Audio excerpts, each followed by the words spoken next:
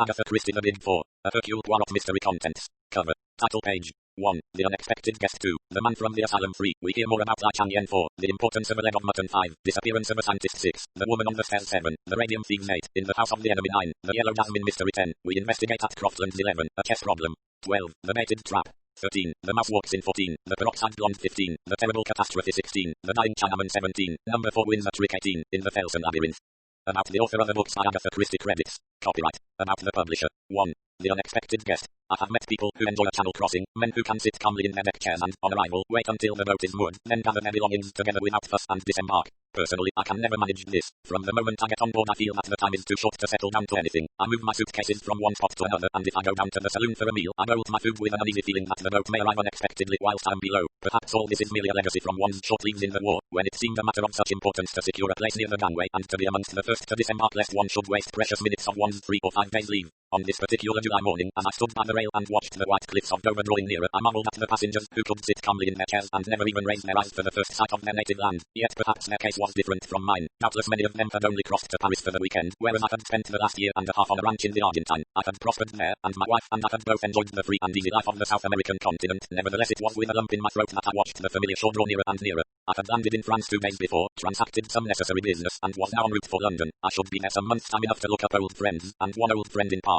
particular, a little man with an egg-shaped head and green eyes, Hercule Poirot. I proposed to take him completely by surprise. My last letter from the Argentine had given no hint of my intended voyage. Indeed, that had been decided upon hurriedly as a result of certain business complications, and I spent many amused moments picturing to myself his delight and stupefaction on beholding me. He, I knew, was not likely to be far from his headquarters. The time when his cases had drawn him from one end of England to the other was past. His fame had spread, and no longer would he allow one case to absorb all his time. He aimed more and more, as time went on, at being considered a consulting detective, as much a specialist as a Harley Street physician. He had always scoffed at the popular idea of the human bloodhound who assumed wonderful disguises to track criminals, and who paused at every footprint to measure it. No, my friend Hastings, he would say, we leave that to Gerard and his friends. Hercule Poirot's methods are his own. Order and method, and the little grey cells. Sitting at ease in our own armchairs, we see the things that these others overlook, and we do not jump to the conclusion like the worthy Jap.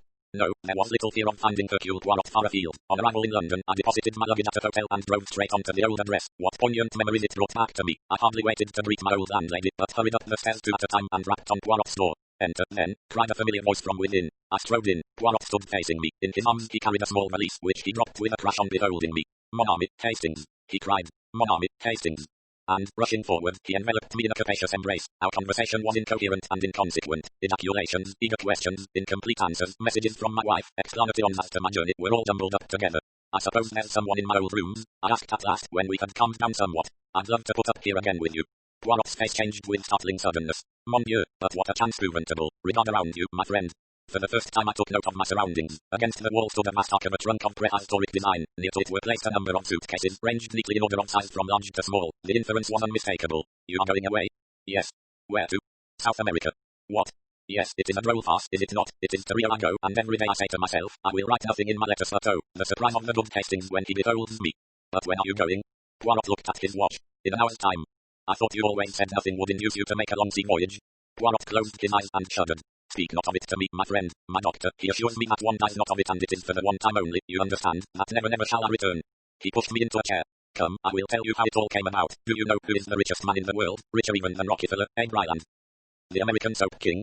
Precisely. One of his secretaries approached me. There is some very considerable, as you would call it, focus going on in connection with a big company in Rio. He wished me to investigate matters on the spot. I refused. I told him that if the facts were laid before me, I would give him my expert opinion, but that he professed himself unable to do. I was to be put in possession of the facts only on my arrival out there. Normally, that would have closed the matter. To dictate to Hercule Poirot is sheer impertinence, but the sum offered was so stupendous that for the first time in my life I was tempted by mere money. It was a competency of fortune, and there was a second attraction in you, my friend. For this last year and a half I have been a very lonely old man. I thought to myself, why not? I am beginning to weary of this unending solving of foolish problems. I have achieved sufficient fame. Let me take this money and settle down somewhere near my old friend.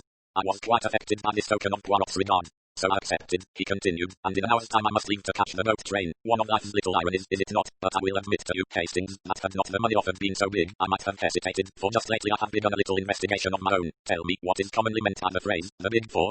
I suppose it had its origin at the Versailles Conference, and then there's the famous Big Four in the film world, and the term is used by hosts of smaller fry.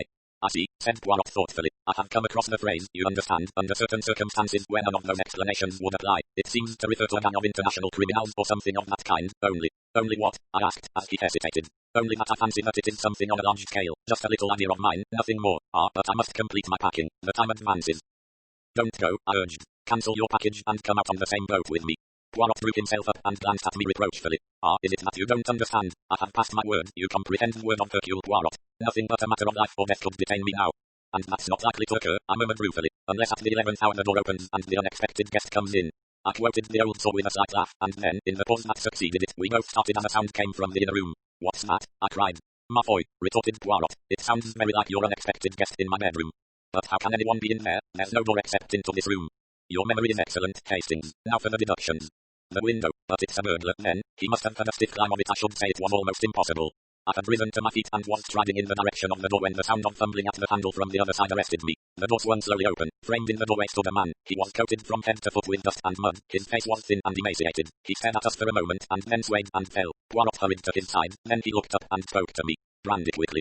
I dashed some brandy into a glass and brought it. Poirot managed to administer a little, and together we raised him and carried him to the couch. In a few minutes he opened his eyes and looked round him with an almost vacant stare. What is it you want, monsieur? Asked Poirot. The man opened his lips and spoke in a queer mechanical voice. Hercule Poirot, 14 Faraway Street. Yes, I'm he. The man did not seem to understand, and merely repeated in exactly the same tone. Hercule Poirot, 14 Faraway Street. Poirot tried him with several questions. Sometimes the man did not answer at all, sometimes he repeated the same phrase. Poirot made a sign to me to ring up on the telephone. Get Dr. Ridgway to come round. The doctor was in, luckily, and as his house was only just round the corner, few minutes elapsed before he came bustling in. What's all this, eh? Poirot gave him a brief explanation, and the doctor started examining our strange visitor, who seemed quite unconscious of his presence for hours. Said Dr. Ridgway, when he had finished. Curious case. Brain fever, I suggested. The doctor immediately snorted with contempt. Brain fever, no such thing as brain fever, an invention of novelists. No, the man's had a shock of some kind. He's come here under the force of a persistent idea to find Hercule Poirot, 14 Faraway Street, and he repeats those words mechanically without in the least knowing what they mean. Aphasia, I said eagerly. This suggestion did not cause the doctor to snort quite as violently as my last one had done. He made no answer, but handed the man a sheet of paper and a pencil. Let's see what he'll do with that, he remarked. The man did nothing with it for some moments, then he suddenly began to write feverishly, with equal suddenness he stopped and let both paper and pencil fall to the ground. The doctor picked it up and shook his head. Nothing here, only the figure 4 scrawled a dozen times, each one bigger than the last. Wants to write 14 Faraway Street, I expect. It's an interesting case, very interesting. Can you possibly keep him here until this afternoon? I'm due at the hospital now, but I'll come back this afternoon and make all arrangements about him. It's too interesting a case to be lost sight of.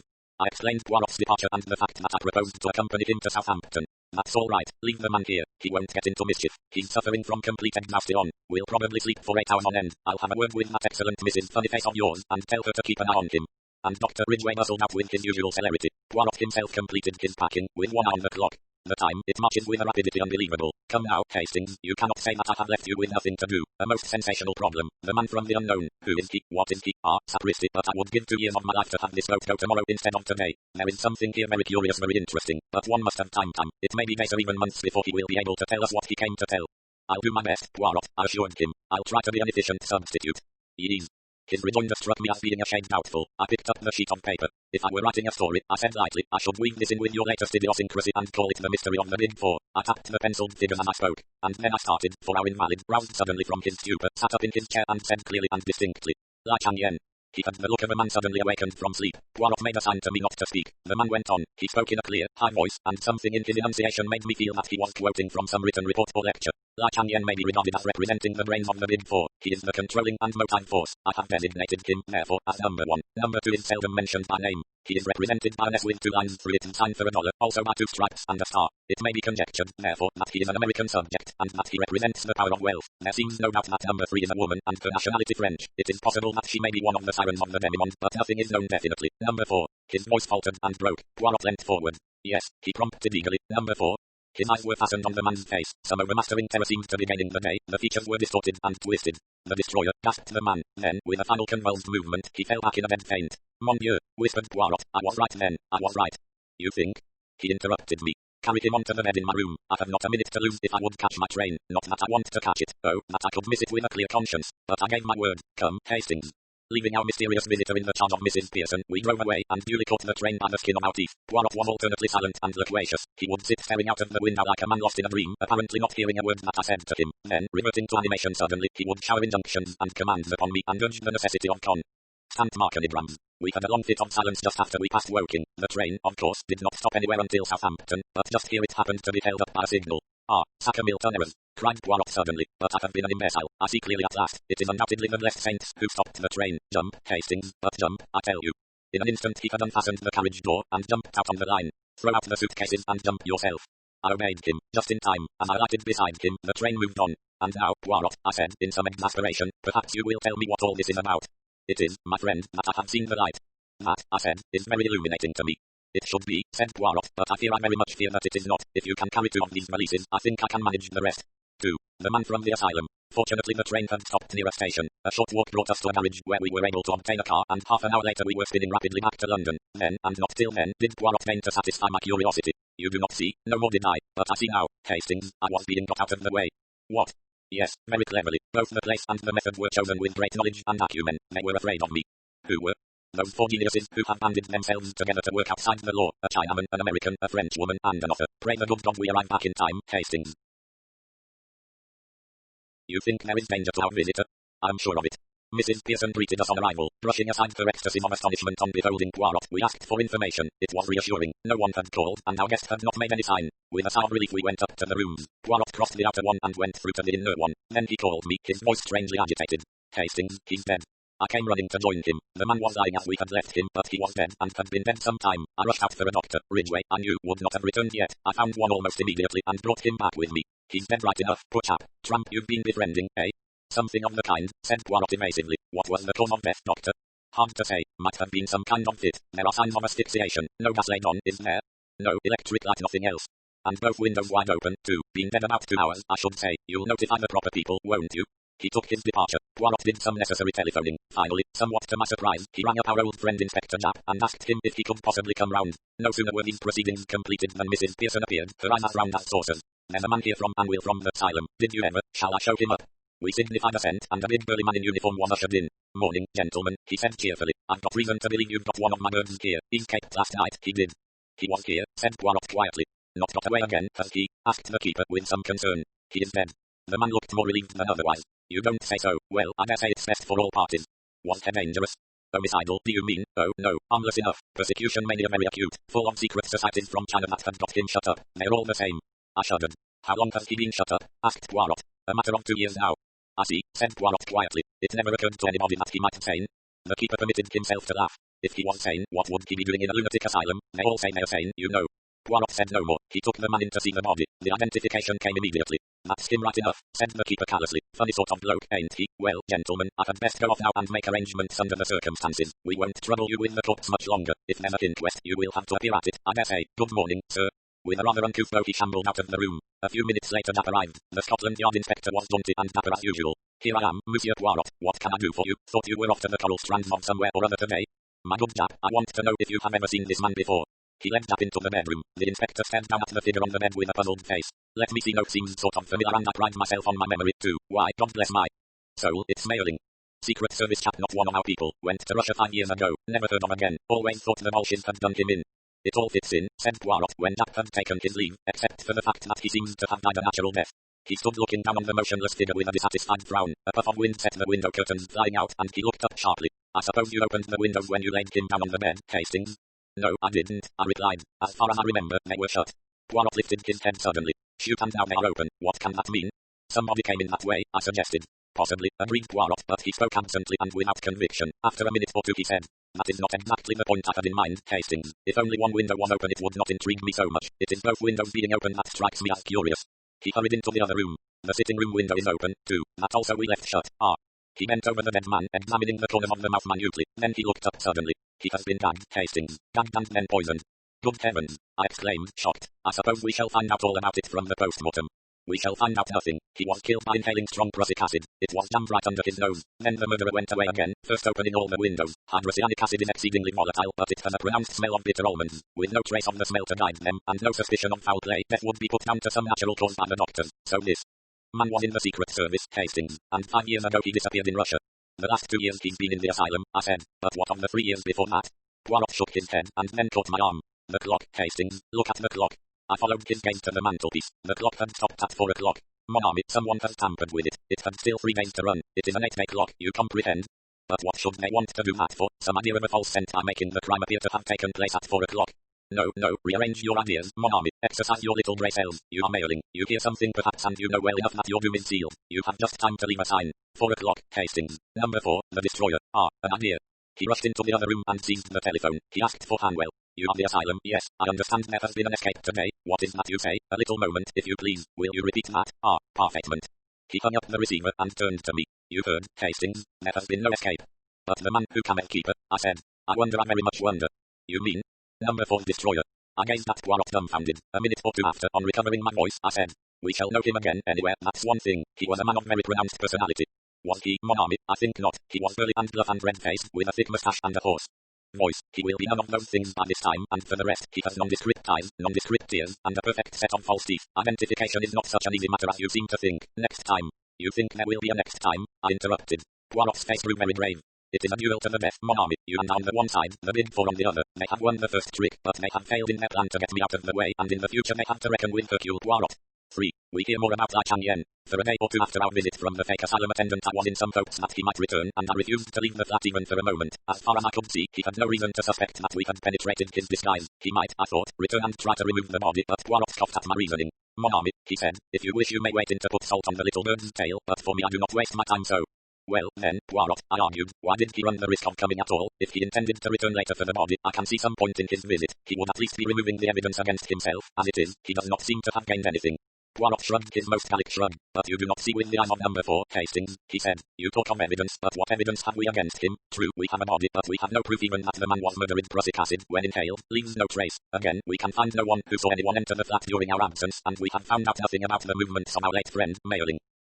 No, Hastings, number 4 has left no trace, and he knows it. His visit we may call a reconnaissance. Perhaps he wanted to make quite sure that mailing was dead, but more likely, I think, he came to see Hercule Poirot, and to have speech with the adversary whom alone he must fear.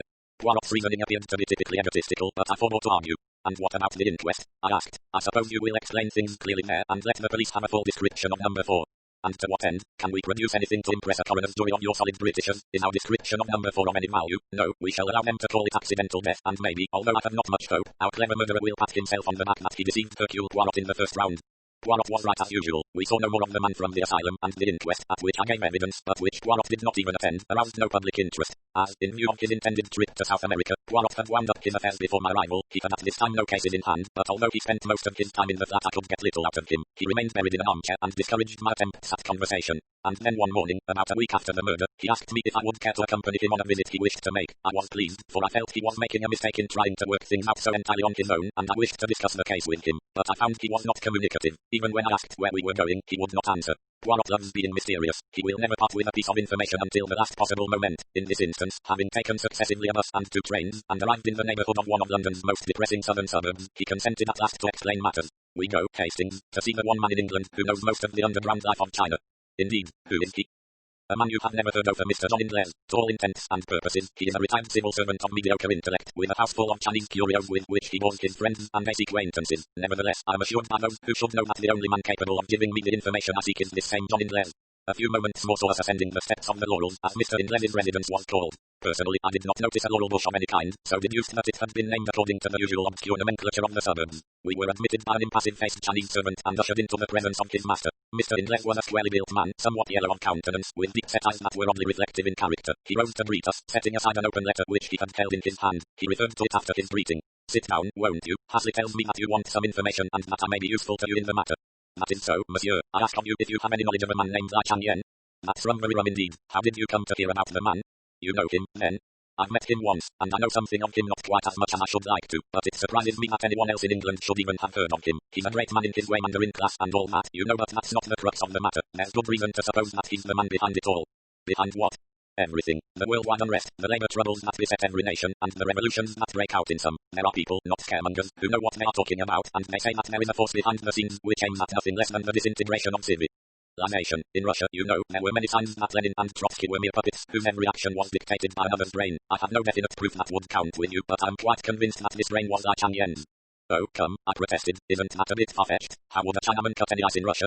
Poirot frowned at me irritably. For you, Hastings, he said, everything is far-fetched that comes not from your own imagination. For me, I agree with this gentleman. But continue, I pray, monsieur. What exactly he hopes to get out of it all I cannot pretend to say for certain, went on Mr. Indles, but I assume his disease is one that has attacked great brains from the time of Akbar and Alexander to Napoleon. A lust for power and personal supremacy. Up to modern times armed force was necessary for conquest, but in this century of unrest a man like Lai Chang-yen can use other means. I have evidence that he has unlimited money behind him for bribery and propaganda, and there are signs that he controls some scientific force more powerful than the world has dreamed of. Poirot was following Mr. Indles's words with the closest attention. And in China, he asked, he moves there too? The other nodded in emphatic assent. There, he said, although I can produce no proof that would count in a court of law, I speak from my own knowledge. I know personally every man who counts for anything in China today, and this I can tell you. The men who loom most largely in the public eye are men of little or no personality. They are merry wants who dance to the wires pulled by a master hand, and that hand is Lai Chang-yen's. His is the controlling brain of the East today. We don't understand the East, we never shall, but Lai Chang-yen is its moving spirit. Not that he comes out into the limelight, oh, not at all. He never moves from his palace in Peking. But he pulls strings, that's it, pulls strings and things happen far away. And there is no one to oppose him? Asked Poirot. Mr. Indles leant forward in his chair. 4 men have tried in the last 4 years, he said slowly, men of character and honesty and brain power. Any one of them might in time have interfered with his plans. He paused. Well, I queried. Well, they are dead. One wrote an article and mentioned Lai Chang-yen's name in connection with the riots in Peking, and within 2 days he was stabbed in the street. His murderer was never caught. The offences of the other 2 were similar. In a speech or an article, or in conversation, each linked Lai Chang-yen's name with writing or revolution, and within a week of his indiscretion each was dead. One was poisoned, one died of cholera, an isolated case not part of an epidemic, and one was found dead in his bed. The cause of the last death was never determined, but I was told by a doctor who saw the corpse that it was burnt and shriveled as though a wave of electrical energy of incredible power had passed through it. And Lai Chang-yen? Inquired Poirot. Naturally nothing is traced to him, but there are signs, eh? Mr. Indles shrugged. Oh, signs, certainly. And once I found a man who would talk, a brilliant young Chinese chemist who was a prop of Lai Chang-yen's. He came to me one day, this chemist, and I could see that he was on the verge of a nervous breakdown. He hinted to me of experiments on which he'd been engaged in Lai Chang-yen's palace under the Mandarin's direction, experiments on coolies in which the most revolting disregard for human life and suffering had been shown. His nerve had completely broken, and he was in the most pitiable state of terror. I put him to bed in a top room of my own house, intending to question him the next day, and that, of course, was stupid of me. How did they get him? Demanded Poirot. That I shall never know. I woke that night to find my house in flames, and was lucky to escape with my life. Investigation showed that a fire of amazing intensity had broken out on the top floor, and the remains of my young chemist friend were charred to a cinder. I could see from the earnestness with which he had been speaking that Mr. Indles was a man mounted on his hobby horse, and evidently he too realized that he had been carried away, for he laughed apologetically. But, of course, he said, I have no proofs, and you, like the others, will merely tell me that I have a bee in my bonnet. On the contrary, said Poirot quietly, we have every reason to believe your story. We ourselves are more than a little interested in Lai Chang-yen. Very odd your knowing about him. Didn't fancy a soul in England had ever heard of him. I'd rather like to know how you did come to hear of him if it's not indiscreet.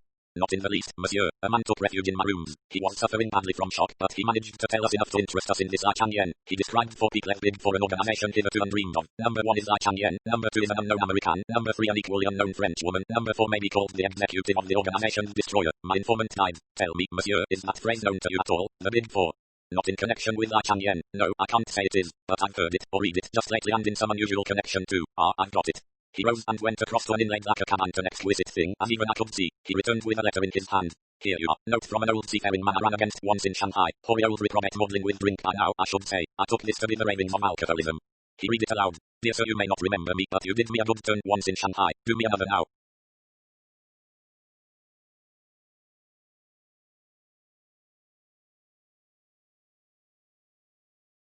I must have money to get out of the country. I'm well hid here, I hope, but any day they may get me. The Big 4, I mean, it's life or death. I've plenty of money, but I daren't get at it, for fear of putting them wise. Send me a couple of hundred in notes. I'll repay it faithful, I swear to that. Your servant, sir, Jonathan Wally. Dated from Granite Bungalow, Hopperton, Dartmoor. I'm afraid I regarded it as rather a crude method of relieving me of a couple of hundred, which I can ill spare. If it's any use to you, he held it out. Je vous remercie, monsieur. I start for Hopperton LURMME. Dear me, this is very interesting. Supposing I came along too, any objection? I should be charmed to have your company, but we must start at once. We shall not reach Dartmoor until close on nightfall, as it is. John Indles did not delay us more than a couple of minutes, and soon we were in the train moving out of Paddington bound for the West Country. Hopperton was a small village clustering in a hollow right on the fringe of the moorland. It was reached by a 9-mile drive from Moreton Hampstead. It was about 8 o'clock when we arrived, but as the month was July, the daylight was still abundant. We drove into the narrow street of the village and then stopped to ask our way of an old rustic. Granite Bungalow, said the old man reflectively. It be Granite Bungalow you do want, eh? We assured him that this was what we did want. The old man pointed to a small grey cottage at the end of the street. The BT Bungalow. Do ye want to see the inspector? What inspector? Asked Poirot sharply. What do you mean? Haven't ye heard about the murder, then? A shocking business he was seemingly. Pools of blood, they do say. Mon Dieu, murmured Poirot. This inspector of yours, I must see him at once.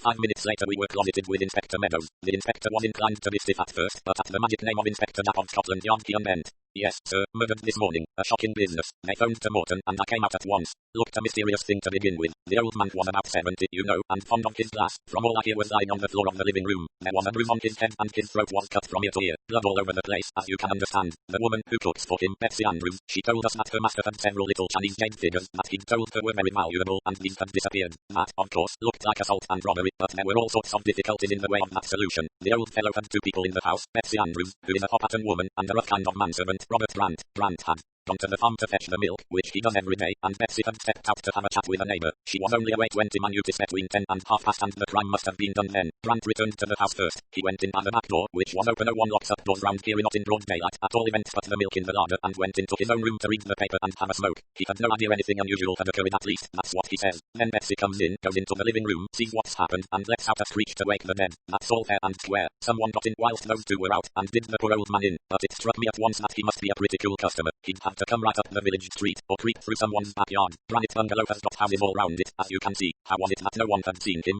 The inspector paused with a flourish. Aha, I perceive your point, said Poirot. To continue. Well, sir, Fishy, I said to myself, Fishy, and I began to look about me. Those jade figures, now, would a common tramp ever suspect that they were valuable? Anyway, it was madness to try such a thing in broad daylight. Suppose the old man had yelled for help? I suppose, Inspector, said Mr. Ingles, that the bruise on the head was inflicted before death.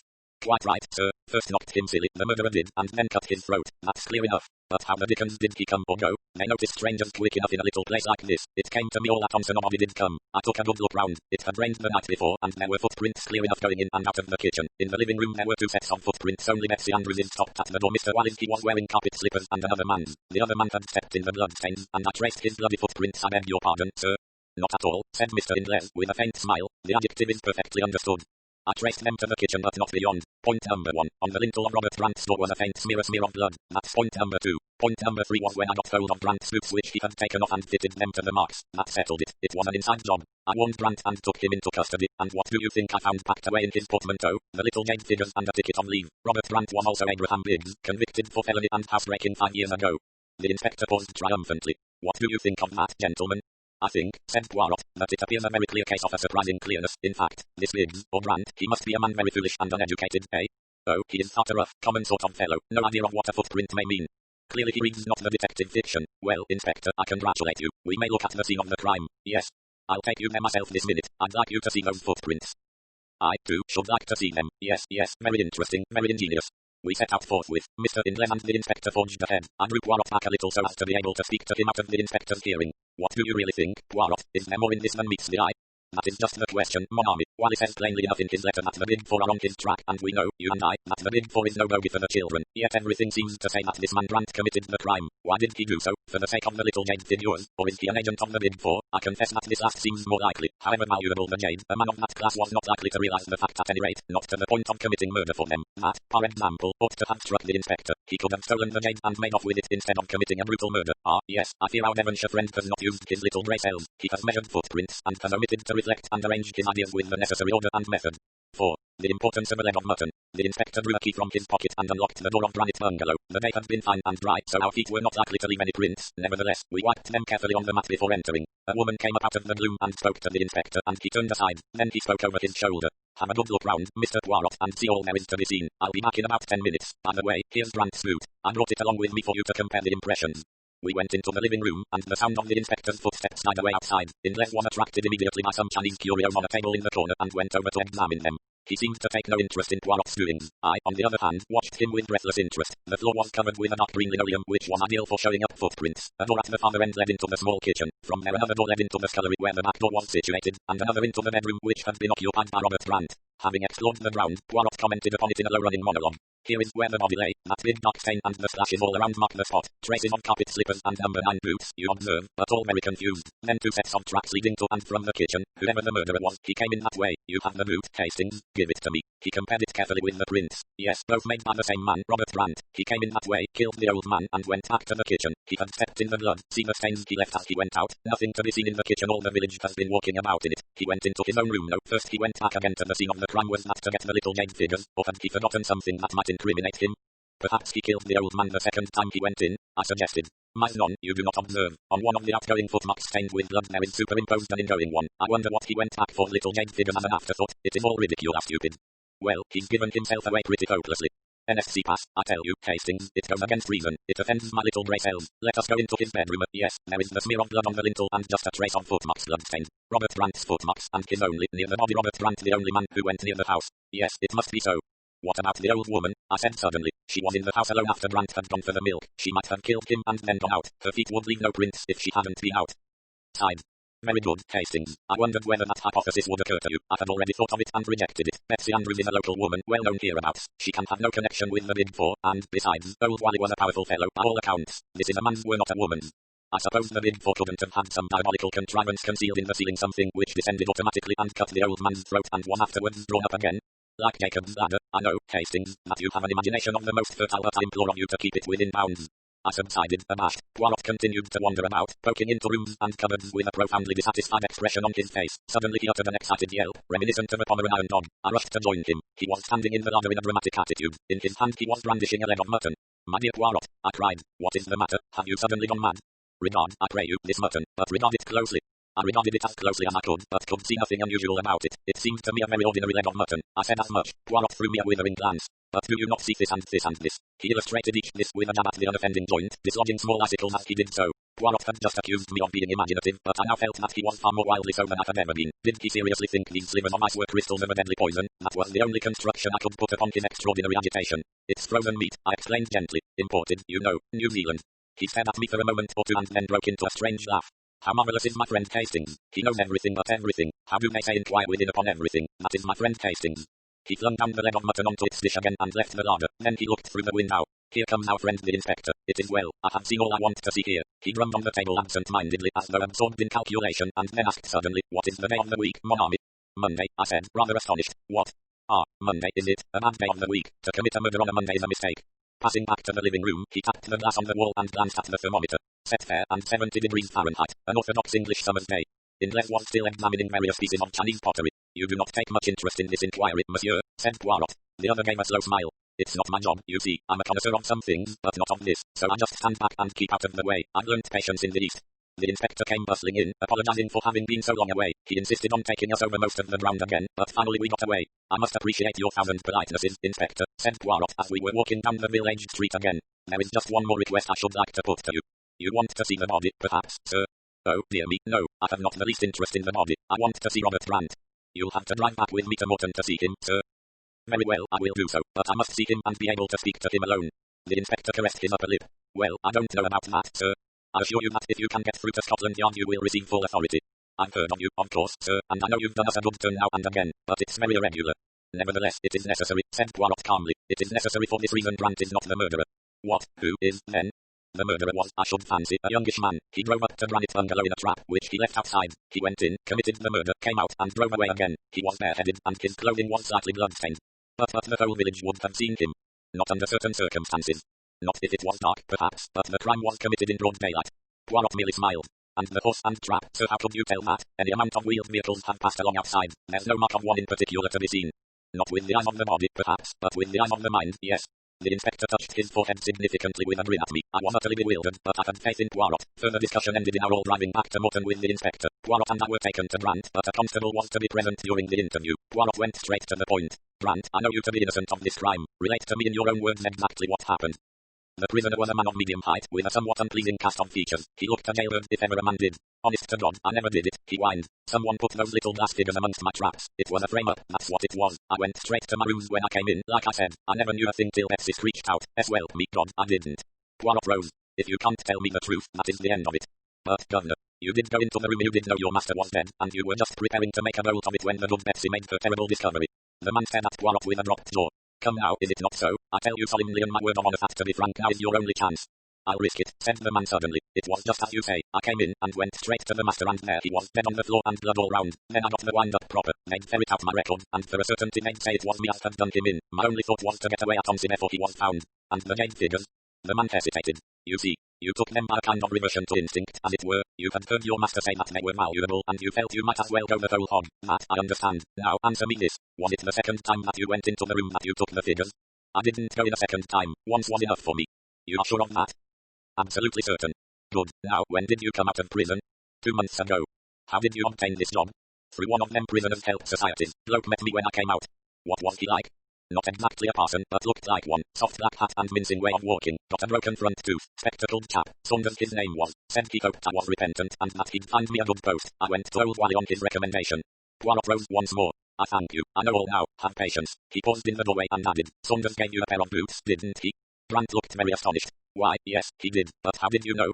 It is my business to know things, said Poirot bravely. After a word or two to the inspector, the three of us went to the White Hart and discussed eggs and bacon and Devonshire cider. Any elucidations yet? Asked Inglés with a smile. Yes, the case is clear enough now, but see you, I shall have a good deal of difficulty in proving it. Wally was killed by order of the Big Four but not by Grant. A very clever man got Grant the post and deliberately planned to make him the scapegoat, an easy matter with Grant's prison record. He gave him a pair of boots, one of 2 duplicate pairs, the other he kept himself. It was all so simple. When Grant is out of the house, and Betsy is chatting in the village, which she probably did every day of her life, he drives up wearing the duplicate boots, enters the kitchen, goes through into the living room, fells the old man with a blow and then cuts his throat. Then he returns to the kitchen, removes the boots, puts on another pair and, carrying the first pair, goes out to his trap and drives off again. Inglés looked steadily at Poirot. There's a catch in it still. Why did nobody see him? Ah, that is where the cleverness of number 4, I'm convinced, comes in. Everybody saw him and yet nobody saw him. You see, he drove up in a butcher's cart. I uttered an exclamation. The leg of mutton. Exactly, Hastings, the leg of mutton. Everybody swore that no one had been to Granite Bungalow that morning, but nevertheless, I found in the larder a leg of mutton, still frozen. It was Monday, so the meat must have been delivered that morning, for if on Saturday, in this hot weather, it would not have remained frozen over Sunday. So someone had been to the bungalow, and a man on whom a trace of blood here and there would attract no attention. Damned ingenious, cried Inglés approvingly. Yes, he is clever, number 4. As clever as Hercule Poirot, I murmured. My friend threw me a glance of dignified reproach. There are some jests that you should not permit yourself, Hastings, he said sententiously. Have I not saved an innocent man from being sent to the gallows? That is enough for one day.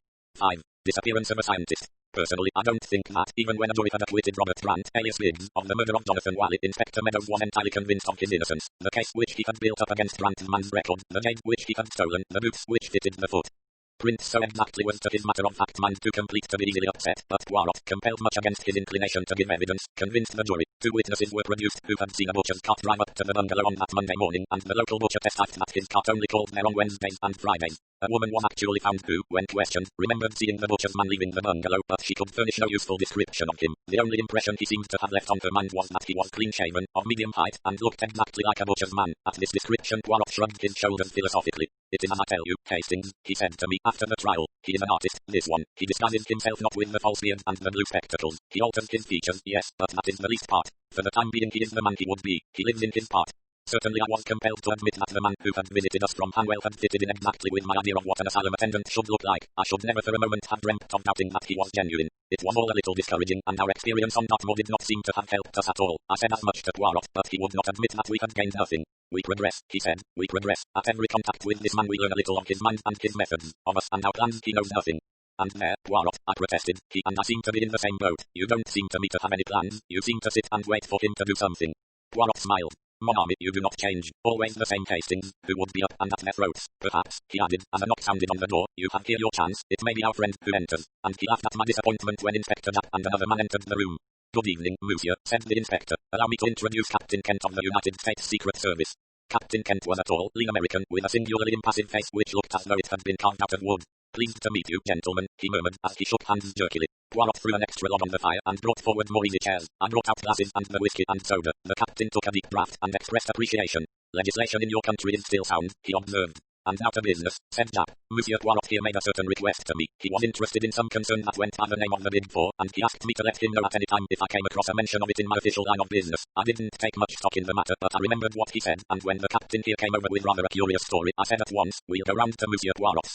Poirot looked across at Captain Kent, and the American took up the tale. You may remember reading, M. Poirot, that a number of torpedo boats and destroyers were sunk by being dashed upon the rocks off the American coast. It was just after the Japanese earthquake, and the explanation given was that the disaster was the result of a tidal wave. Now, a short time ago, a roundup was made of certain crooks and gunmen, and with them were captured some papers which put an entirely new face upon the matter. They appeared to refer to some organization called the Big Four, and gave an incomplete description of some powerful wireless installation, a concentration of wireless energy far beyond anything so far attempted, and capable of focusing a beam of great intensity upon some given spot. The claims made for this invention seemed manifestly absurd, but I turned them into headquarters for what they were worth, and one of our highbrow professors got busy on them. Now it appears that one of your British scientists read a paper upon the subject before the British Association.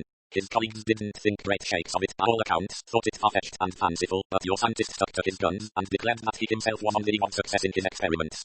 "Amen," demanded Poirot, with interest. "It was suggested that I should come over here and get an interview with this gentleman. Quite a young fellow, he is, Halliday by name. He is the leading authority on the subject, and I was to get from him whether the thing suggested was any way possible." "And was it?" I asked eagerly. "That's just what I don't know. I haven't seen Mr. Halliday and I'm not likely to, by all accounts." "The truth of the matter is," said Jack shortly, "Halliday's disappeared." "When?" 2 months ago." "Was his disappearance reported?" "Of course it was. His wife came to us in a great state. We did what we could, but I knew all along it would be no good." "Why not?" "Never is when a man disappears that way." Jack winked. "What way?" "Paris." "So Halliday disappeared in Paris?" "Yes, went over there on scientific work, so he said. Of course, he'd have to say something like that, but you know what it means when a man disappears over there. Either it's Apache work, and that's the end of it, or else it's voluntary disappearance, and that's a great deal the commoner of the two, I can tell you. Gay Parry and all that, you know, sick of home life. Halliday and his wife had had a tiff before he started, which all helps to make it a pretty clear case." "I wonder," said Poirot thoughtfully. The American was looking at him curiously. "Say, mister," he drawled, "what's this Big Four idea?"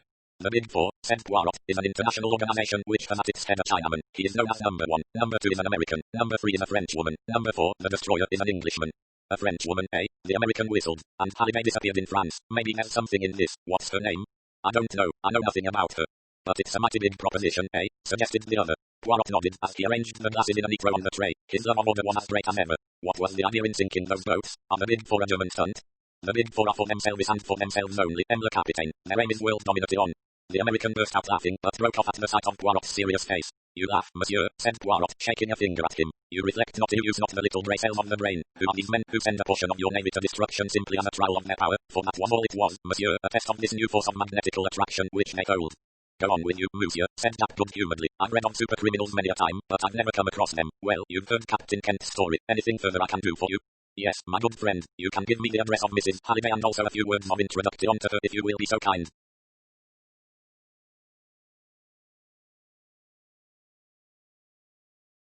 Thus it was that the following day saw us bound for Chetwynd Lodge, near the village of Chobham in Surrey. Mrs. Halliday received us at once, a tall, fair woman, nervous and eager in manner. With her was her little yelly girl, a beautiful child of 5. Poirot explained the purpose of our visit. "Oh, M. Poirot, I'm so glad, so thankful. I have heard of you, of course. You will not be like these Scotland Yard people, who will not listen or try to understand. And the French police are just as bad, worse, I think. They are all convinced that my husband has gone off with some other woman, but he wasn't like that. All he thought of in life was his work. Half our quarrels came from that. He cared for it more than he did for me."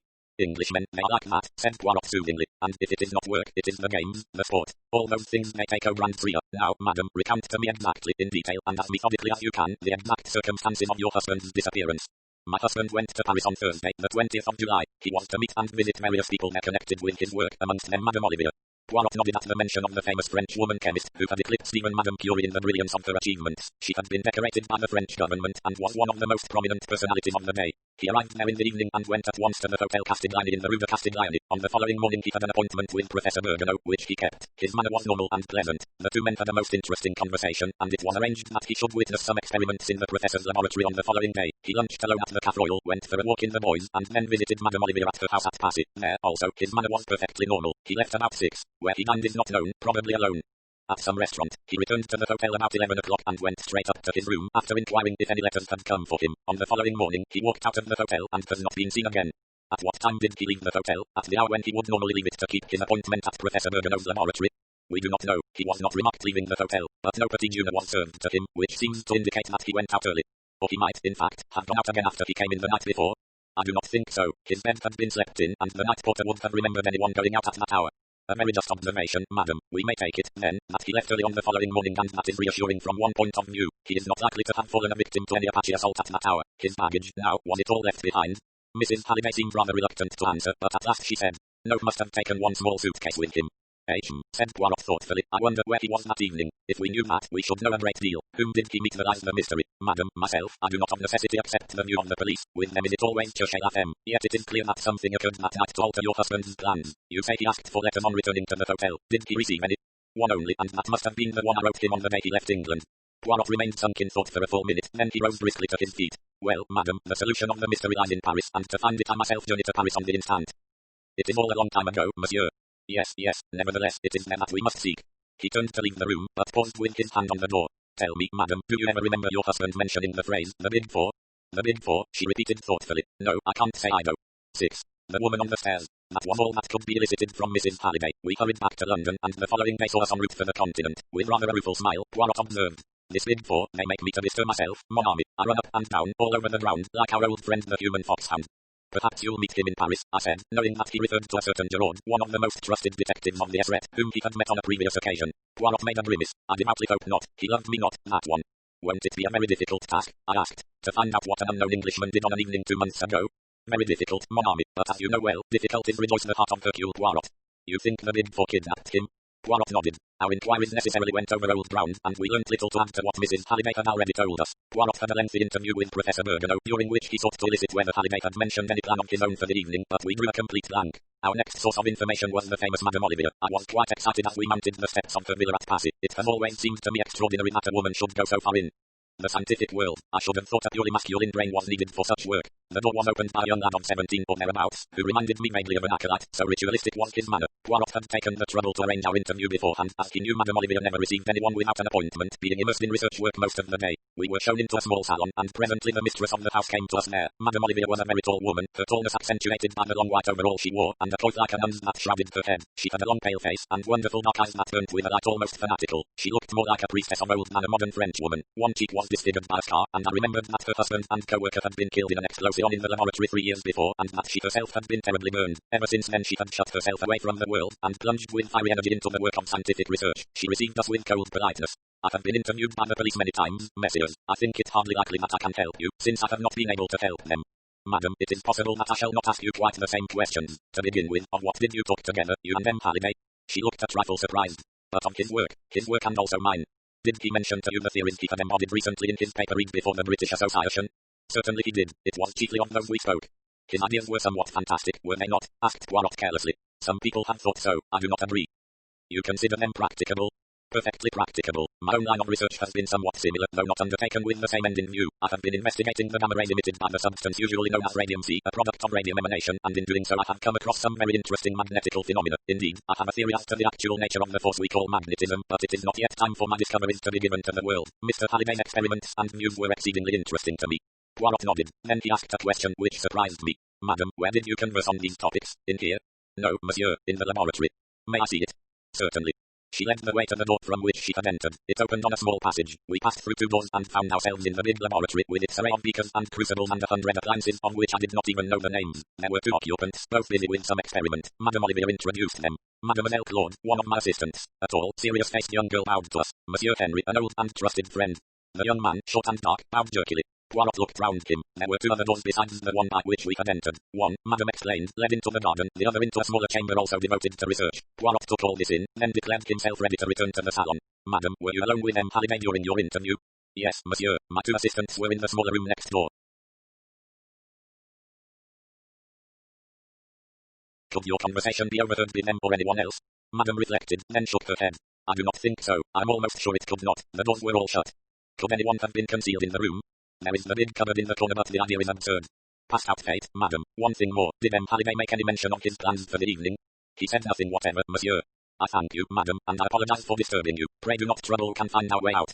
We stepped out into the hall. A lady was just entering the front door as we did so. She ran quickly up the stairs, and I was left with an impression of the heavy mourning that denotes a French widow. "A most unusual type of woman, that," remarked Poirot, as we walked away. "Madame Olivia, yes, she. Mais non, not Madame Olivia. Celle of Arsène Dyer. There are not many geniuses of her stamp in the world." "No, I referred to the other lady on the stairs."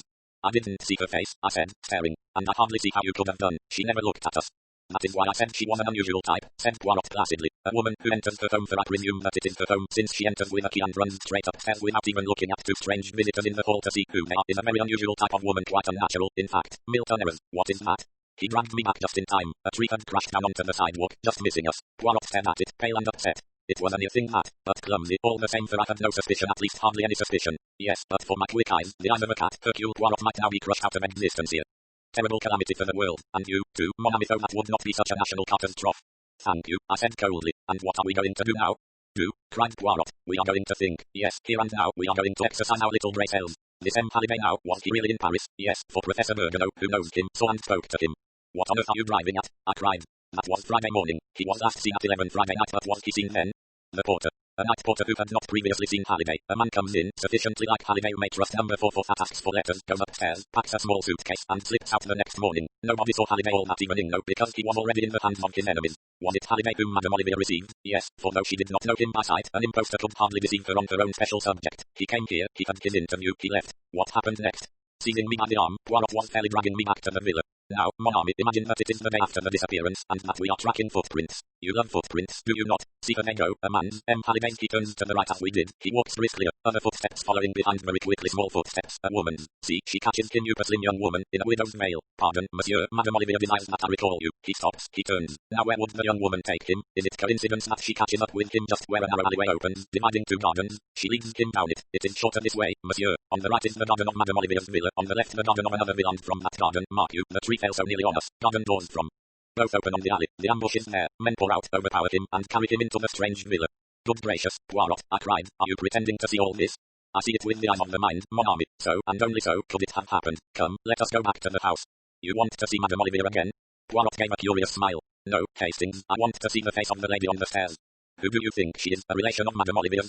More probably a secretary, and a secretary engaged not very long ago. The same gentle acolyte opened the door to us. Can you tell me, said Poirot, the name of the lady, the widow lady, who came in just now? Madame Veronau, Madame's secretary. That is the lady. Would you be so kind as to ask her to speak to us for a moment? The youth disappeared. He soon reappeared. I'm sorry, Madame Veronau must have gone out again. I think not, said Poirot quietly. Will you give her my name, Hercule Poirot, and say that it is important I should see her at once, and I'm just going to the prefecture. Again our messenger departed. This time the lady descended. She walked into the salon. We followed her. She turned and raised her veil. To my astonishment I recognized our old antagonist, the Countess Rossakoff, a Russian countess, who had engineered a particularly smart dual robbery in London. As soon as I caught sight of you in the hall, I feared the worst, she observed plaintively. My dear Countess Rossakoff. She shook her head. Inez Veronau now, she murmured. A Spaniard, married to a Frenchman. What do you want of me, Poirot, you are a terrible man. You hunted me from London. Now, I suppose, you will tell our wonderful Madame Olivia about me and hunt me from Paris. We poor Russians, we must live, you know. It is more serious than that, madam, said Poirot, watching her. I propose to enter the villa next door and release Halliday if he is still alive. I know everything, you see. I saw her sudden pallor. She bit her lip. Then she spoke with her usual decision. He is still alive, but he is not at the villa. Come, monsieur, I will make a bargain with you. Freedom for me, Halliday, alive and well, for you. I accept, said Poirot. I was about to propose the same bargain myself. By the way, are the bid for your employers, madam? Again I saw that deathly pallor creep over her face, but she left his question unanswered. Instead, you permit me to telephone, she asked, and crossing to the instrument she rang up a number. The number of the villa, she explained, where our friend is now imprisoned. You may give it to the police, the nest will be empty when they arrive. Ah, I'm through. Is that you, and it is I, Inez, the little Belgian no more. Send Halliday to the hotel and clear out. She replaced the receiver and came towards us, smiling. You will accompany us to the hotel, madam. Naturally, I expected that. I got a taxi and we drove off together. I could see by Poirot's face that he was perplexed. The thing was almost too easy. We arrived at the hotel. The porter came up to us. A gentleman has arrived. He is in your rooms. He seems very ill. A nurse came with him, but she has left. That is all right, said Poirot. He is a friend of mine. We went upstairs together. Sitting in a chair by the window was a haggard young fellow who looked in. The last stages of exhaustion. Poirot went over to him. Are you John Halliday? The man nodded. Show me your left arm. John Halliday has a mole just below the left elbow. The man stretched out his arm. The mole was there. Poirot bowed to the Countess. She turned and left the room. A glass of brandy revived Halliday somewhat. My God, he muttered. I have been through hell, those fiends are devils incarnate. My wife, where is she? What does she think? They told me that she would believe you would believe. She does not, said Poirot firmly. Her faith in you has never wavered. She is waiting for Yash and the child. Thank God for that. I can hardly believe that I am free once more. Now that you are a little recovered, monsieur, I should like to hear the whole story from the beginning. Halliday looked at him with an indescribable expression. I remember nothing, he said. What? Have you ever heard of the Big Four? Something of them, said Poirot dryly. You do not know what I know. They have unlimited power. If I remain silent, I shall be safe. If I say one word, not only I, but my nearest and dearest will suffer unspeakable things. It is no good arguing with me. I know I remember nothing. And, getting up, he walked from the room. Poirot's face wore a baffled expression. So it is like that, is it? He muttered. The Big Four with again. What is that you are holding in your hand, Hastings?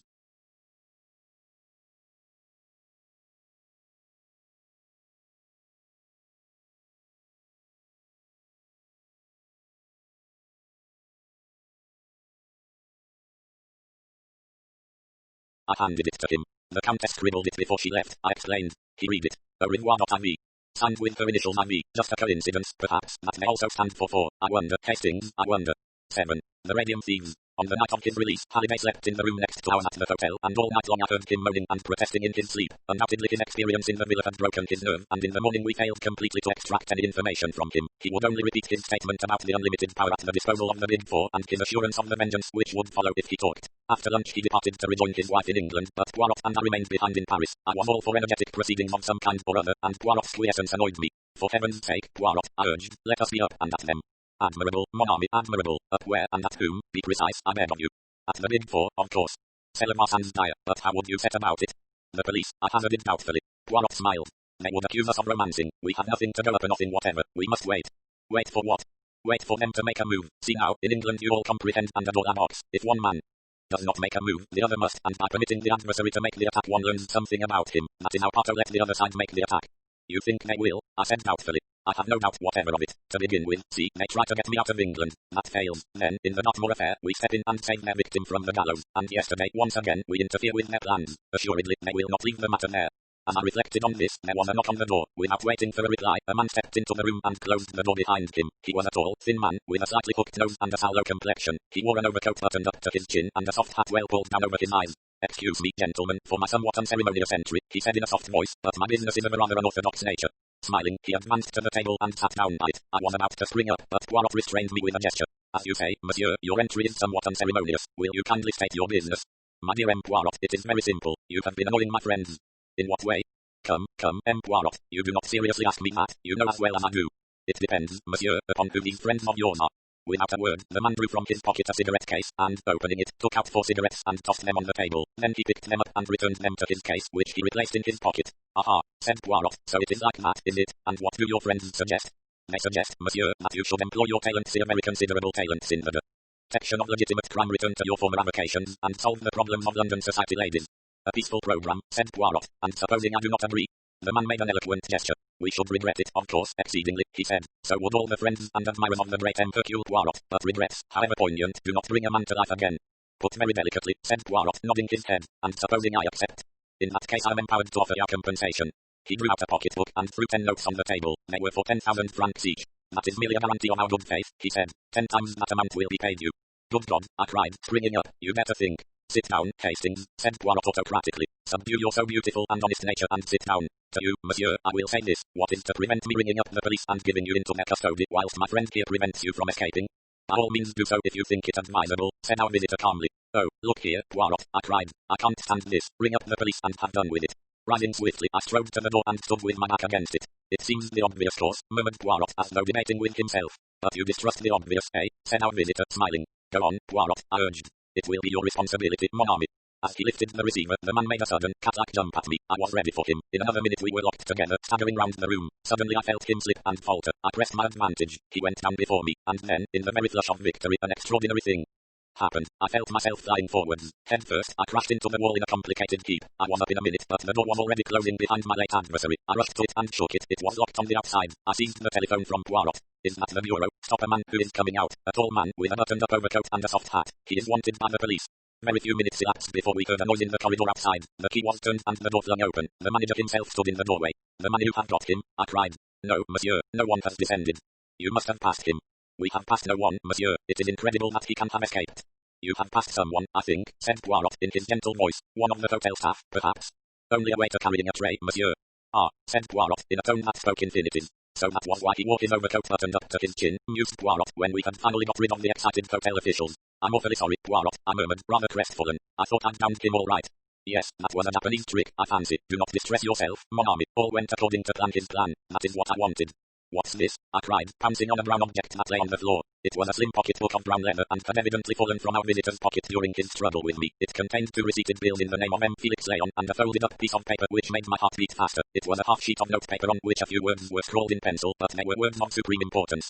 The next meeting of the council will be on Friday at 34 Rue des Seychelles at 11 a.m. It was signed with a big figure 4, and today was Friday, and the clock on the mantelpiece showed the hour to be 10:30. My God, what a chance! I cried. Fate is playing into our hands. We must start at once, though. What stupendous luck! So that was why he came, murmured Poirot. I see it all now. See what? Come on, Poirot, don't stay daydreaming there. Poirot looked at me and slowly shook his head, smiling as he did so. Will you walk into my parlour, said the spider to the fly. That is your little English nursery rhyme, is it not? No, not the subtle but not so subtle as Hercule Poirot. What on earth are you driving at, Poirot? My friend, I have been asking myself the reason of this morning's visit. Did our visitor really hope to succeed in bribing me, or alternatively, in frightening me into abandoning my task? It seemed hardly credible. Why, then, did he come? And now I see the whole plan very neat, very pretty ostensible reason to bribe or frighten with necessary struggle which he took no pains to avoid, and which should make the dropped pocketbook natural and reasonable and finalize pitfall. Rue des Seychelles, 11 a.m. I think not, mon ami. One does not catch Hercule Poirot as easily as that. Good heavens, I gasped. Poirot was frowning to himself. There is still one thing I do not understand. What is that? The time, Hastings' time. If they wanted to decoy me away, surely that time would be better. Why this early hour? Is it possible that something is about to happen this morning, something which they are anxious Hercule Poirot should not know about? He shook his head. We shall see. Here I sit, mon ami. We do not stir out this morning. We await events here. It was at 11:30 exactly that the summons came. A petit bleu. Poirot tore it open, then handed it to me. It was from Madame Olivier, the world-famous scientist, whom we had visited yesterday in connection with the Halliday case. It asked us to come out to Passy at once. We obeyed the summons without an instant's delay. Madame Olivier received us in the same small salon. I was struck anew with the wonderful power of this woman, with her long nuns face and burning eyes as brilliant successor of Becquerel and the Curries. She came to the point at once. Messieurs, you interviewed me yesterday about the disappearance of M. Halliday. I now learn that you returned to the house a second time and asked to see my secretary, Inez Meronow. She left the house with you and has not returned here since. Is that all, madam? No, monsieur, it is not. Last night the laboratory was broken into, and several valuable papers and memoranda were stolen. The thieves had a try for something more precious still, but luckily they failed to open the big safe. Madam, these are the facts of the case. Your late secretary, Madame Meronow, was really the Countess Rossakoff, an expert thief, and it was she who was responsible for the disappearance of M. Halliday. How long had she been with you? 5 months, monsieur. What you say amazes me. It is true, nevertheless, these papers were easy to find, or do you think an inside knowledge was shown? It is rather curious that the thieves knew exactly where to look. You think Inez? Yes, I have no doubt that it was upon her information that they acted, but what is this precious thing that the thieves failed to find? Jewels? Madame Olivier shook her head with a faint smile. Something much more precious than that, monsieur. She looked round her, then bent forward, lowering her voice. Radium, monsieur. Radium? Yes, monsieur, I am now at the crux of my experiments. I possess a small portion of radium myself. More has been lent to me for the process I am at work upon. Small though the actual quantity is, it comprises a large amount of the world's stock and represents a value of millions of francs. And where is it? In its leaden case in the big Tafel safe purposely appears to be of an old and worn-out pattern, but it is really a triumph of the safe maker's art. That is probably why the thieves were unable to open it. How long are you keeping this radium in your possession? Only for 2 days more, monsieur, then my experiments will be concluded. Poirot's eyes brightened. And Inez Meronow is aware of the fact. Good, then our friends will come back. Not a word of me to anyone, madam, but rest assured, I will save your radium for you. You have a key of the door leading from the laboratory to the garden? Yes, monsieur, here it is. I have a duplicate for myself, and here is the key of the garden door leading out into the alleyway between this villa and the next one. I thank you, madam. Tonight, go to bed as usual, have no fears, and leave all to me, but not a word to anyone, not to your 2 assistants, Mademoiselle Claude and Monsieur Henry. Is it not particularly not a word to them? Poirot left the villa rubbing his hands in great satisfaction. What are we going to do now? I asked. Now, Hastings, we are about to leave Paris for England. What? We will pack our effects, have lunch, and drive to the Gare du Nord. But the radium? I said we were going to leave for England. I did not say we were going to arrive there. Reflect a moment, Hastings. It is quite certain that we are being watched and followed. Our enemies must believe that we are going back to England, and they certainly will not believe that unless they see us get on board the train and start. Do you mean we are to slip off again at the last minute? No, Hastings. Our enemies will be satisfied with nothing less than a bona fide departure. But the train doesn't stop until Calais. It will stop if it is paid to do so. Oh, come now, Poirot, you can't pay an express to stop. They'd refuse. My dear friend, have you never remarked the little handled signal that penalty for improper use? 100 francs, I think. Oh, you are going to pull that? Or rather a friend of mine, Pierre Comeau, will do so. Then, while he is arguing with the guard and making a big scene and all the train is agog with interest, you and I will fade quietly away. We duly carried out Poirot's plan. Pierre Comeau, an old crony of Poirot's, and who evidently knew my little friend's methods pretty well, fell in with the arrangements. The communication cord was pulled just as we got to the outskirts of Paris. Comeau made a scene in the most approved French fashion, and Poirot and I were able to leave the train without anyone being interested in our departure. Our first proceeding was to make a considerable change in our appearance. Poirot had brought the materials for this with him in a small case. 2 loafers in dirty blue blouses were the result. We had dinner in an obscure hostelry and started back to Paris afterwards. It was close on 11 o'clock when we found ourselves once more in the neighborhood of Madame Olivier's villa. We looked up and down the road before slipping into the alleyway. The whole place appeared to be perfectly deserted. One thing we could be quite certain of, no one was following us. I do not expect them to be here yet, whispered Poirot to me. Possibly they may not come until tomorrow night, but they know perfectly well that there are only 2 nights on which the radium will be there. Very cautiously we turned the key in the garden door. It opened noiselessly and we stepped into the garden. And then, with complete unexpectedness, the blow fell. In a minute we were surrounded, gagged, and bound. At least 10 men must have been waiting for us. Resistance was useless. Like 2 helpless bundles we were lifted up and carried along. To my intense astonishment, they took us towards the house and not away from it. With a key they opened the door into the laboratory and carried us into it. One of the men stooped down before a big safe. The door of it swung open. I felt an unpleasant sensation down my spine. Were they going to bundle us into it and leave us there to asphyxiate slowly? However, to my amazement, I saw that from the inside of the safe steps led down beneath the floor. We were thrust down this narrow way and eventually came out into a big subterranean chamber. A woman stood there, tall and imposing, with a black velvet mask covering her face. She was clearly in command of the situation at her gestures of authority. The men slung us down on the floor and left us alone with the mysterious creature in the mask. I had no doubt who she was. This was the unknown French woman number 3 of the Big Four. She knelt down beside us and removed the gags, but left us bound, then rising and facing us, with a sudden swift gesture she removed her mask. It was Madame Olivia. M. Poirot, she said, in a low mocking tone. The great, the wonderful, the unique M. Poirot. I sent a warning to you yesterday morning. You chose to disregard it. You thought you could pit your wits against. Yes, and now you are here. There was a cold malignity about her that froze me to the marrow. It was so at variance with the burning fire of her eyes. She was mad with the madness of genius. Poirot said nothing. His jaw had dropped, and he was staring at her. Well, she said softly, this is the end. We cannot permit our plans to be interfered with. Have you any last request to make? Never before or since have I felt so near death. Poirot was magnificent. He neither flinched nor paled, just stared at her with unabated interest. Your psychology interests me enormously, madam, he said quietly. It is a pity that I had so short a time to devote to studying it. Yes, I have a request to make. A condemned man is always allowed a last smoke, I believe. I have my cigarette case on me. If you would permit. He looked down at his bonds. Oh, yes, she laughed. You would like me to untie your hands, would you not? You are clever, M. Hercule Poirot. I know that. I shall not untie your hands, but I will find you a cigarette. She knelt down by him, extracted his cigarette case, took out a cigarette, and placed it between his lips. And now a match, she said, rising. It is not necessary, madam. Something in his voice startled me. She, too, was arrested. Do not move, I pray of you, madam. You will regret it if you do. Are you acquainted at all with the properties of cure? The South American Indians use it as an arrow poison. A scratch with it means death. Some tribes use a little blowpipe. I, too, have a little blowpipe constructed so as to look exactly like a cigarette. I have only to blow. You start. Do not move, madam. The mechanism of this cigarette is most ingenious. One blows and a tiny dot resembling a fishbone flies through the air to find its mark. You do not wish to die, madam. Therefore, I beg of you to release my friend Hastings from his bonds. I cannot use my hands, but I can turn my head so you are still covered, madam. Make no mistake, I beg of you. Slowly, with shaking hands, and rage and hate convulsing her face, she bent down and did his bidding. I was free. Poirot's voice gave me instructions. Your bonds will now do for the Lady Hastings. That is right. Is she securely fastened? Then release me, I pray of you. It is a fortunate circumstance she sent away her henchmen. With a little luck we may hope to find the way out unobstructed. In another minute, Poirot stood by my side. He bowed to the lady. Hercule Poirot is not killed so easily, madam. I wish you good night. The gag prevented her from replying, but the murderous gleam in her eyes frightened me. I hoped devoutly that we should never fall into her power again. 3 minutes later we were outside the villa, and hurriedly traversing the garden. The road outside was deserted, and we were soon clear of the neighborhood. Then Poirot broke out. I deserve all that woman said to me. I'm a triple imbecile, a miserable animal, 36 times an idiot. I was proud of myself for not falling into their trap, and it was not even meant as a trick except exactly in the way in which I fell into it. They knew I would see through it. They counted on my seeing through it. This explains all these with which they surrendered. Halliday everything. Madame Olivia was the ruling spirit, Vera Rossakoff only her lieutenant. Madame needs Halliday's ideas herself and the necessary genius to supply the gaps that perplexed him. Yes, Hastings, we know now who number 3 is, a woman who is probably the greatest scientist in the world. Think of it. The brain of the East, the science of the West, and 2 others whose identities we do not yet know. But we must find out. Tomorrow we will return to London and set about it. You are not going to denounce Madame Olivia to the police?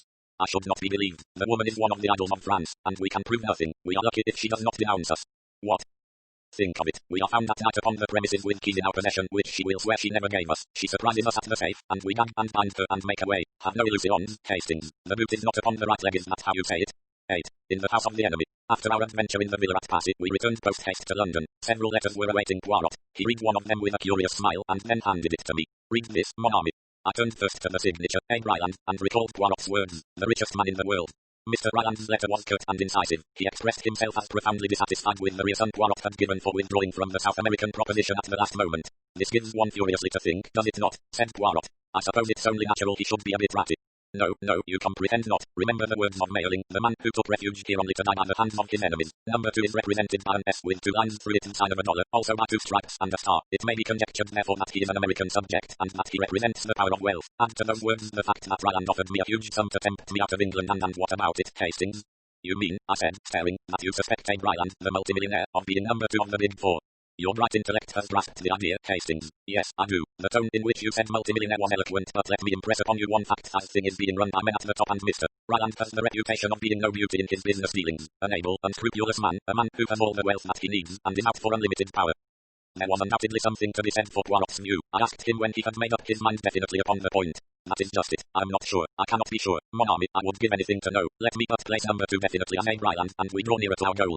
He has just arrived in London, I see by this, I said, tapping the letter. Shall you call upon him and make your apologies in person? I might do so. 2 days later, Poirot returned to our rooms in a state of boundless excitement. He grasped me by both hands in his most impulsive manner. My friend, an occasion stupendous, unprecedented, never to be repeated, has presented itself, but there is danger, grave danger. I should not even ask you to attempt it. If Poirot was trying to frighten me, he was going the wrong way to work, and so I told him. Becoming less incoherent, he unfolded his plan. It seemed that Rand was looking for an English secretary, one with a good social manner and presence. It was Poirot's suggestion that I should apply for the post.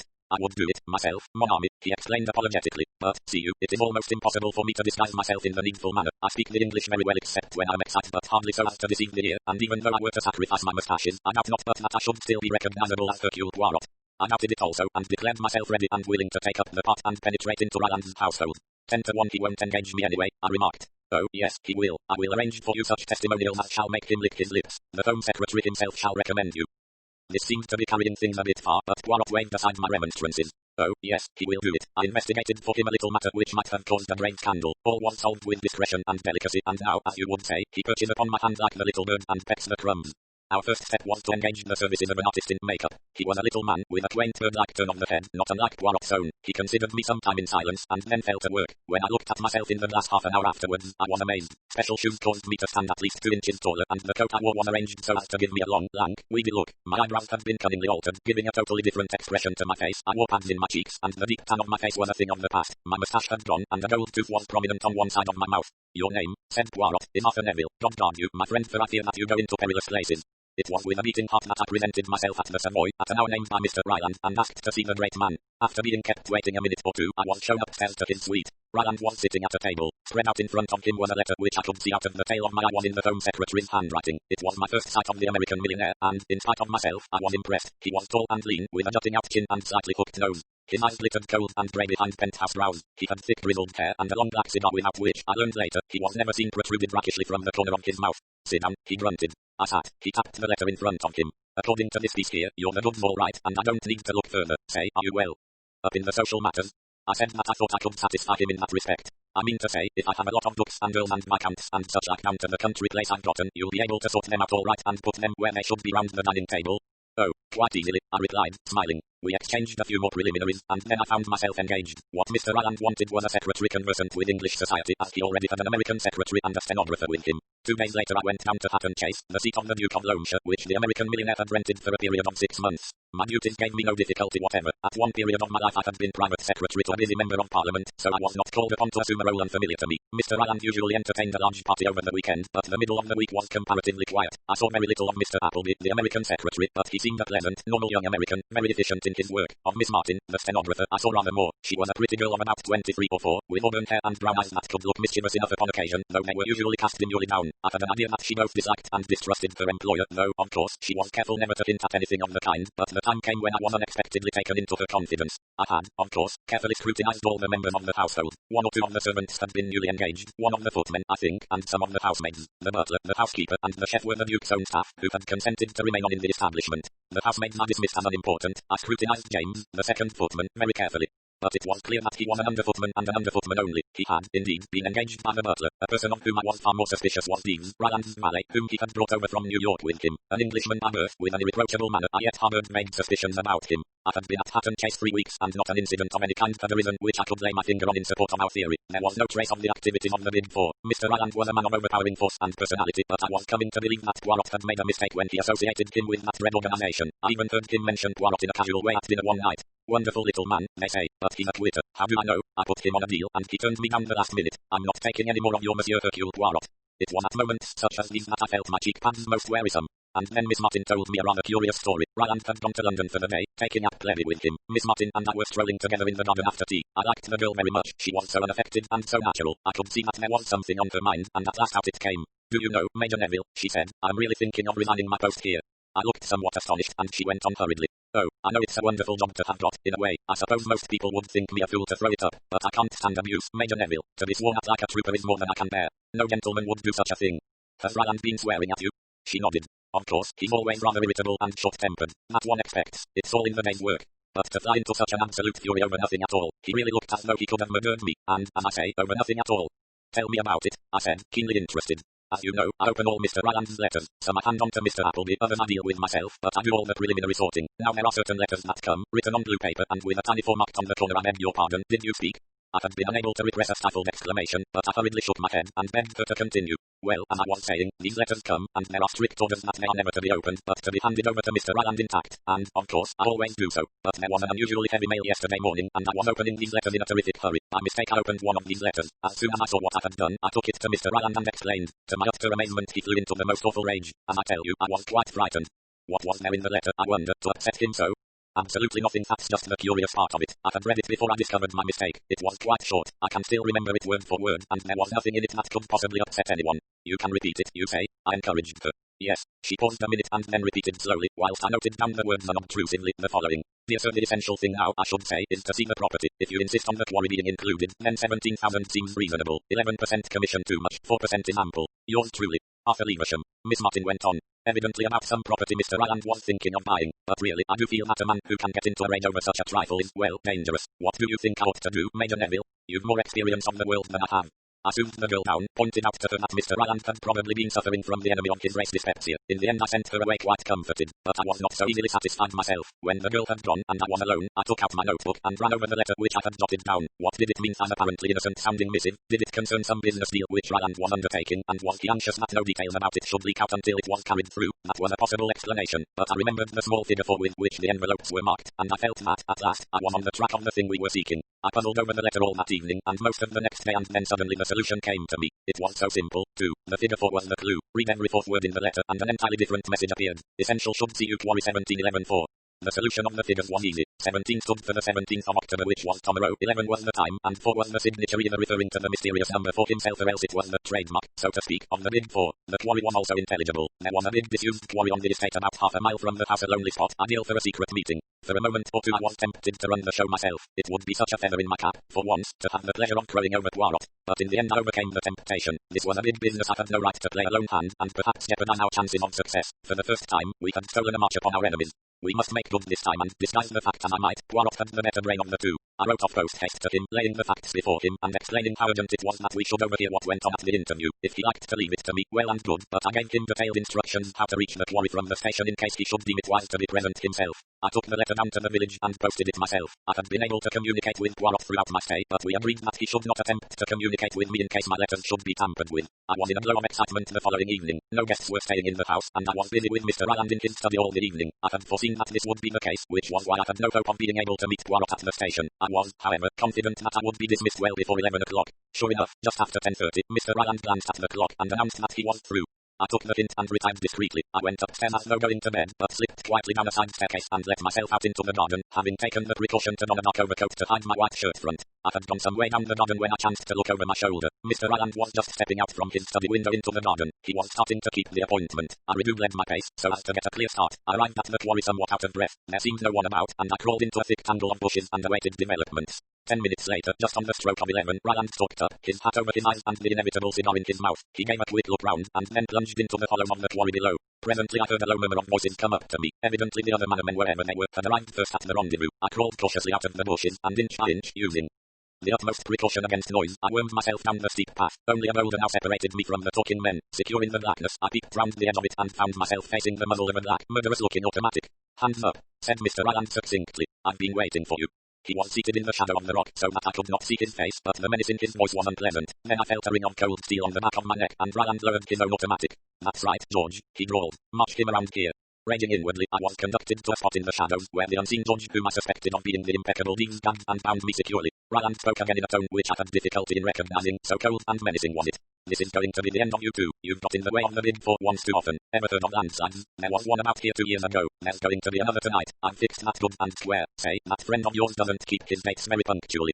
A wave of horror swept over me. Poirot. In another minute he would walk straight into the trap, and I was powerless to warn him. I could only pray that he had elected to leave the matter in my hands, and had remained in London. Surely, if he had been coming, he would have been here by now. With every minute that passed, my hopes rose. Suddenly they were dashed to pieces. I heard footsteps, cautious footsteps, but footsteps nevertheless. I writhed in impotent agony. They came down the path, paused, and then Poirot himself appeared, his head a little on one side, peering into the shadows. I heard the growl of satisfaction Rand gave as he raised the big automatic and shouted, "Hands up."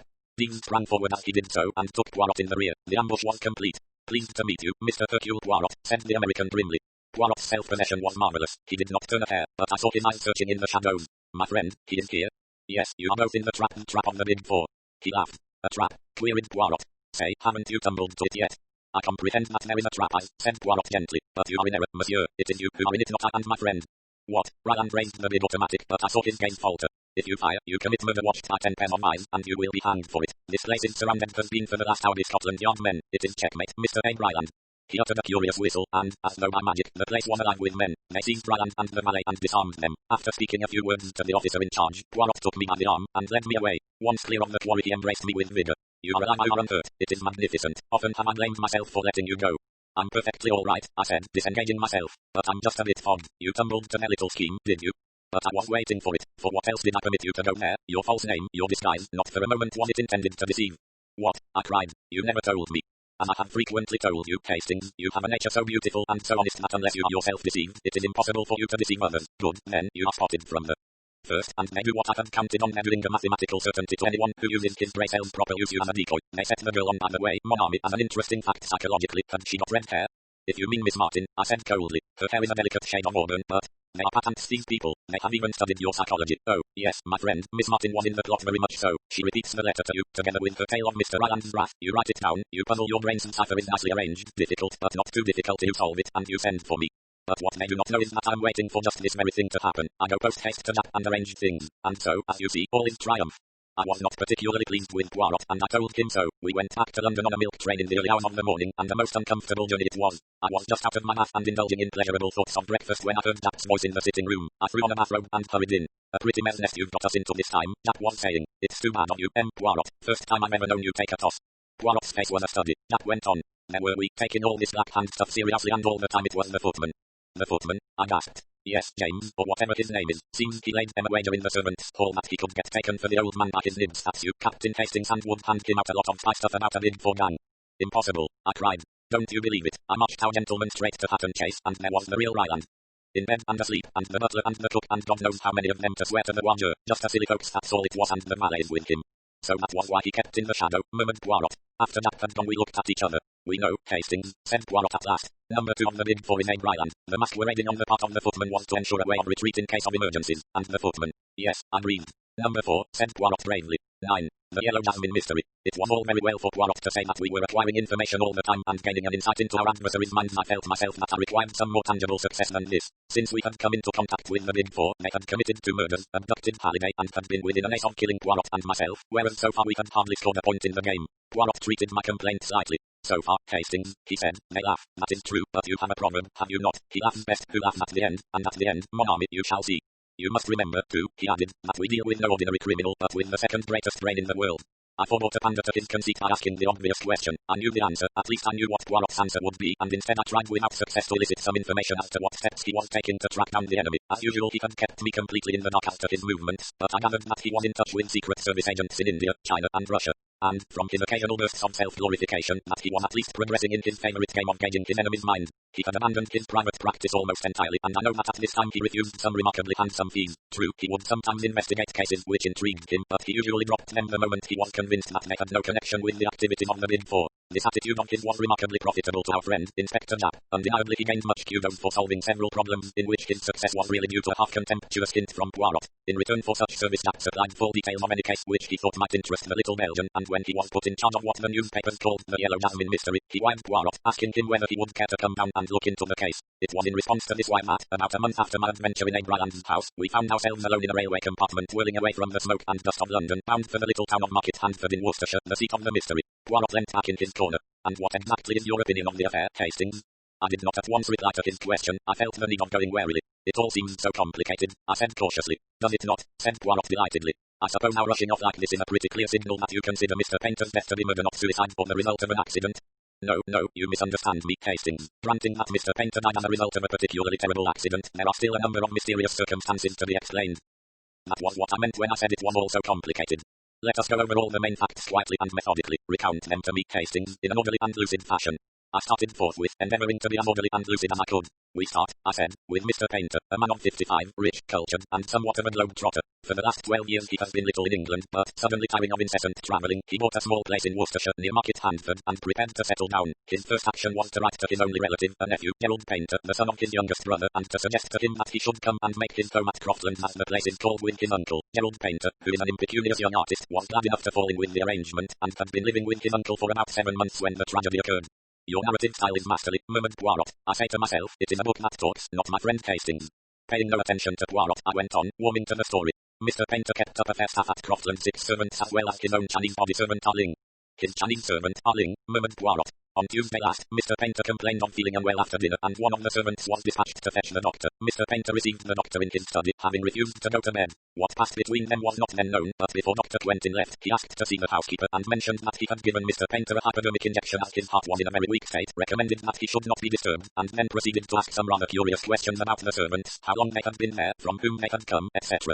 The housekeeper answered these questions as best she could, but was rather puzzled as to their purport. A terrible discovery was made on the following morning. One of the housemaids, on descending, was met by a sickening odour of burned flesh which seemed to come from her master's study. She tried the door, but it was locked on the inside. With the assistance of Gerald Painter and the Chinaman, that was soon broken in, but a terrible sight greeted them. Mr. Painter had fallen forward into the gas fire, and his face and head were charred beyond recognition. Of course, at the moment, no suspicion was aroused as to its being anything but a ghastly accident. If blame attached to anyone, it was to Dr. Quentin for giving his patient a narcotic and leaving him in such a dangerous position. And then a rather curious discovery was made. There was a newspaper on the floor, lying where it had slipped from the old man's knees. On turning it over, words were found to be scrawled across it, feebly traced in ink. A writing table stood close to the chair in which Mr. Painter had been sitting, and the forefinger of the victim's right hand was ink-stained up to the second joint. It was clear that, too weak to hold a pen, Mr. Painter had dipped his finger in the ink pot and managed to scrawl these two words across the surface of the newspaper he held, but the words themselves seemed utterly fantastic. Yellow jasmine, just that and nothing more.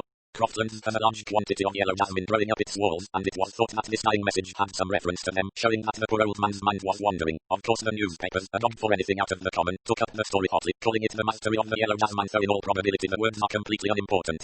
They are unimportant, you say, said Poirot. Well, doubtless, since you say so, it must be so. I regarded him dubiously, but I could detect no mockery in his eye. And then, I continued, there came the excitements of the inquest. This is where you lick your lips, I perceive.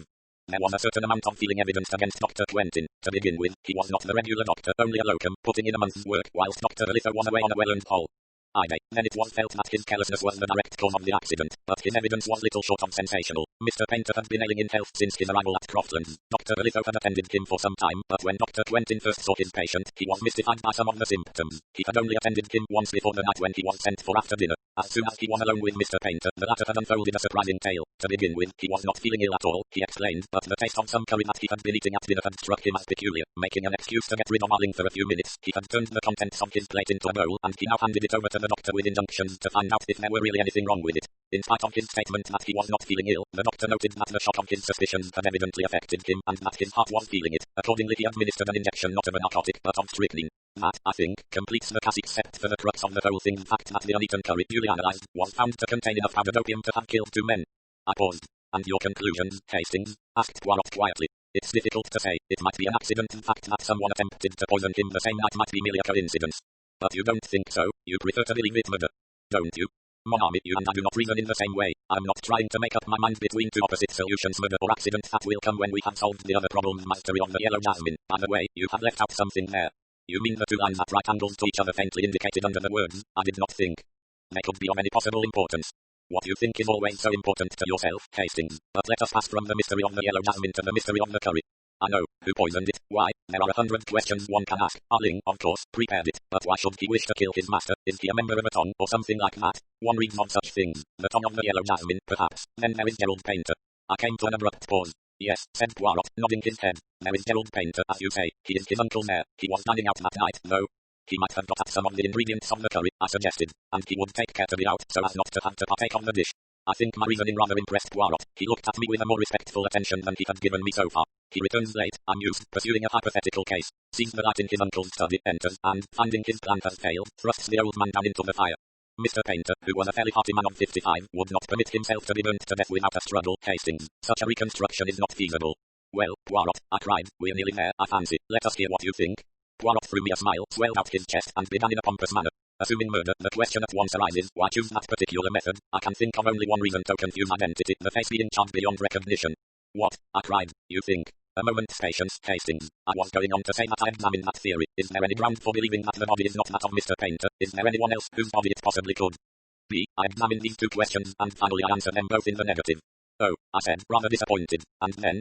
Poirot's eyes twinkled a little. And then I say to myself, since there is here something that I do not understand, it would be well that I should investigate the matter. I must not permit myself to be wholly engrossed by the big 4. Ah, we are just arriving. My little clothes brush, where does it hide itself? Here it is, brush me down, I pray you, my friend, and then I will perform the same service for you.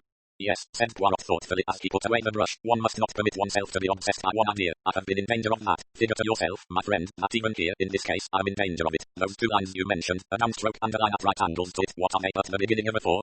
Good gracious, Poirot, I cried, laughing. Is it not absurd? I see the hand of the big four everywhere. It is well to employ one's wits in a totally different milieu. Ah, there is Jack come to meet us. 10. We investigate at Croftlands. The Scotland Yard inspector was, indeed, waiting on the platform and greeted us warmly. Well, Monsieur Poirot, this is good. Thought you'd like to be let in on this tip-top mystery, isn't it? I read this right as showing Jack to be completely puzzled and hoping to pick up a pointer from Poirot. Jack had a car waiting and we drove up in it to Croftlands. It was a square, white house, quite unpretentious, and covered with creepers, including the starry yellow jasmine. Jack looked up at it as we did. Must have been balmy to go writing that, poor old cove, he remarked. Hallucinations, perhaps, and thought he was outside. Poirot was smiling at him. Which was it, my good Jack? He asked. Accident or murder? The inspector seemed a little embarrassed by the question. Well, if it weren't for that curry business, I'd be for accident every time. There's no sense in holding a live man's head in the fire. He'd scream the house down. Ah, said Poirot in a low voice. Fool that I have been. Triple imbecile. You are a cleverer man than I am, Jack. Jack was rather taken aback by the compliment, Poirot being usually given to exclusive self-praise. He reddened and muttered something about there being a lot of doubt about that. He led the way through the house to the room where the tragedy had occurred, Mr. Painter's study. It was a wide, low room, with book-lined walls and big leather armchairs. Poirot looked across at once to the window which gave upon a gravelled terrace. The window, was it unlatched? He asked. That's the whole point, of course. When the doctor left this room, he merely closed the door behind him. The next morning it was found locked. Who locked it? Mr. Painter. Arling declares that the window was closed and bolted. Dr. Quentin, on the other hand, has an impression that it was closed, but not fastened, but he won't swear either way. If he could, it would make a great difference. If the man was murdered, someone entered the room either through the door or the window. If through the door, it was an inside job. If through the window, it might have been anyone. First thing when they had broken the door down, they flung the window open, and the housemaid who did it thinks that it wasn't fastened, but she's a precious bad witness, will remember anything you ask her to. What about the key? There you are again. It was on the floor among the wreckage of the door. Might have fallen from the keyhole, might have been dropped there by one of the people who entered, might have been slipped underneath the door from the outside. In fact, everything is might have been. You've hit it, Monsieur Poirot. That's just what it is. Poirot was looking around him, frowning unhappily. I cannot see light, he murmured. Just no eyes, I got a gleam, but now all is darkness once more. I have not the clue motive. Young Gerald Painter had a pretty good motive, remarked Jack grimly. He's been wild enough in his time, I can tell you, and extravagant. You know what artists are, to no morals at all. Poirot did not pay much attention to Jack's sweeping strictures on the artistic temperament. Instead he smiled knowingly. My good Jack, is it possible that you throw me the mud in my eyes? I know well enough that it is the Chinaman you suspect, but you are so artful. You want me to help you and yet you dragged the red kipper across the trail. Jack burst out laughing. That's you all over, Mr. Poirot. Yes, I'd bet on the chink, I'll admit it now. It stands to reason that it was he who doctored the curry, and if he'd try once in an evening to get his master out of the way, he'd try twice. I wonder if he would, said Poirot softly. But it's the motive that beats me, some heathen revenge or other, I suppose. I wonder, said Poirot again. There has been no robbery, nothing has disappeared, no jewellery or money or papers. Not that is, not exactly. I pricked up my ears, so did Poirot. There's been no robbery, I mean, explained Jack, but the old boy was writing a book of some sort. We only knew about it this morning when there was a letter from the publisher asking about the manuscript. It was just completed, it seems. Young Painter and I have searched high and low, but can't find a trace of eyes, must have hidden it away somewhere. Poirot's eyes were shining with the green light I knew so well. How was it called, this book? He asked. The Hidden Hand in China, I think it was called. Aha, said Poirot with almost a gasp. Then he said quickly, let me see the Chinaman, Arling. The Chinaman was sent for and appeared, shuffling along with his eyes cast down and his big tail swinging. His impassive face showed no trace of any kind of emotion. Arling, said Poirot, are you sorry your master is dead? I'm very sorry, he good master. You know who killed him? I not know, I tell policemen if I know. The questions and answers went on. With the same impassive face, Arling described how he had made the curry. The cook had had nothing to do with it, he declared. No hand had touched it but his own. I wondered if he saw where his admission was leading him. He stuck to it too, that the window to the garden was bolted that evening. If it was open in the morning, his master must have opened it himself. At last Poirot dismissed him. That will do, Arling. Just as the Chinaman had got to the door, Poirot recalled him. And you know nothing, you say, of the yellow jasmine? No, what should I know? Nor yet of the sign that was written underneath it. Poirot leaned forward as he spoke and quickly traced something on the dust of a little table. I was near enough to see it before he rubbed it out. A downstroke, a line at right angles, and then a second line down which completed a big four. The effect on the Chinaman was electrical. For one moment his face was a mask of terror. Then, as suddenly, it was impassive again, and repeating his grave disclaimer, he withdrew. Jack departed in search of young Painter, and Poirot and I were left alone together. The Big Four, Hastings, cried Poirot. Once again, the Big Four. Painter was a great traveller. In his book there was doubtless some vital information concerning the doings of number one, Lai Chang-yen, the head and brains of the Big Four. But whoa how. Hush, here they come. Gerald Painter was an amiable, rather weak-looking young man. He had a soft brown beard and a peculiar flowing tie. He answered Poirot's questions readily enough. I dined out with some neighbours of ours, the Wycherleys, he explained. What time did I get home? Oh, about 11. I had a latchkey, you know. All the servants had gone to bed, and I naturally thought my uncle had done the same. As a matter of fact, I did think I caught sight of that soft-footed Chinese beggar, Arling, just whisking round the corner of the hall, but I fancy I was mistaken. When did you last see your uncle, Mr. Painter? I mean before you came to live with him. Oh, not since I was a kid of 10. He and his brother my father quarreled, you know. But he found you again with very little trouble, did he not, in spite of all the years that had passed? Yes, it was quite a bit of luck my seeing the lawyer's advertisement. Poirot asked no more questions. Our next move was to visit Dr. Quentin. His story was substantially the same as he had told at the inquest, and he had little to add to it. He received us in his surgery, having just come to the end of his consulting patients. He seemed an intelligent man. A certain primness of manner went well with his pince nez, but I fancied that he would be thoroughly modern in his methods. I wish I could remember about the window, he said frankly, but it's dangerous to think back, Wonby. Comes quite positive about something that never existed. That's psychology, isn't it, Poirot? You see, I've read all about your methods, and I may say I'm an enormous admirer of yours. No, I suppose it's pretty certain that the Chinaman put the powdered opium in the curry, but he'll never admit it, and we shall never know why. But holding a man down in a fight, that's not in keeping with our Chinese friend's character, it seems to me. I commented on this last point to Poirot as we walked down the main street of Market Handford. Do you think he let a confederate in? I asked. By the way, I suppose Jack can be trusted to keep an eye on him. The inspector had passed into the police station on some business or other. The emissaries of the Big Four are pretty spry. Jack is keeping an eye on both of them, said Poirot grimly. They have been closely shadowed ever since the body was discovered. Well, at any rate we know that Gerald Painter had nothing to do with it. You always know so much more than I do, Hastings, that it becomes quite fatiguing. You old fox, I laughed. You never will commit yourself. To be honest, Hastings, the case is now quite clear to me, but the words, yellow jasmine, I'm coming to agree with you that may have no bearing on the crime. In a case of this kind, you have got to make up your mind who is lying. I have done that, and yet. He suddenly darted from my side and entered an adjacent bookshop. He emerged a few minutes later, hugging a parcel. Then Jack rejoined us, and we all sought quarters at the inn. I slept late the next morning. When I descended to the sitting room reserved for us, I found Poirot already there, pacing up and down, his face contorted with agony. Do not converse with me, he cried, waving an agitated hand. Not until I know that all is well that the arrest is made. But my psychology has been weak, Hastings. If a man writes a dying message, it is because it is important. Everyone has said yellow jasmine. There is yellow jasmine growing up the house. It means nothing. Well, what does it mean? Just what it says. Listen. He held up a little book he was holding. My friend, it struck me that it would be well to inquire into the subject. What exactly is yellow jasmine? This little book has told me. Listen. He reads. Gelsomine radix, yellow jasmine, composition, alkaloids gelsomine C22H26N2O3, a potent poison acting like quinine, gelsomine C12H14O2, acting like strychnine, gelsemic acid, etc. Gelsemium is a powerful depressant to the central nervous system. At a late stage in its action it paralyzes the motor nerve endings, and in large doses causes giddiness and loss of muscular power. Death is due to paralysis of the respiratory center. You see, Hastings, at the beginning I had an inkling of the truth when Jack made his remark about a live man being forced into the fire. I realized then that it was a dead man who was burned. But why? What was the point? My friend, if you were to shoot a man or stab a man after he were dead, or even knock him on the head, it would be apparent that the injuries were inflicted after death. But with his head charged to a cinder, no one is going to hunt about for obscure causes of death, and a man who has apparently just escaped being poisoned at dinner is not likely to be poisoned just afterwards. Who is lying? That is always the question. I decided to believe Arling. What? I exclaimed. You are surprised, Hastings. Arling knew of the existence of the Big Four. That was evident, so evident that it was clear he knew nothing of their association with the crime until that moment. Had he been the murderer, he would have been able to retain his impassive face perfectly. So I decided, then, to believe Arling, and I fixed my suspicions on Gerald Painter. It seemed to me that number 4 would have found an impersonation of a long-lost nephew very easy. What? I cried. Number 4? No, Hastings, not number 4. As soon as I had read up the subject of yellow jasmine, I saw the truth. In fact, it leapt to the eye. As always, I said coldly, it doesn't leap to mine. Because you will not use your little grey cells, who had a chance to tamper with the curry. Arling, no one else. No one else, what about the doctor? But that was afterwards. Of course it was afterwards. There was no trace of powdered opium in the curry served to Mr. Painter, but acting in obedience to the suspicions Dr. Quentin had aroused, the old man eats none of it and preserves it to give to his medical attendant, whom he summons according to plan. Dr. Quentin arrives, takes charge of the curry, and gives Mr. Painter an injection of strychnine, he says, but really of yellow jasmine, a poisonous dose. When the drug begins to take effect, he departs, after unlatching the window. Then, in the night, he returns by the window, finds the manuscript, and shoves Mr. Painter into the fire. He does not heed the newspaper that drops to the floor and is covered by the old man's body. Painter knew what drug he had been given, and strove to accuse the Big Four of his murder. It is easy for Quentin to mix powdered opium with the curry before handing it over to be analyzed. He gives his version of the conversation with the old man, and mentions the strychnine injection casually, in case the mark of the hypodermic needle is noticed. Suspicion at once is divided between accident and the guilt of Arling owing to the poison of the curry. But Dr. Quentin cannot be number 4.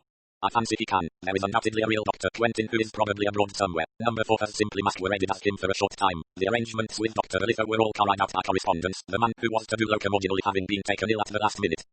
At that minute, Jack burst in, very red in the face. Have you got him? Cried Poirot anxiously. Jack shook his head, very out of breath. Elitha came back from his holiday this morning, recalled by telegram. No one knows who sent it. The other man left last night. We'll catch him yet, though. Poirot shook his head quietly. I think not, he said, and absent-mindedly he drew a Big Four on the table with a fork. 11. A chess problem. Poirot and I often dined at a small restaurant in Soho. We were there one evening, when we observed a friend at an adjacent table. It was Inspector Japp, and as there was room at our table, he came and joined us. It was some time since either of us had seen him. Never do you drop in to see us nowadays, declared Poirot reproachfully. Not since the affair of the Yellow Jasmine have we met, and that is nearly a month ago. I've been up north, that's why. How are things with you? Big Four still going strong, eh? Poirot shook a finger at him reproachfully. Ah, you mock yourself at men, but the Big Four exist. Oh, I don't doubt that, but they are not the hub of the universe, as you make out. My friend, you are very much mistaken. The greatest powerful evil in the world today is this Big Four. To what end they are tending, no one knows, but there has never been another such criminal organization. The finest brain in China at the head of it, an American millionaire and a French woman scientist as members, and for the fourth. Jack interrupted. I know, regularly in your bonnet over it all. It's becoming your little mania, Monsieur Poirot. Let's talk of something else for a change. Take any interest in chess? I have played it, yes. Did you see that curious business yesterday? Match between two players of worldwide reputation, and one died during the game? I saw mention of it. Dr. Samaronoff, the Russian champion, was one of the players, and the other, who succumbed to heart failure, was the brilliant young American Gilmer Wilson. Quite right. Samaronoff beat Rubinstein and became Russian champion some years ago. Wilson was said to be a second Capablanca. A very curious occurrence, mused Poirot. If I mistake not, you have a particular interest in the matter. Jack gave a rather embarrassed laugh. You've hit it, Monsieur Poirot. I'm puzzled. Wilson was sound as a bell, no trace of heart trouble. His death is quite inexplicable. You suspect Dr. Samaronoff of putting him out of the way? I cried. Hardly that, said Jack dryly. I don't think even a Russian would murder another man in order not to be beaten at chess, and anyway, from all I can make out, the boot was likely to be on the other leg. The doctor is supposed to be very hot stuff, second to last, and they say he is. Poirot nodded thoughtfully. Then what exactly is your little idea? He asked. Why should Wilson be poisoned? For I assume, of course, that it is poison you suspect.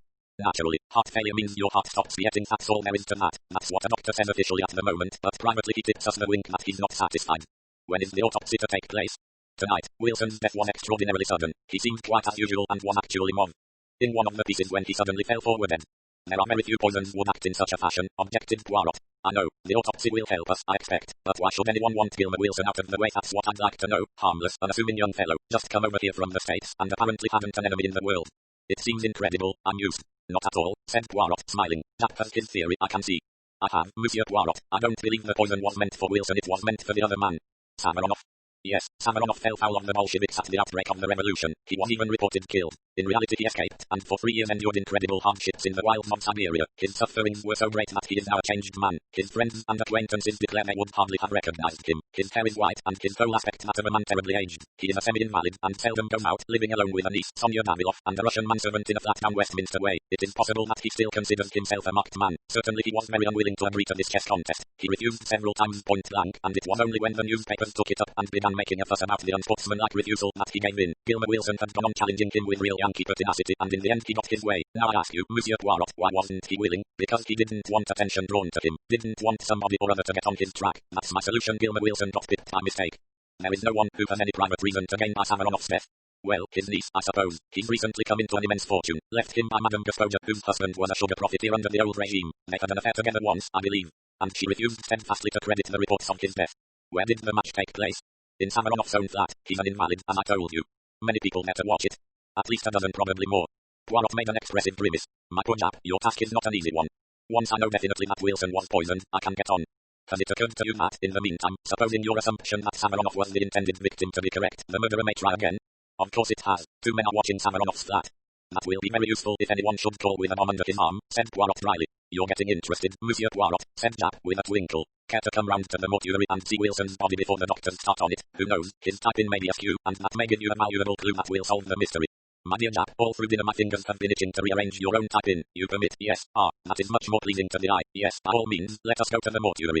I could see that Poirot's attention was completely captivated by this new problem. It was so long since he had shown any interest over any outside case that I was quite rejoiced to see him back in his old form. For my own part, I felt a deep pity as I looked down upon the motionless form and convulsed face of the hapless young American who had come by his death in such a strange way. Poirot examined the body attentively. There was no mark on it anywhere except a small scar on the left hand. And the doctor says that's a burn, not a cut, explained Jack. Poirot's attention shifted to the contents of the dead man's pockets, which a constable spread out for our inspection. There was nothing much: a handkerchief, keys, note case filled with notes, and some unimportant letters, but one object standing by itself filled Poirot with interest. A chessman, he exclaimed. A white bishop, was that in his pocket?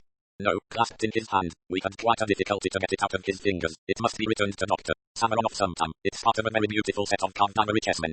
Permit me to return it to him. It will make an excuse for my going there. Aha, cried Jack. So you want to come in on this case? I admit it. So skillfully have you aroused my interest. That's fine. Got you away from your brooding. Captain Hastings is pleased, too, I can see. Quite right, I said, laughing. Poirot turned back towards the body. No other little detail you can tell me about him? He asked. I don't think so. Not even that he was left-handed. You're a wizard, Monsieur Poirot. How did you know that? He was left-handed. Not that it's anything to do with the case. Nothing whatever, agreed Poirot hastily, seeing that Jack was slightly ruffled. My little joke, that was all. I like to play you the trick, see you. We went out upon an amicable understanding. The following morning saw us wending our way to Dr. Samaronoff's flat in Westminster. Sonia Daviloff, I mused. It's a pretty name. Poirot stopped and threw me a look of despair. Always looking for romance. You are incorrigible. It would serve you right if Sonia Daviloff turned out to be our friend and enemy, the Countess Vera Rossakoff. At the mention of the Countess, my face clouded over. Surely, Poirot, you don't suspect. But, no, it was a joke. I have not the big four on the brain to that extent, whatever Jack may say. The door of the flat was opened to us by a manservant with a peculiarly wooden face. It seemed impossible to believe that impassive countenance could ever display emotion. Poirot presented a card on which Jack had scribbled a few words of introduction, and we were shown into a low, long room furnished with rich hangings and curios. One or two wonderful icons hung upon the walls, and exquisite Persian rugs lay upon the floor. A samovar stood upon a table. I was examining one of the icons, which I judged to be of considerable value, and turned to see Poirot prone upon the floor. Beautiful as the rug was, it hardly seemed to me to necessitate such close attention. Is it such a very wonderful specimen? I asked. Oh, the rug. But no, it was not the rug I was remarking, but it is a beautiful specimen, far too beautiful to have a large nail wantonly driven through the middle of it. No, Hastings, as I came forward, the nail is not there now, but the hole remains. A sudden sound behind us made me spin round, and Poirot sprang nimbly to his feet. A girl was standing in the doorway. Her eyes, full upon us, were dark with suspicion. She was of medium height, with a beautiful, rather sullen face, dark blue eyes, and very black hair which was cut short. Her voice, when she spoke, was rich and sonorous, and completely un-English. I fear my uncle will be unable to see you. He is a great invalid. That is a pity, but perhaps you will kindly help me instead. You are Mademoiselle Daviloff, are you not? Yes, I'm Sonia Daviloff. What is it you want to know? I'm making some inquiries about that sad affair the night before last, death of M. Gilmer Wilson. What can you tell me about it? The girl's eyes opened wide. He died of heart failure as he was playing chess. The police are not so sure that it was heart failure, mademoiselle. The girl gave a terrified gesture. It was true then, she cried. Ivan was right. Who is Ivan, and why do you say he was right? It was Ivan who opened the door to you, and he has already said to me that in his opinion Gilmer Wilson did not die a natural death, that he was poisoned by mistake. By mistake? Yes, the poison was meant for my uncle. She had quite forgotten her first distrust now, and was speaking eagerly. Why do you say that, mademoiselle? Who should wish to poison Dr. Samaronoff? She shook her head. I do not know. I'm in the dark, and my uncle, he will not trust me. It is natural, perhaps. You see, he hardly knows me. He saw me as a child, and not since till I came to live with him here in London. But this much I do know, he is in fear of something. We have many secret societies in Russia, and one day I overheard something which made me think it was of just such a society he went in fear. Tell me, monsieur, she came a step nearer and dropped her voice. Have you ever heard of a society called the Big Four? Poirot jumped nearly out of his skin. His eyes positively bulged with astonishment. What do you know of the Big Four, mademoiselle? There is such an association, then. I overheard a reference to them, and asked my uncle about it afterwards. Never have I seen a man so afraid. He turned all white and shaking. He was in fear of them, monsieur, in great fear, I'm sure of it, and, by mistake, they killed the American, Wilson. The Big Four, murmured Poirot. Always the Big Four. An astonishing coincidence, mademoiselle. Your uncle is still in danger. I must save him. Now recount to me exactly the events of that fatal evening. Show me the chessboard, the table, how the two men sate everything. She went to the side of the room and brought out a small table. The top of it was exquisite, inlaid with squares of silver and black to represent a chessboard. This was sent to my uncle a few weeks ago as a present, with the request that he would use it in the next match he played. It was in the middle of the room, so Poirot examined the table with what seemed to me quite unnecessary attention. He was not conducting the inquiry at all as I would have done. Many of the questions seemed to me pointless, and upon real vital matters he seemed to have no questions to ask. I concluded that the unexpected mention of the Big Four had thrown him completely off his balance. After a minute examination of the table and the exact position it had occupied, he asked to see the chessmen. Sonia Daviloff brought them to him in a box. He examined one or two of them in a perfunctory manner. An exquisite set, he murmured absent-mindedly. Still not a question as to what refreshments there had been, or what people had been present. I cleared my throat significantly. Don't you think, Poirot, that? He interrupted me peremptorily. Do not think, my friend. Leave all to me, mademoiselle. Is it quite impossible that I should see your uncle? A faint smile showed itself on her face. He will see you, yes, you understand. It is my part to interview all strangers first. She disappeared. I heard a murmur of voices in the next room, and a minute later she came back and motioned us to pass into the adjoining room. The man who lay there on a couch was an imposing figure, tall, gaunt, with huge bushy eyebrows and white beard, and a face haggard as the result of starvation and hardships. Dr. Samaronoff was a distinct personality. I noted the peculiar formation of his head, its unusual height. A great chess player must have a great brain, I knew. I could easily understand Dr. Samaronoff being the second greatest player in the world. Poirot bowed. Le doctor, may I speak to you alone? Samaronoff turned to his niece. Leave us, Sonia. She disappeared obediently. Now, sir, what is it? Dr. Samaronoff, you have recently come into an enormous fortune. If you should be unexpectedly, who inherits it? I have made a will leaving everything to my niece, Sonia Daviloff. You do not suggest. I suggest nothing, but you have not seen your niece since she was a child. It would have been easy for anyone to impersonate her. Samaronoff seemed thunderstruck by the suggestion. Poirot went on easily. Enough as to that. I give you the word of warning, that is all. What I want you to do now is to describe to me the game of chess the other evening. How do you mean describe it? Well, I do not play the chess myself, but I understand that there are various regular ways of beginning gambit, do they not call it? Dr. Samaronoff smiled a little. Ah, I comprehend you now. Wilson opened right zone of the soundest openings there is, and won.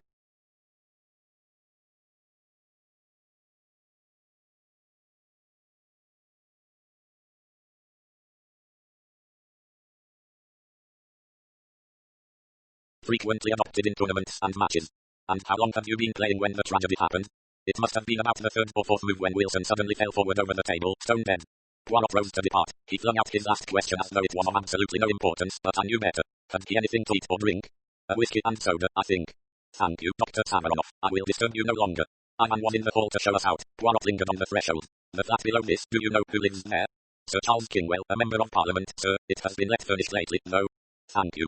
We went out into the bright winter sunlight. Well, really, Poirot, I burst out. I don't think you've distinguished yourself this time. Surely your questions were very inadequate. You think so, Hastings? Poirot looked at me appealingly. I was Boulevar's, yes. What would you have asked?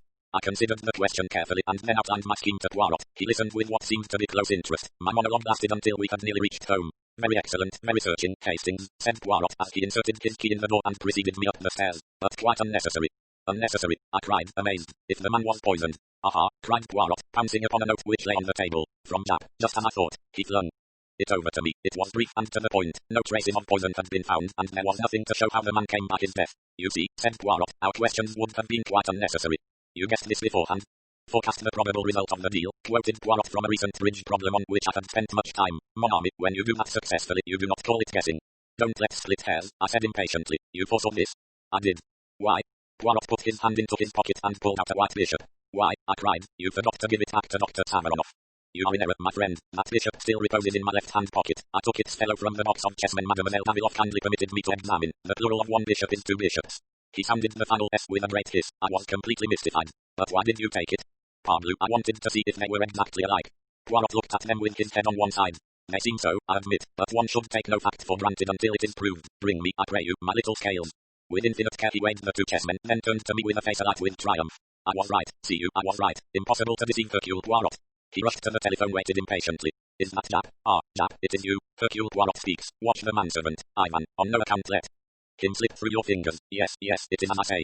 He dashed down the receiver and turned to me. You see it not, Hastings? I will explain. Wilson was not poisoned, he was electrocuted. A thin metal rod passes up the middle of one of those chessmen. The table was prepared beforehand and set upon a certain spot on the floor. When the bishop was placed upon one of the silver squares, the current passed through Wilson's body, killing him instantly. The only mark was the electric burn upon his left hand, because he was left-handed. The special table was an extremely cunning piece of mechanism. The table I examined was a duplicate, perfectly innocent. It was substituted for the other immediately after the murder. The thing was worked from the flat below, which, if you remember, was let furnished. But one accomplice at least was in Savaronoff's flat. The girl is an agent of the Big Four, working to inherit Savaronoff's money.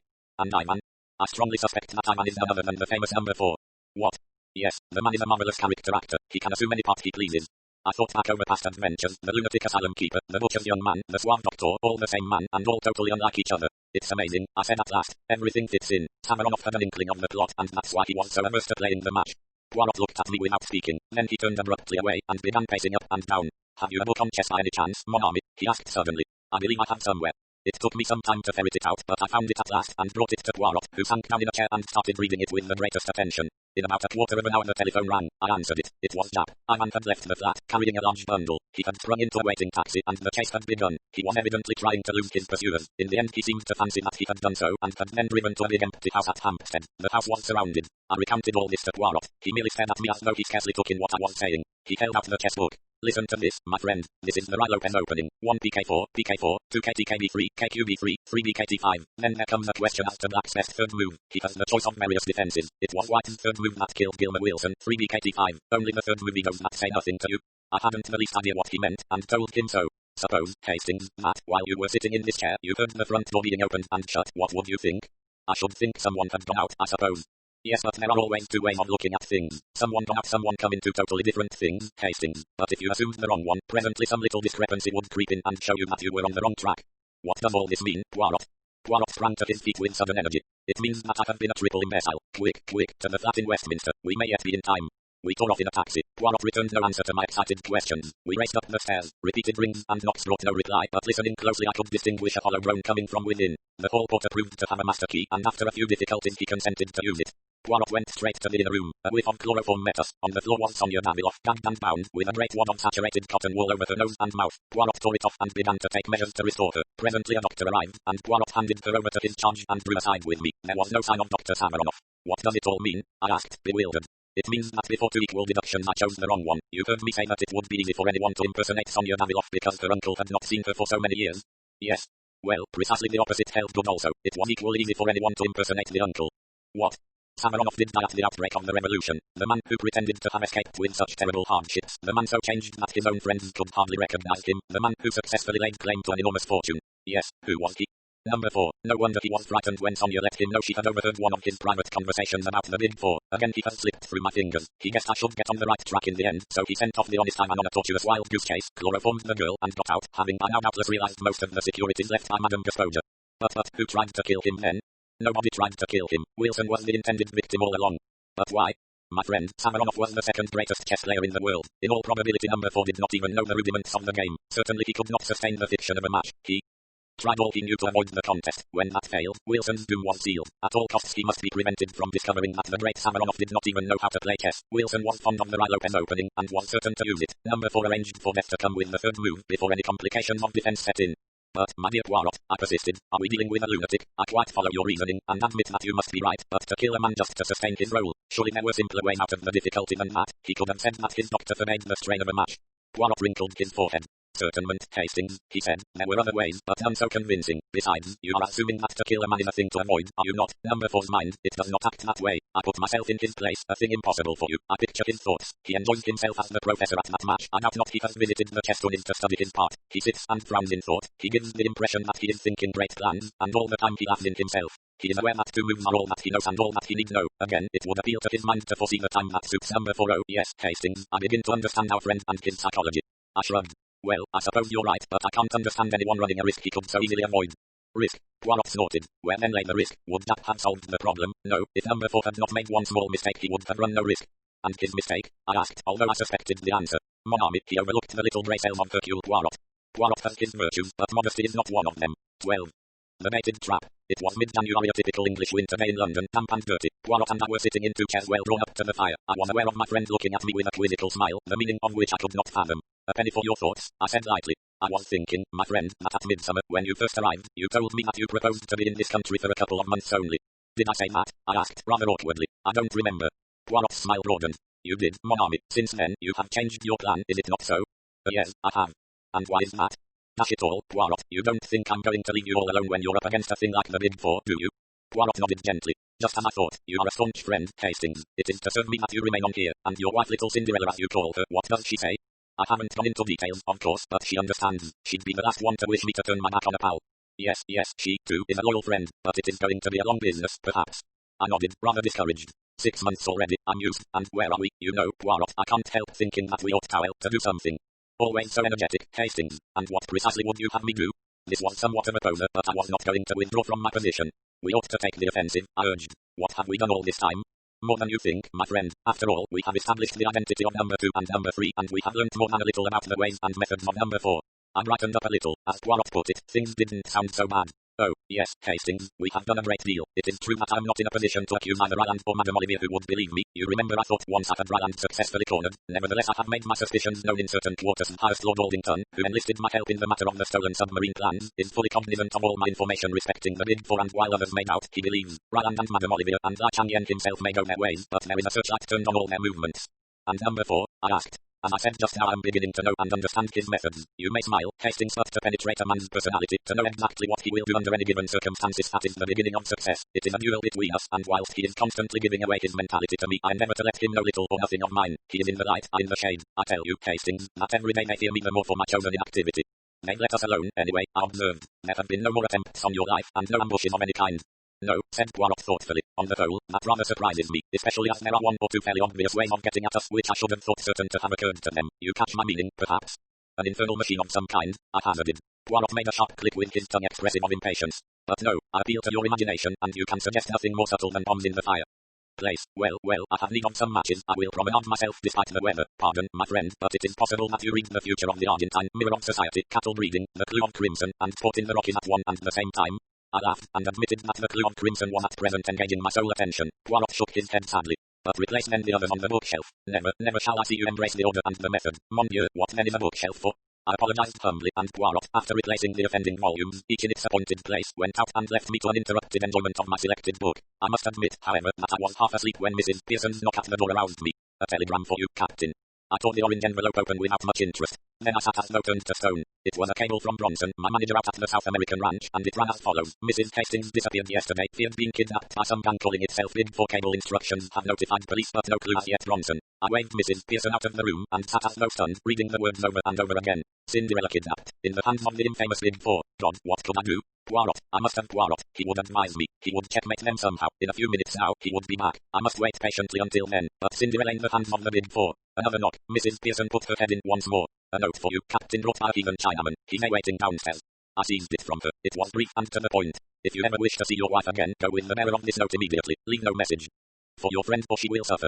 It was signed with a Big 4. What ought I to have done? What would you, who read, have done in my place? I had no time to think. I saw only one thing: Cinderella in the power of those devils. I must obey. I dare not risk a hair of her head. I must go with this Chinaman and follow whither he led. It was a trap, yes, and it meant certain capture and possible death, but it was baited with the person dearest to me in the whole world, and I dared not hesitate. What irked me most was to leave no word for Poirot. Once set him on my track, and all might yet be well.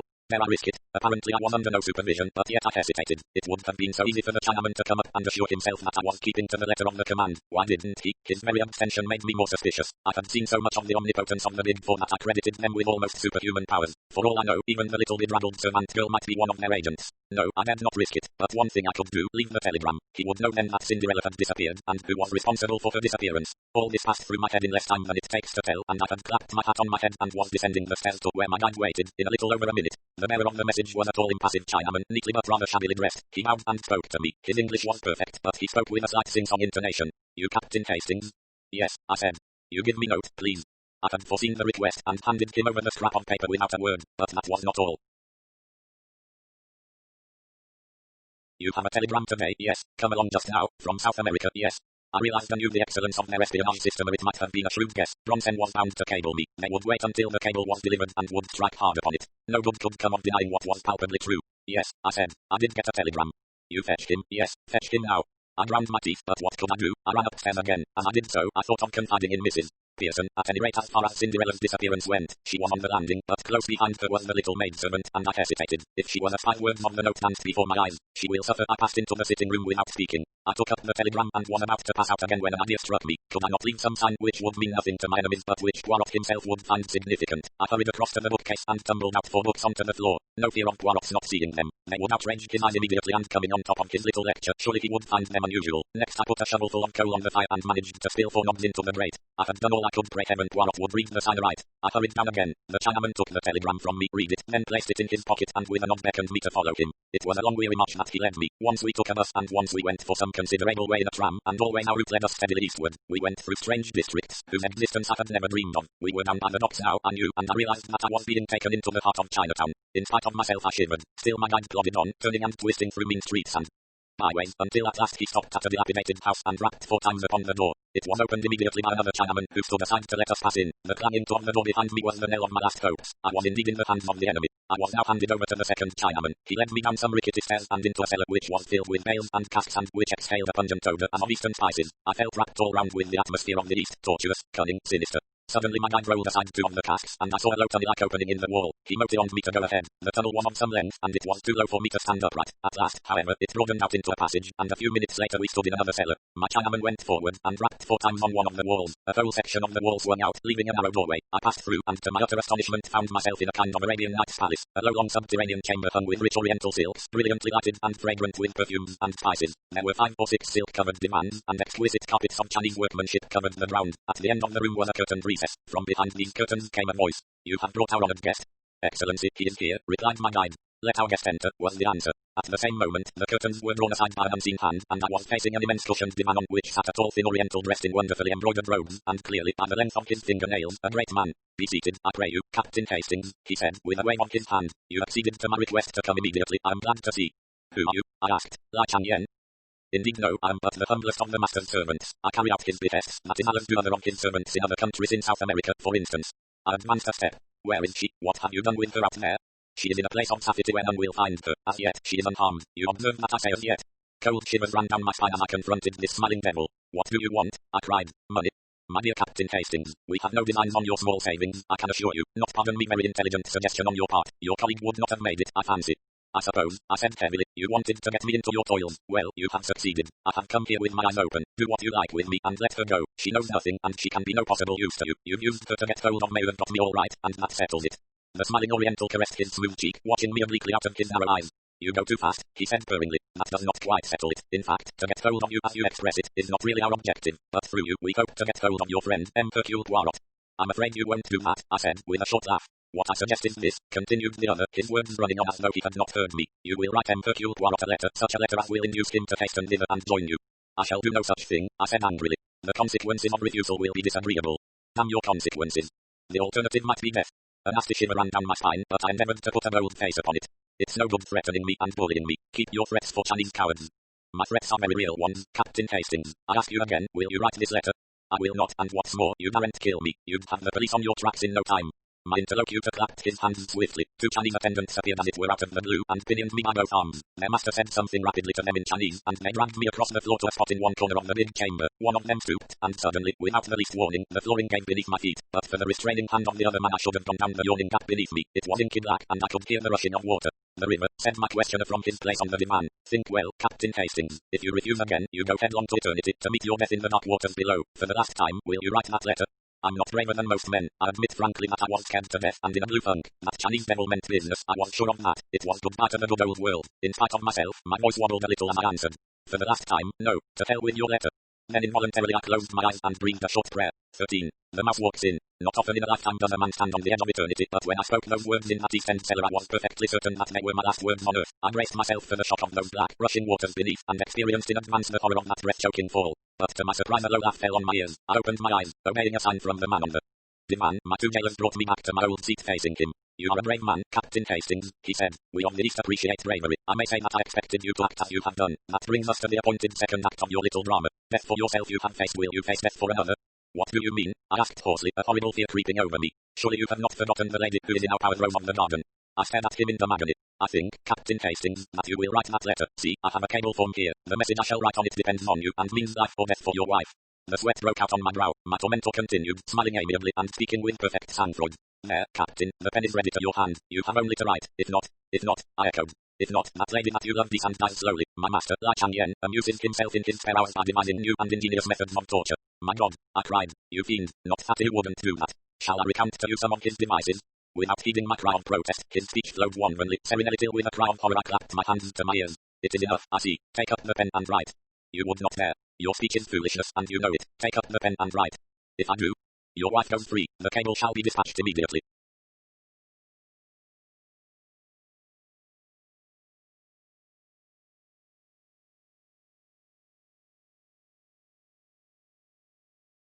How do I know that you will keep faith with me? I swear it to you on the sacred tombs of my ancestors. Moreover, judge for yourself which should I wish to do her harm. Her detention will have answered its purpose. And Poirot. We will keep him in safe custody until we have concluded our operations. Then we will let him go. Will you swear that also on the tombs of your ancestors? I have sworn one oath to you. That should be sufficient. My heart sank. I was betraying my friend to what? For a moment I hesitated, then the terrible alternative rose like a nightmare before my eyes. Cinderella in the hands of these Chinese devils, dying by slow torture. A groan rose to my lips. I seized the pen. Perhaps by careful wording of the letter I could convey a warning, and Poirot would be enabled to avoid the trap. It was the only hope. But even that hope was not to remain. The Chinaman's voice rose, suave and courteous. Permit me to dictate to you. He paused, consulted a sheaf of notes that lay by his side, and then dictated as follows. Dear Poirot, I think I'm on the track of number 4. A Chinaman came this afternoon and lured me down here with a bogus message. Luckily I saw through his little game in time, and gave him the slip. Then I turned the tables on him, and managed to do a bit of shadowing on my own account rather neatly too. I flatter myself. I'm getting a bright young lad to carry this to you. Give him half a crown, will you? That's what I promised him if it was delivered safely. I'm watching the house, and daren't leave. I shall wait for you until 6 o'clock, and if you haven't come then, I'll have a try at getting into the house on my own. It's too good a chance to miss, and, of course, the boy mightn't find you, but if he does, get him to bring you down here right away, and cover up those precious moustaches of yours in case anyone's watching out from the house and might recognize you. Yours in haste, A.H. Every word that I wrote plunged me deeper in despair. The thing was diabolically clever. I realized how closely every detail of our life must be known. It was just such an epistle as I might have penned myself. The acknowledgement that the Chinaman who had called that afternoon had endeavored to lure me away discounted any good I might have done by leaving my sign on 4 books. It had been a trap, and I had seen through it. That was what Poirot would think. The time, too, was cleverly planned. Poirot, on receiving the note, would have just time to rush off with his innocent-looking guide, and that he would do so I knew. My determination to make my way into the house would bring him post-haste. He always displayed a ridiculous distrust of my capacities. He would be convinced that I was running into danger without being equal to the situation, and would rush down to take command of the situation. But there was nothing to be done. I wrote as bidden. My captor took the note from me, read it, then nodded his head approvingly and handed it to one of the silent attendants, who disappeared with it behind one of the silken hangings on the wall which masked a doorway. With a smile the man opposite me picked up a cable form and wrote. He handed it to me. It read, release the white bird with all dispatch. I gave a sigh of relief. You will send it at once, I urged. He smiled, and shook his head. When Hercule Poirot is in my hands it shall be sent, not until then. But you promised. If this device fails, I may have need of our white bird to persuade you to further efforts. I grew white with anger. My God, if you... He waved a long, slim yellow hand. Be reassured, I do not think it will fail, and the moment Poirot is in our hands, I will keep my oath. If you play me false, I have sworn it by my honored ancestors. Have no fear, rest here a while. My servants will see to your needs whilst I am absent. I was left alone in this strange underground nest of luxury. The second Chinese attendant had reappeared. One of them brought food and drink and offered it to me, but I waved them aside. I was sick at heart, and then suddenly the master reappeared, tall and stately in his silken robes. He directed operations. By his orders I was hustled back through the cellar and tunnel into the original house I had entered. Then they took me into a ground floor room. The windows were shuttered, but one could see through the cracks into the street. An old ragged man was shuffling along the opposite side of the road, and when I saw him make a sign to the window, I understood that he was one of the gang on watch. It is well, said my Chinese friend. Hercule Poirot has fallen into the trap. He approaches no hand alone except for the boy who guides him. Now, Captain Hastings, you have still one more part to play. Unless you show yourself, he will not enter the house. When he arrives opposite, you must go out on the step and beckon him in. What? I cried, revolted. You play that part alone. Remember the price of failure. If Hercule Poirot suspects anything is amiss and does not enter the house, your wife dies by the 70 lingering deaths. Ah, here he is. With a beating heart and a feeling of deathly sickness, I looked through the crack in the shutters. In the figure walking along the opposite side of the street, I recognized my friend at once, though his coat collar was turned up and an immense yellow muffler hid the bottom part of his face. But there was no mistaking that walk and the pose of that egg-shaped head. It was Poirot coming to my aid in all good faith, suspecting nothing amiss. By his side ran a typical Don urchin, grimy of face and ragged of apparel. Poirot paused, looking across at the house, whilst the boy spoke to him eagerly and pointed. It was the time for me to act. I went out into the hall. At a sign from the tall Chinaman, one of the servants unlatched the door. Remember the price of failure, said my enemy in a low voice. I was outside on the steps. I beckoned to Poirot. He hastened across. Aha, so all is well with you, my friend. I was beginning to be anxious. You managed to get inside. Is the house empty, then? Yes, I said, in a low voice I strove to make natural. There must be a secret way out of it somewhere. Come in and let us look for it. I stepped back across the threshold. In all innocence, Poirot prepared to follow me. And then something seemed to snap in my head. I saw only too clearly the part I was playing, the part of Judas. Back, Poirot, I cried. Back for your life. It's a trap. Never mind me. Get away at once. Even as I spoke, a rather shouted my warning. Hands gripped me like a vice. One of the Chinese servants sprang past me to drag Poirot. I saw the latter spring back, his arm raised. Then suddenly a dense volume of smoke was rising round me, choking me, killing me. I felt myself falling, suffocating. This was death. I came to myself slowly and painfully, all my senses dazed. The first thing I saw was Poirot's face. He was sitting opposite me, watching me with an anxious face. He gave a cry of joy when he saw me looking at him. Ah, you revive. I returned to yourself. All is well, my friend, my poor friend. Where am I? I said painfully. Where? But shame ruse. I looked round me. True enough, I was in the old familiar surroundings, and in the grate were the identical 4 knobs of coal I had carefully spilt there. Poirot had followed my glance. But yes, that was a famous idea of yours, that and the books. See you, if they should say to me any time, that friend of yours, that Hastings, he has not the great brain, is it not so? I shall reply to them, you are in error. It was an idea magnificent and superb that occurred to you there. You understood their meaning then?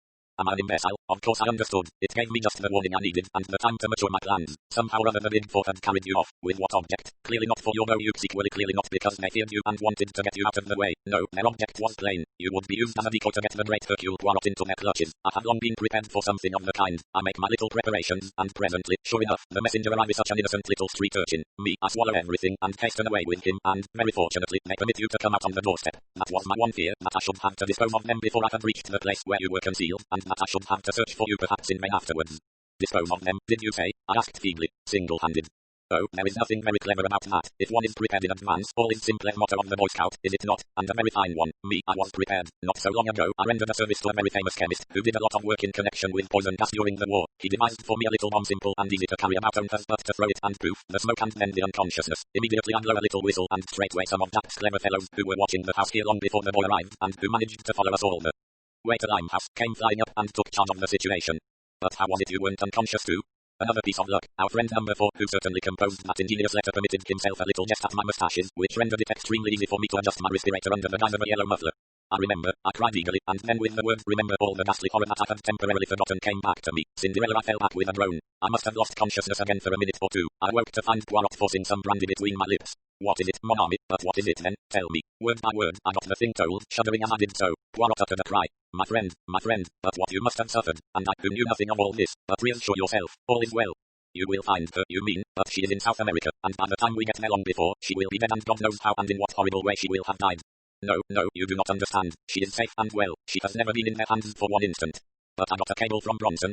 No, you did not. You may have got a cable from South America signed Bronson. That is a very different matter. Tell me, has it never occurred to you that an organization of this kind, with ramifications all over the world, might easily strike at us through the little girl, Cinderella, whom you love so well? No, never, I replied. Well, it did to me. I said nothing to you because I did not want to upset you unnecessarily, but I took measures of my own. Your wife's letters all seem to have been written from the ranch, but in reality she has been in a place of safety devised by me for over 3 months. I looked at him for a long time. You are sure of that? Parbleu, I know it. They tortured you with a lie. I turned my head aside. Poirot put his hand on my shoulder. There was something in his voice that I had never heard there before. You like not that I should embrace you or display the emotion. I know well. I will be very British. I will say nothing but nothing at all. Only this, that in this last adventure of ours, the honours are all with you, and happy is the man who has such a friend as I have. 14. The peroxide blonde. I was very disappointed with the results of Poirot's bomb attack on the premises in Chinatown. To begin with, the leader of the gang had escaped. When Jack's men rushed up in response to Poirot's wise theory, they found 4 Chinamen unconscious in the hall, but the man who had threatened me with death was not among them. I remembered afterwards that when I was forced out onto the doorstep to decoy Poirot into the house, this man had kept well in the background. Presumably he was out of the danger zone of the gas bomb and made good his escape by one of the many exits which we afterwards discovered. From the 4 who remained in our hands we learned nothing. The fullest investigation by the police failed to bring to light anything to connect them with the big 4. They were ordinary low-class residents of the district, and they professed bland ignorance of the name Lai Changyen. A Chinese gentleman had hired them for service in the house by the waterside, and they knew nothing whatever of his private affairs. By the next day I had, except for a slight headache, completely recovered from the effects of Poirot's gas bomb. We went down together to Chinatown and searched the house from which I had been rescued. The premises consisted of 2 ramshackle houses joined together by an underground passage. The ground floors and the upper stories of each were unfurnished and deserted, the broken windows covered by decaying shutters. Jack had already been prying about in the cellars and had discovered the secret of the entrance to the subterranean chamber where I had spent such an unpleasant half hour. Closer investigation confirmed the impression that it had made on me the night before. The silks on the walls and divan and the carpets on the floor were of exquisite workmanship. Although I know very little about Chinese art, I could appreciate that every article in the room was perfect of its kind. With the aid of Jack and some of his men we conducted a most thorough search of the apartment. I had cherished high hopes that we would find documents of importance, a list, perhaps, of some of the more important agents of the Big 4, or cipher notes of some of their plans, but we discovered nothing of the kind. The only papers we found in the whole place were the notes which the Chinaman had consulted whilst he was dictating the letter to Poirot. These consisted of a very complete record of each of our careers, an estimate of our characters, and suggestions about the weaknesses through which we might best be attacked. Poirot was most childishly delighted with this discovery. Personally, I could not see that it was of any value whatever, especially as whoever compiled the notes was ludicrously mistaken in some of his opinions. I pointed this out to my friend when we were back in our rooms. My dear Poirot, I said, you know now what the enemy thinks of us. He appears to have a grossly exaggerated idea of your brain power, and to have absurdly underrated mine, but I do not see how we are better off for knowing this. Poirot chuckled in rather an offensive way. You do not see, Hastings? No, but surely now we can prepare ourselves for some of their methods of attack now that we are warned of some of our faults. For instance, my friend, we know that you should think before you act. Again, if you meet a red-haired young woman in trouble you should utter what you say, Askins, is it not? Their notes had contained some absurd references to my supposed impulsiveness, and had suggested that I was susceptible to the charms of young women with hair of a certain shade. I thought Poirot's reference to be in the worst of taste, but fortunately I was able to counter him. And what about you? I demanded. Are you going to try to cure your overweening vanity, your finicky tidiness? I was quoting, and I could see that he was not pleased with my retort. Oh, without doubt, Hastings, in some things they deceive themselves and me. They will learn in due time. Meanwhile we have learned something, and to know is to be prepared. This last was a favourite axiom of his lately, so much so that I had begun to hate the sound of it. We know something, Hastings, he continued. Yes, we know something, and that is to the good, but we do not know nearly enough. We must know more. In what way? Poirot settled himself back in his chair, straightened a box of matches which I had thrown carelessly down on the table, and assumed an attitude that I knew only too well. I saw that he was prepared to hold forth at some length. See you, Hastings, we have to contend against 4 adversaries, that is against 4 different personalities. With number 1 we have never come into personal contact, we know him, as it were, only by the impress of his mind, and in passing, Hastings, I will tell you that I begin to understand that mind very well, a mind most subtle and oriental. Every scheme and plot that we have encountered has emanated from the brain of Lai Changyen. Number 2 and number 3 are so powerful, so high up, that they are for the present immune from our attacks. Nevertheless, what is their safeguard is, by a perverse chance, our safeguard also. They are so much in the limelight that their movements must be carefully ordered. And so we come to the last member of the gang, we come to the man known as number 4. Poirot's voice altered a little, as it always did when speaking of this particular individual. Number 2 and number 3 are able to succeed, to go on their way unscathed, owing to their notoriety and their assured position. Number 4 succeeds for the opposite reason, succeeds by the way of obscurity. Who is he? Nobody knows. What does he look like? Again, nobody knows. How many times have we seen him, you and I? 5 times, is it not? And could either of us say truthfully that we could be sure of recognizing him again? I was forced to shake my head, and I ran back in my mind over those 5 different people who, incredible as it seemed, were one and the same man. The burly lunatic asylum keeper, the man in the buttoned-up overcoat in Paris, James, the footman, the quiet young medical man in the yellow jasmine case, and the Russian professor. In no way did any 2 of these people resemble each other. No, I said hopelessly. We've nothing to go by whatsoever. Poirot smiled. Do not, I pray of you, give way to such enthusiastic despair. We know 1 or 2 things. What kind of things? I asked skeptically. We know that he is a man of medium height and of medium or fair colouring. If he were a tall man of swarthy complexion he could never have passed himself off as the fair, stocky doctor. It is child's play, of course, to put on an additional inch or so for the part of James, or the professor. In the same way he must have a short, straight nose. Additions can be built onto a nose by skillful makeup, but a large nose cannot be successfully reduced at a moment's notice. Then again, he must be a fairly young man, certainly not over 35. You see, we are getting somewhere. A man between 30 and 35, of medium height and colouring, an adept in the art of makeup, and with very few or any teeth of his own. What? Surely, Hastings, as the keeper, his teeth were broken and discoloured. In Paris they were even and white. As a doctor they protruded slightly, and as Samaranov they had unusually long canines. Nothing alters the face so completely as a different set of teeth. You see where all this is leading us? Not exactly, I said cautiously. A man carries his profession written in his face, they say. He's a criminal, I cried. He is an adept in the art of making up. It's the same thing. Rather a sweeping statement, Hastings, and one which would hardly be appreciated by the theatrical world. Do you not see that the man is, or has been, at one time or another, an actor? An actor? But certainly, he has the whole technique at his fingertips. Now there are two classes of actors, the one who sinks himself in his part, and the one who manages to impress his personality upon it. It is from the latter class that actor managers usually spring. They see the part and mould it to their own personality. The former class is quite likely to spend its days doing Mr. Lloyd George at different music halls, or impersonating old men with beards in repertory plays. It is among that former class that we must look for our number 4. He is a supreme artist in the way he sinks himself in each part he plays. I was growing interested. So you fancy you may be able to trace his identity through his connection with the stage? Your reasoning is always brilliant, Hastings. It might have been better, I said coldly, if the idea had come to you sooner. We have wasted a lot of time. You are in error, mon ami. No more time has been wasted than was unavoidable. For some months now my agents have been engaged on the task. Joseph Aaron is one of them. You remember him? They have compiled a list for me of men fulfilling the necessary qualifications, young men round about the age of 30, of more or less nondescript appearance, and with a gift for playing character parts, men, moreover, who have definitely left the stage within the last 3 years. Well, I said, deeply interested. The list was, necessarily, rather a long one. For some time now, we have been engaged on the task of elimination, and finally we have boiled the whole thing down to 4 names. Here they are, my friend. He tossed me over a sheet of paper. I read its contents aloud. Ernest Luttrell, son of a North Country parson, always had a kink of some kind in his moral makeup, was expelled from his public school, went on the stage at the age of 23, then followed a list of parts he had played, with dates and places, addicted to drugs, supposed to have gone to Australia 4 years ago, cannot be traced after leaving England, age 32, height 5 ft, 10 in, clean shaven, hair brown, nose straight, complexion fair, eyes grey. Johnson Moore, assumed name, real name not known, believed to be of Cockney extraction, on stage since quite a child, did music hall impersonations, not been heard of for 3 years, age, about 33, height 5 ft, 10 in, slim build, blue eyes, fair colouring. Austin Lee, assumed name, real name Austin Foley, good family, always had taste for acting and distinguished himself in that way at Oxford, brilliant war record, acted in the usual list followed, it included many repertory plays, an enthusiast on criminology, had bad nervous breakdown as the result of a motor accident 3.5 years ago and has not appeared on the stage since, no clue to his present whereabouts, age 35, height 5 ft, 9 in, complexion fair, eyes blue, hair brown. Claude Darrell, supposed to be real name, some mystery about his origin, played at music halls and also in repertory plays, seems to have had no intimate friends, was in China in 1919, returned by way of America, played a few parts in New York, did not appear on stage one night and has never been heard of since. New York police say most mysterious disappearance, age about 33, hair brown, fair complexion, grey eyes, height 5 ft, 10 in. Most interesting, I said, as I laid down the paper, and so this is the result of the investigation of months. These 4 names, which of them are you inclined to suspect? Poirot made an eloquent gesture. Mon ami, for the moment it is an open question. I would just point out to you that Claude Darrell has been in China and America, fact not without significance, perhaps, but we must not allow ourselves to be unduly biased by that point. It may be a mere coincidence. And the next step? I asked eagerly. Affairs are already in train. Every day cautiously worded advertisements will appear. Friends and relatives of one or the other will be asked to communicate with my solicitor at his office. Even today we might the telephone. Probably it is, as usual, the wrong number, and they will regret to have true-bled us, but it may be that something has arisen. I crossed the room and picked up the receiver. Yes, Poirot's rooms. Yes, Captain Hastings speaking. Oh, it's you, Mr. McNeil. McNeil and Hodgson were Poirot's solicitors. I'll tell him. Yes, we'll come round at once. I replaced the receiver and turned to Poirot, my eyes dancing with excitement. I say, Poirot, there's a woman there, friend of Claude Darrell's, Miss Flossie Monroe. McNeil wants you to come round. At the instant, cried Poirot, disappearing into his bedroom and reappearing with a hat. A taxi soon took us to our destination, and we were ushered into Mr. McNeil's private office. Sitting in the armchair facing the solicitor was a somewhat lurid-looking lady no longer in her first youth. Her hair was of an impossible yellow and was prolific in curls over each ear. Her eyelids were heavily blackened, and she had by no means forgotten the rouge and the lip salve. Ah, here is M. Poirot, said Mr. McNeil. M. Poirot, this is Mr. Monroe, who has very kindly called to give us some information.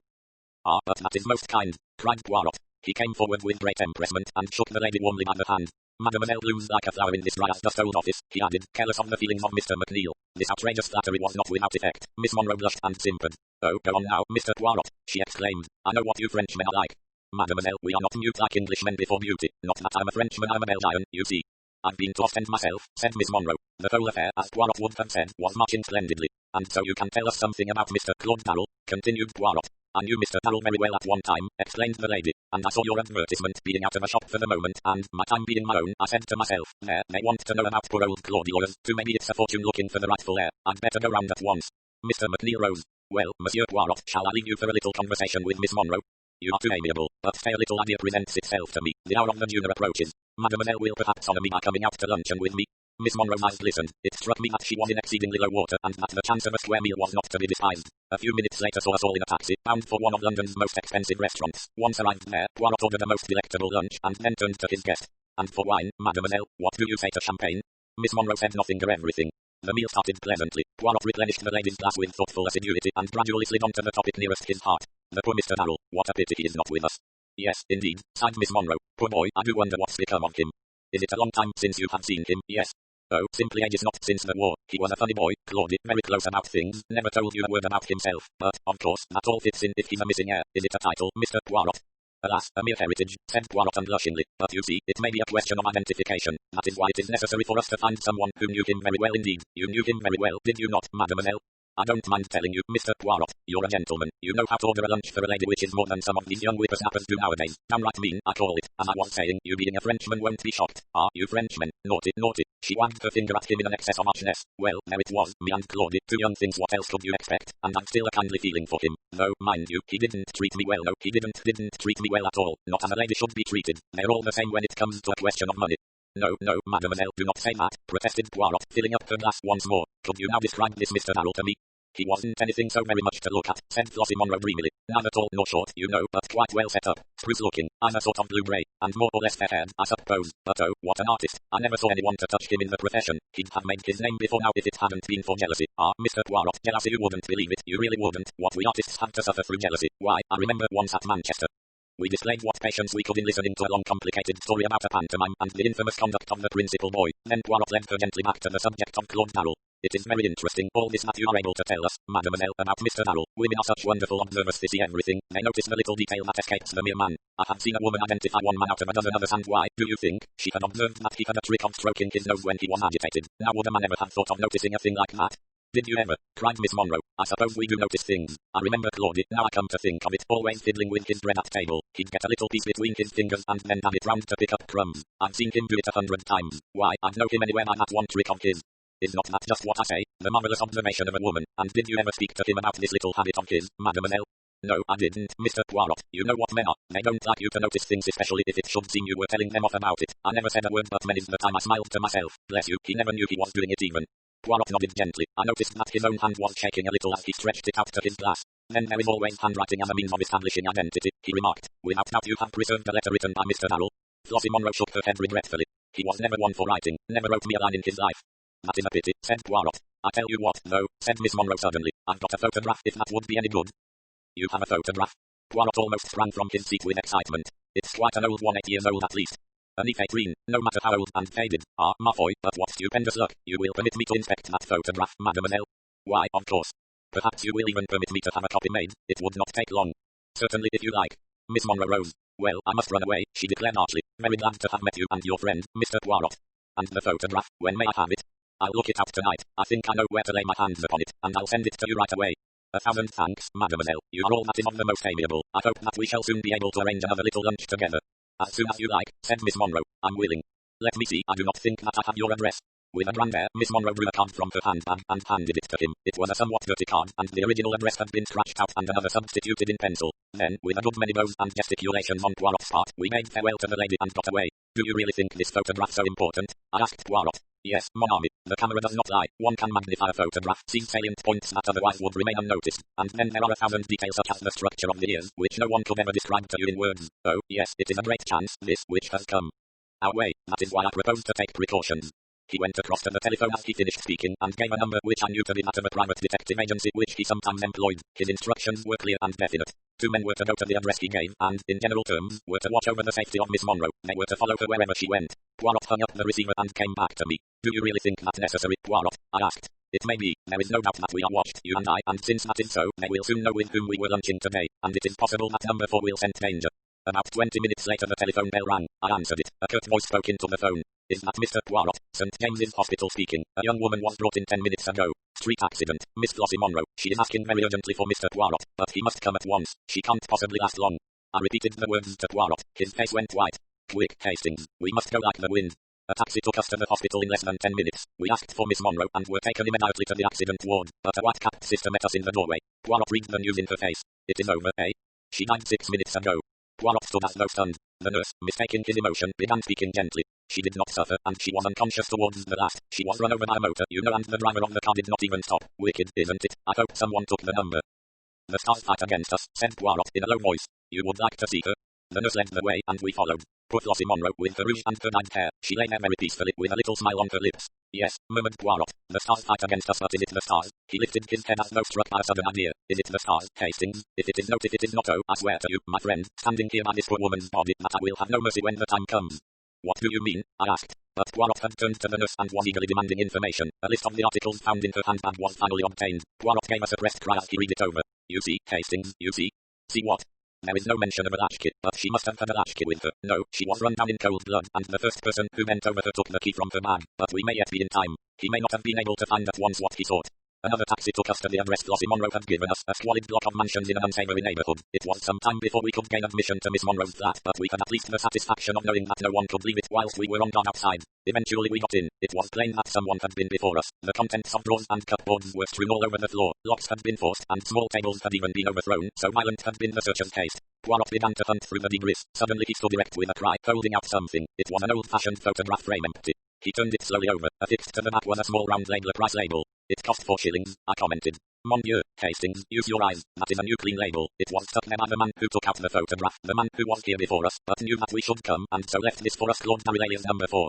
15. The terrible catastrophe. It was after the tragic death of Miss Flossie Monroe that I began to be aware of a change in Poirot. Up to now, his invincible confidence in himself had stood the test, but it seemed as though, at last, the long strain was beginning to tell. His manner was grave and brooding, and his nerves were on edge. In these days he was as jumpy as a cat. He avoided all discussion of the Big Four as far as possible, and seemed to throw himself into his ordinary work with almost his old ardor. Nevertheless, I knew that he was secretly active in the big matter. Extraordinary-looking slavs were constantly calling to see him, and though he vouchsafed no explanation as to these mysterious activities, I realized that he was building some new defense or weapon of opposition with the help of these somewhat repulsive-looking foreigners. Once, purely by chance, I happened to see the entries in his passbook had asked me to verify some small item, and I noticed the paying out of a huge sum even for Poirot, who was coining money nowadays, so some Russian with apparently every letter of the alphabet in his name. But he gave no clue as to the line on which he proposed to operate. Only over and over again he gave utterance to one phrase. It is a mistake to underestimate your adversary. Remember that, mon ami.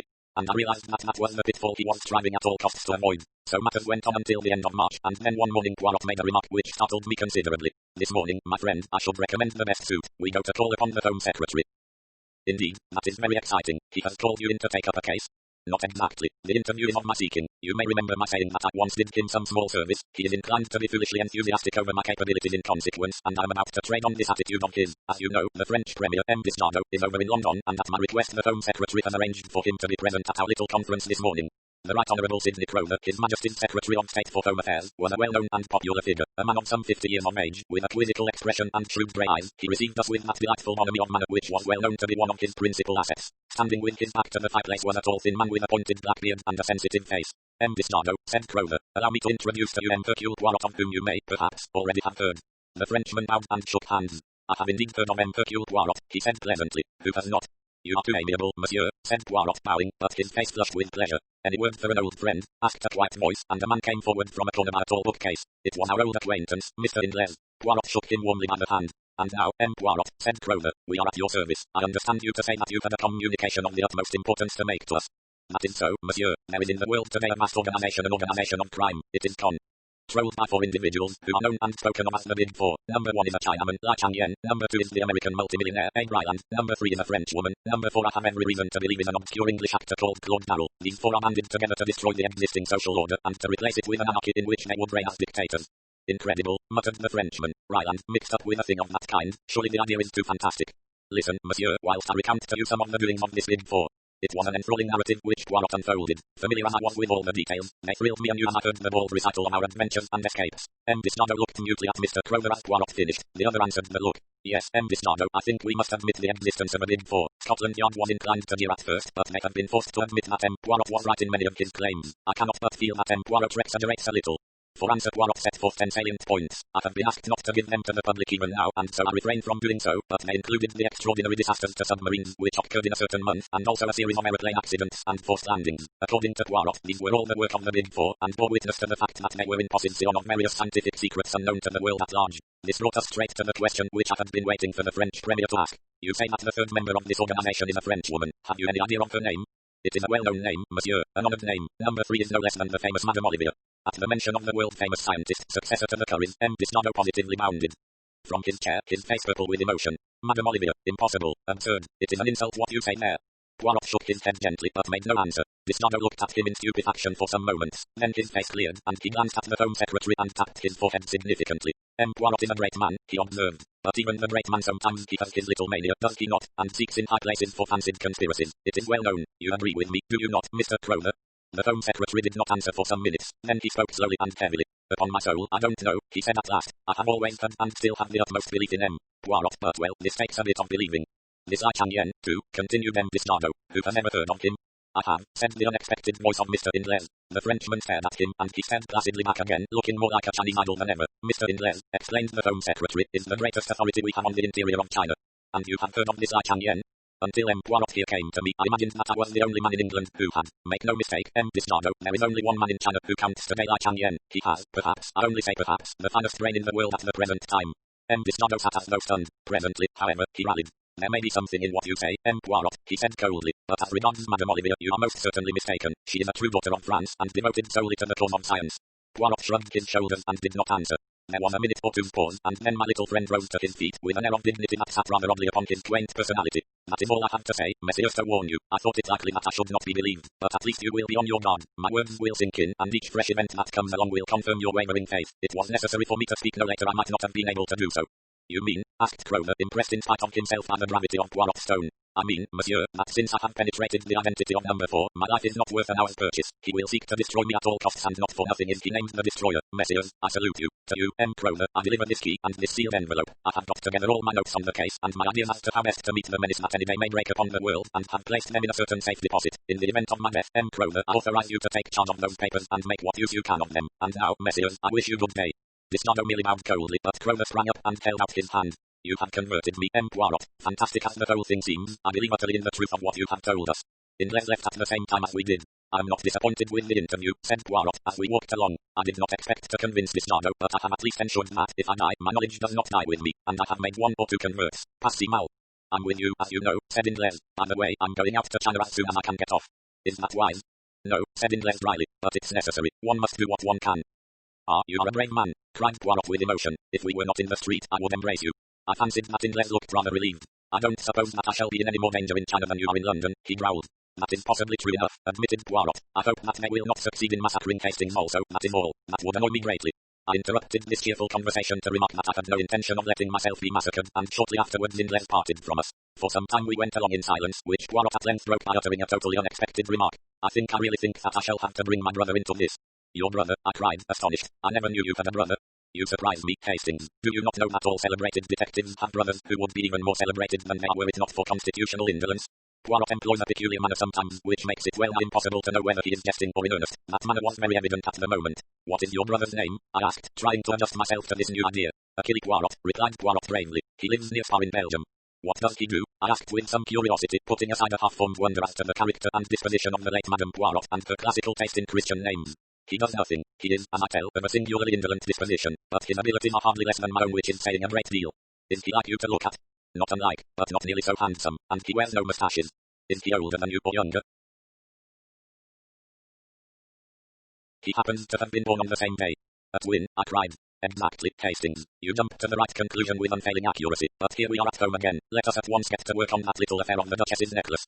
But the Duchess's necklace was doomed to wait a while. A case of quite another description was waiting for us. Our landlady, Mrs. Pearson, at once informed us that a hospital nurse had called and was waiting to see Poirot. We found her sitting in the big armchair facing the window, a pleasant-faced woman of middle age, in a dark blue uniform. She was a little reluctant to come to the point, but Poirot soon put her at her ease, and she embarked upon her story. You see, Poirot, I've never come across anything of the kind before. I was sent for, from the Dark Sisterhood, to go down to a case in Hertfordshire. An old gentleman, it is, Mr. Templeton. Quite a pleasant house, and quite pleasant people. The wife, Mrs. Templeton, is much younger than the husband, and he has a son by his first marriage, who lives there. I don't know that the young man and the stepmother always get on together. He's not quite what you'd call normal, not wanting exactly, but decidedly dull in the intellect. Well, this illness of Mr. Templeton's seemed to me from the first to be mysterious. At times there seemed really nothing the matter with him, and then he suddenly has one of these gastric attacks with pain and vomiting. But the doctor seemed quite satisfied, and it wasn't for me to say anything, but I couldn't help thinking about it. And then she paused, and became rather red.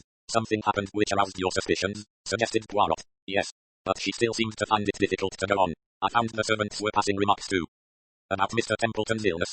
Oh, no, about this other thing. Mrs. Templeton? Yes. Mrs. Templeton and the doctor, perhaps? Poirot had an uncanny flair in these things. The nurse threw him a grateful glance and went on. They were passing remarks, and then one day I happened to see them together myself in the garden. It was left at that. Our client was in such an agony of outraged propriety that no one could feel it necessary to ask exactly what she had seen in the garden. She had evidently seen quite enough to make up her own mind on the situation. The attacks got worse and worse. Dr. Treves said it was all perfectly natural and to be expected, and that Mr. Templeton could not possibly live long, but I've never seen anything like it before myself, not in all my long experience of nursing. It seemed to me much more like some form of... She paused, hesitating. Arsenical poisoning, said Poirot helpfully. She nodded. And then, too, he, the patient, said something queer. They'll do for me, the four of them. They'll do for me yet. Eh? Said Poirot quickly. Those were his very words, Poirot. He was in great pain at the time, of course, and hardly knew what he was saying. They'll do for me, the four of them, repeated Poirot thoughtfully. What did he mean by the four of them? Do you think? That I can't say, Poirot. I thought perhaps he meant his wife and son and the doctor, and perhaps Miss Clark, Mrs. Templeton's companion. That would make four, wouldn't it? He might think they were all in league against him. Quite so, said Poirot in a preoccupied voice. What about food? Could you take no precautions about that? I'm always doing what I can, but, of course, sometimes Mrs. Templeton insists on bringing him his food herself, and then there are the times when I'm off duty. Exactly, and you are not sure enough of your ground to go to the police. The nurse's face showed her horror at the mere idea. What I have done, Poirot, is this. Mr. Templeton had a very bad attack after partaking of a bowl of soup. I took a little from the bottom of the bowl afterwards, and have brought it up with me. I have been fed for the day to visit a sick mother, as Mr. Templeton was well enough to be left. She drew out a little bottle of dark fluid and handed it to Poirot. Excellent, mademoiselle. We will have this analyzed immediately. If you will return here in, say, an hour's time, I think that we shall be able to dispose of your suspicions one way or another. First extracting from our visitor her name and qualifications, he ushered her out. Then he wrote a note and sent it off together with the bottle of soup. Whilst we waited to hear the result, Poirot amused himself by verifying the nurse's credentials, somewhat to my surprise. No, my friend, he declared. I do well to be careful. Do not forget the big four are on our track. However, he soon elicited the information that a nurse of the name of Mabel Palmer was a member of the Lark Institute and had been sent to the case in question. So far, so good, he said, with a twinkle. And now here comes Nurse Palmer back again, and here also is our analyst's report. Is there arsenic in it? She asked breathlessly. Poirot shook his head, refolding the paper. No. We were both immeasurably surprised. There is no arsenic in it, continued Poirot, but there is antimony, and that being the case, we will start immediately for Hertfordshire. Pray heaven that we are not too late. It was decided that the simplest plan was for Poirot to represent himself truly as a detective, but that the ostensible reason of his visit should be to question Mrs. Templeton about a servant formerly in her employment, whose name he obtained from Nurse Palmer, and whom he could represent as being concerned in a dual robbery. It was late when we arrived at Elmstead, as the house was called. We had allowed Nurse Palmer to precede us by about 20 minutes, so that there should be no question of our all arriving together. Mrs. Templeton, a tall dark woman with sinuous movements and uneasy eyes, received us. I noticed that as Poirot announced his profession, she drew in her breath with a sudden hiss, as though badly startled, but she answered his question about the maidservant readily enough, and then, to test her, Poirot embarked upon a long history of a poisoning case in which a guilty wife had figured. His eyes never left her face as he talked, and try as she would, she could hardly conceal her rising agitation. Suddenly, with an incoherent word of excuse, she hurried from the room. We were not long left alone. A squarely built man with a small red moustache and pince nez came in. Dr. Treves, he introduced himself. Mrs. Templeton asked me to make her excuses to you. She's in a very bad state, you know, nervous strain, worry over her husband and all that. I've prescribed bed and bromide, but she hopes you'll stay and take potluck, and I'm to do host. We've heard of you down here, Poirot, and we mean to make the most of you. Ah, here's Mickey. A shambling young man entered the room. He had a very round face, and foolish-looking eyebrows raised as though in perpetual surprise. He grinned awkwardly as he shook hands. This was clearly the wanting son. Presently we all went in to dinner. Dr. Treves left the room to open some wine, I think, and suddenly the boy's physiognomy underwent a startling change. He leant forward, staring at Poirot. You've come about father, he said, nodding his head. I know lots of things, but nobody thinks I do. Mother will be glad when father's dead, and she can marry Dr. Treves. She isn't my own mother, you know. I don't like her. She wants father to die. It was all rather horrible. Luckily, before Poirot had time to reply, the doctor came back, and we had to carry on a forced conversation. And then suddenly Poirot lay back in his chair with a hollow groan. His face was contorted with pain. My dear sir, what's the matter? Cried the doctor. A sudden spasm. I'm used to them. No, I require no assistance from you, doctor. If I might lie down upstairs. His request was instantly acceded to, and I accompanied him upstairs, where he collapsed on the bed, groaning heavily. For the first minute or two I had been taken in, but I had quickly realized that Poirot was as he would have put it playing the comedy, and that his object was to be left alone upstairs near the patient's room. Hence I was quite prepared when, the instant we were alone, he sprang up. Quick, Hastings, the window. There is ivy outside. We can climb down before they begin to suspect. Climb down? Yes, we must get out of this house at once. You saw him at dinner? The doctor? No, young Templeton. His trick with his bread. Do you remember what Flossie Monroe told us before she died? That Claude Darrell had a habit of dabbing his bread on the table to pick up crumbs. Hastings, this is a vast plot, and that vacant-looking young man is our arch-enemy number 4. Hurry. I did not wait to argue. Incredible as the whole thing seemed, it was wiser not to delay. We scrambled down the ivy as quietly as we could, and made a beeline for the small town and the railway station. We were just able to catch the last train, the 8:34, which would land us in town about 11 o'clock. A plot, said Poirot thoughtfully. How many of them were in it, I wonder? I suspect that the whole Templeton family are just so many agents of the Big Four. Did they simply want to decoy us down there, or was it more subtle than that? Did they intend to play the comedy down there and keep me interested until they had time to know that? I wonder now. He remained very thoughtful. Arrived at our lodgings, he restrained me at the door of the sitting room. Attention, Hastings, I have my suspicions. Let me enter first. He did so, and, to my slight amusement, took the precaution to press on the electric switch with an old galosh. Then he went round the room like a strange cat, cautiously, delicately, on the alert for danger. I watched him for some time, remaining obediently where I had been put by the wall. It seems all right, Poirot, I said impatiently. It seems so, mon ami, it seems so, but let us make sure. Rot, I said. I shall light the fire, anyway, and have a pipe. I've caught you out for once. You had the matches last, and you didn't put them back in the folder as usual, the very thing you're always cursing me for doing. I stretched out my hand. I heard Poirot's warning cry, saw him leaping towards me, my hand touched the matchbox. Seen a flash of blue flame, a near-ending crash and darkness. I came to myself to find the familiar face of our old friend Dr. Ridgway bending over me. An expression of relief passed over his features. Keep still, he said soothingly. You're all right. There's been an accident, you know. Poirot, I murmured. You're in my digs. Everything's quite all right. A cold fear clutched at my heart. His evasion woke a horrible fear. Poirot, I reiterated. What of Poirot? He saw that I had to know, and that further evasions were useless. By a miracle you escaped. Poirot did not. A cry burst from my lips. Not dead, not dead. Ridgway bowed his head, his features working with emotion. With desperate energy I pulled myself to a sitting position. Poirot may be dead, I said weakly, but his spirit lives on. I will carry on his work, death to the Big Four.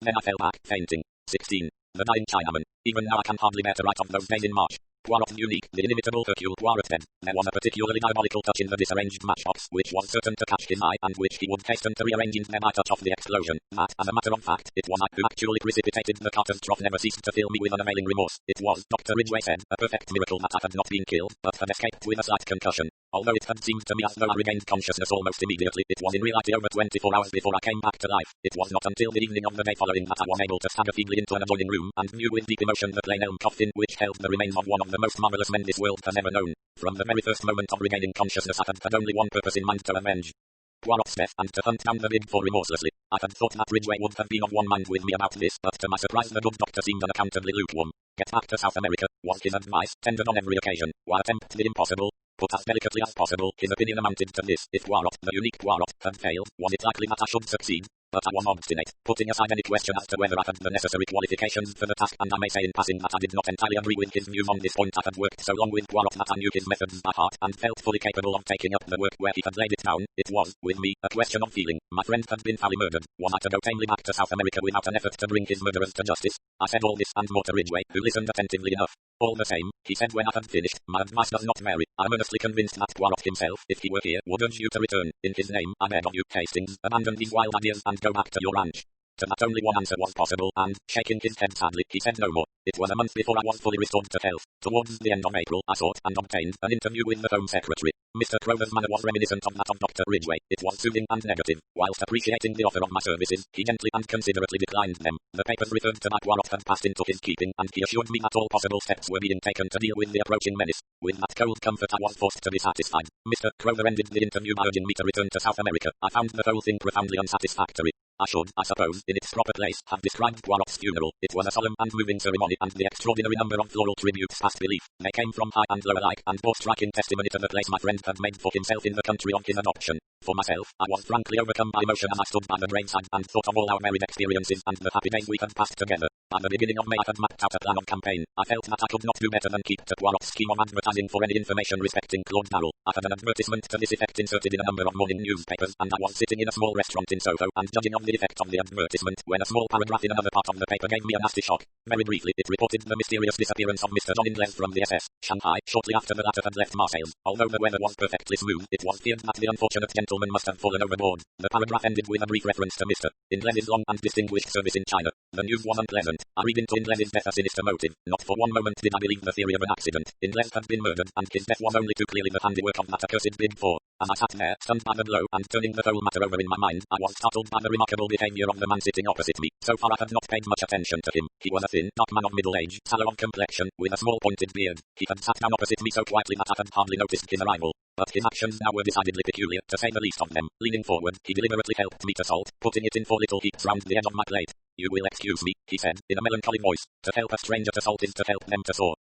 They say, that may be an unavoidable necessity. I hope not, though. I hope that you will be reasonable." Then, with a certain significance, he repeated his operations with the salt on his own plate. The symbol for was too plain to be missed. I looked at him searchingly. In no way that I could see did he resemble either young Templeton, or James the footman, or any other of the various personalities we had come across. Nevertheless, I was convinced that I had to do with no less than the redoubtable Number 4 himself. In his voice there was certainly a faint resemblance to the buttoned-up stranger who had called upon us in Paris. I looked round, undecided as to my course of action. Reading my thoughts, he smiled and gently shook his head. "I should not advise it," he remarked. "Remember what came of your hasty action in Paris. Let me assure you that my way of retreat is well assured. Your ideas are inclined to be a little crude, Captain Hastings, if I may say so." "You devil," I said, choking with rage. "You incarnate devil." "Heated, just a trifle heated. Your late lamented friend would have told you that a man who keeps calm has always a great advantage." "You better speak of him," I cried. "The man you murdered so foully, and you come here." He interrupted me. "I came here for an excellent and peaceful purpose, to advise you to return at once to South America. If you do so, that is the end of the matter as far as the Big Four are concerned. You and yours will not be molested in any way. I give you my word as to that." I laughed scornfully. "And if I refuse to obey your autocratic command?" "It is hardly a command. Shall we say that it is a warning?"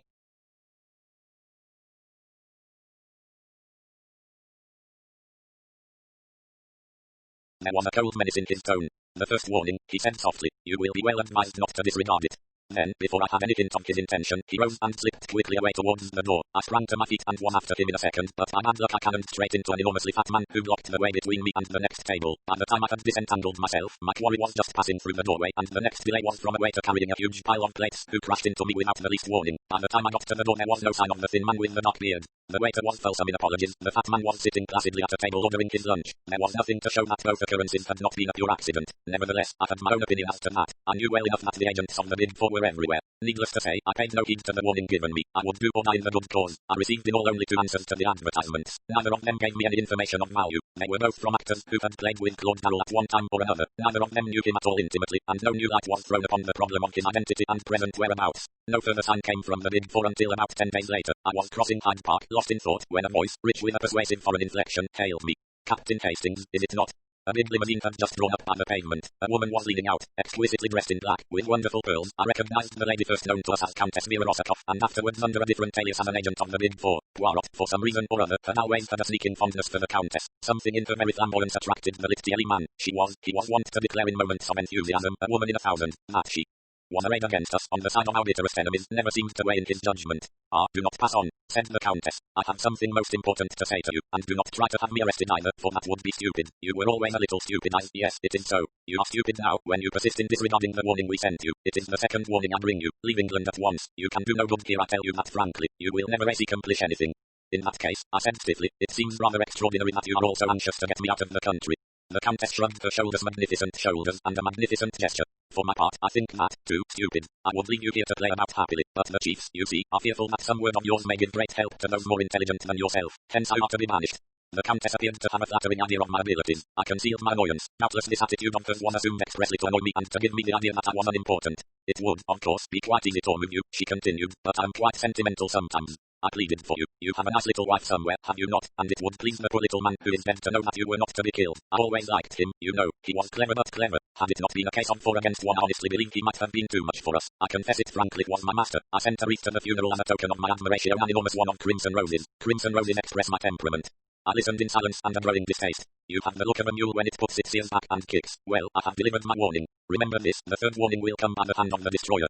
She made a sign, and the car whirled away rapidly. I noted the number mechanically, but without the hope that it would lead to anything. The Big Four were not apt to be careless in details. I went home a little sobered. One fact had emerged from the Countess's flood of volubility. I was in real danger of my life. Though I had no intention of abandoning the struggle, I saw that it behoved me to walk warily and adopt every possible precaution. Whilst I was reviewing all these facts and seeking for the best line of action, the telephone bell rang. I crossed the room and picked up the receiver. Yes, hello, who's speaking? A crisp voice answered me. This is St. Giles's Hospital. We have a Chinaman here, knifed in the street and brought in. He can't last long. We rang you up because we found in his pockets a piece of paper with your name and address on it. I was very much astonished. Nevertheless, after a moment's reflection I said that I would come down at once. St. Giles's Hospital was, I knew, down by the docks, and it occurred to me that the Chinaman might have just come off some ship. It was on my way down there that a sudden suspicion shot into my mind. Was the whole thing a trap? Wherever a Chinaman was, there might be the hand of Lai Chang-yen. I remembered the adventure of the baited trap. Was the whole thing a ruse on the part of my enemies? A little reflection convinced me that at any rate a visit to the hospital would do no harm. It was probably that the thing was not so much a plot as what is vulgarly known as a plant. The dying Chinaman would make some revelation to me upon which I should act, and which would have the result of leading me into the hands of the Big Four. The thing to do was to preserve an open mind, and whilst feigning credulity be secretly on my guard. On arriving at St. Giles's Hospital, and making my business known, I was taken at once to the accident ward, to the bedside of the man in question. He lay absolutely still, his eyelids closed, and only a very faint movement of the chest showed that he still breathed. A doctor stood by the bed, his fingers on the Chinaman's pulse. He's almost gone, he whispered to me. You know him, eh? I shook my head. I've never seen him before. Then what was he doing with your name and address in his pocket? You are Captain Hastings, aren't you? Yes, but I can't explain it any more than you can. Curious thing, from his papers he seems to have been the servant of a man called Ingles, a retired civil servant. Ah, you know him, do you? He added quickly as I started at the name. Ingles' servant. Then I had seen him before. Not that I had ever succeeded in being able to distinguish one Chinaman from another. He must have been with Ingles on his way to China, and after the catastrophe he had returned to England with a message. Possibly, for me, it was vital, imperative that I should hear the message. Is he conscious? I asked. Can he speak? Mr. Ingles was an old friend of mine, and I think it possible that this poor fellow has brought me a message from him. Mr. Ingles is believed to have gone overboard about 10 days ago. He's just conscious, but I doubt if he has the force to speak. He lost a terrible lot of blood, you know. I can administer a stimulant, of course, but we've already done all that is possible in that direction. Nevertheless, he administered a hypodermic injection, and I stayed by the bed, hoping against hope for a word of sign that might be of the utmost value to me in my work. But the minutes sped on and no sign came. And suddenly a baleful idea shot across my mind. Was I not already falling into the trap? Suppose that this Chinaman had merely assumed the part of Ingles' servant, that he was in reality an agent of the Big Four. Had I not once read that certain Chinese priests were capable of simulating death? Or, to go further still, Lai Chang-yen might command a little band of fanatics who would welcome death itself if it came at the command of their master. I must be on my guard. Even as these thoughts flashed across my mind, the man in the bed stirred. His eyes opened. He murmured something incoherently. Then I saw his glance fasten upon me. He made no sign of recognition, but I was at once aware that he was trying to speak to me. Be he friend or foe, I must hear what he had to say. I leaned over the bed, but the broken sounds conveyed no sort of meaning to me. I thought I caught the word hand, but in what connection it was used I could not tell. Then it came again, and this time I heard another word, the word Largo. I stared in amazement, as the possible juxtaposition of the two suggested itself to me. Handles Largo? I queried. The Chinaman's eyelids flickered rapidly, as though in assent, and he added another Italian word, the word Carona. 2 or 3 more words of murmured Italian came to my ears, and then he fell back abruptly. The doctor pushed me aside. It was all over. The man was dead. I went out into the air again thoroughly bewildered. Handles Largo, and a Carona. If I remembered rightly, a Carona was a carriage. What possible meaning could lie behind those simple words? The man was a Chinaman, not an Italian. Why should he speak in Italian? Surely, if he were indeed Ingles' servant, he must know English. The whole thing was profoundly mystifying. I puzzled over it all the way home. Oh, if only Poirot had been there to solve the problem with his lightning ingenuity. I let myself in with my latchkey and went slowly up to my room. A letter was lying on the table, and I tore it opened carelessly enough, but in a minute I stood rooted to the ground whilst I read. It was a communication from a firm of solicitors. Dear Sir, it ran as instructed by our late client, Hercule. Poirot, we forward you the enclosed letter. This letter was placed in our hands a week before his death, with instructions that in the event of his demise, it should be sent to you at a certain date after his death. Yours faithfully, etc. I turned the enclosed missive over and over. It was undoubtedly from Poirot. I knew that familiar writing only too well. With a heavy heart, yet a certain eagerness, I tore it open. Mon cher ami, it began: when you receive this I shall be no more. Do not shed tears about me, but follow my orders. Immediately upon receipt of this, return to South America. Do not be pig-headed about this. It is not for sentimental reasons that I bid you undertake the journey. It is necessary. It is part of the plan of Hercule Poirot. To say more is unnecessary to anyone who has the acute intelligence of my friend Hastings. Alas, the Big Four, I salute you, my friend, from beyond the grave. Evermine. Hercule Poirot. I read and reread this astonishing communication. One thing was evident. The amazing man had so provided for every eventuality that even his own death did not upset the sequence of his plans. Mine was to be the active part as the directing genius. Doubtless I should find full instructions awaiting me beyond the seas. In the meantime my enemies, convinced that I was obeying their warning, would cease to trouble their heads about me. I could return, unsuspected, and work havoc in their midst. There was now nothing to hinder my immediate departure. I sent off cables, booked my passage, and 1 week later found me embarking in the Ansonia en route for Buenos Aires. Just as the boat left the quay, a steward brought me a note. It had been given him, so he explained, by a big gentleman in a fur coat who had left the boat last thing before the gangway planks were lifted. I opened it. It was terse and to the point. You are wise. It ran. It was signed with a big figure 4. I could afford to smile to myself. The sea was not too choppy. I enjoyed a passable dinner, made up my mind as to the majority of my fellow passengers, and had a rubber or two on bridge. Then I turned in and slept like a log as I always do on board ship. I was awakened by feeling myself persistently shaken. Dazed and bewildered, I saw that one of the ship's officers was standing over me. He gave a sigh of relief as I sat up. Thank the Lord I've got you awake at last. I've had no end of a job. Do you always sleep like that? What's the matter? I asked, still bewildered and not fully awake. Is there anything wrong with the ship? I expect you know what's the matter better than I do, he replied dryly. Special instructions from the Admiralty. There's a destroyer waiting to take you off. What? I cried. In mid-ocean? It seems a most mysterious affair, but that's not my business. They've sent a young fellow aboard who is to take your place, and we are all sworn to secrecy. Will you get up and dress? Utterly unable to conceal my amazement, I did as I was told. A boat was lowered, and I was conveyed aboard the destroyer. There I was received courteously, but got no further information. The commander's instructions were to land me at a certain spot on the Belgian coast. There his knowledge and responsibility ended. The whole thing was like a dream. The one idea I held to firmly was that all this must be part of Poirot's plan. I must simply go forward blindly, trusting in my dead friend. I was duly landed at the spot indicated. There a motor was waiting, and soon I was rapidly whirling across the flat Flemish lanes. I slept that night at a small hotel in Brussels. The next day we went on again.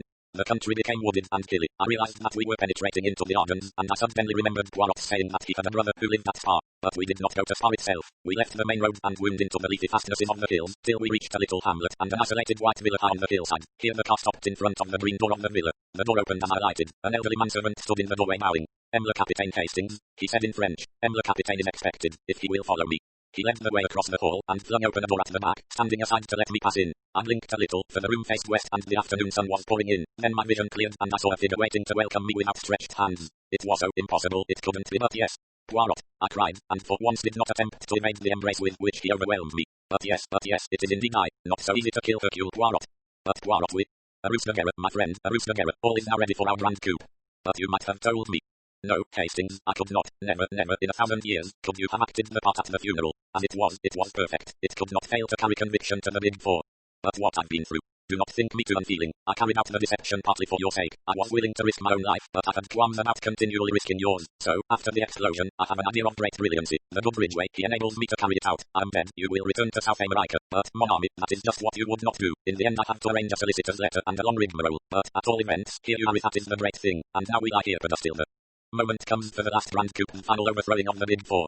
17. Number 4 wins a trick. From our quiet retreat in the Ardennes we watched the progress of affairs in the great world. We were plentifully supplied with newspapers, and every day Poirot received a bulky envelope, evidently containing some kind of report. He never showed these reports to me, but I could usually tell from his manner whether their contents had been satisfactory or otherwise. He never wavered in his belief that our present plan was the only one likely to be crowned by success. As a minor point, Hastings, he remarked one day, I was in continual fear of your death lying at my door, and that rendered me nervous like a cat upon the jumps, as you say, but now I am well satisfied. Even if they discover that the Captain Hastings, who landed in South America, is an impostor, and I do not think they will discover it, they are not likely to send an agent out there who knows you personally. They will only believe that you are trying to circumvent them in some clever manner of your own, and will pay no serious attention to discovering your whereabouts. Of the one vital fact, my supposed death, they are thoroughly convinced. They will go ahead and mature their plans.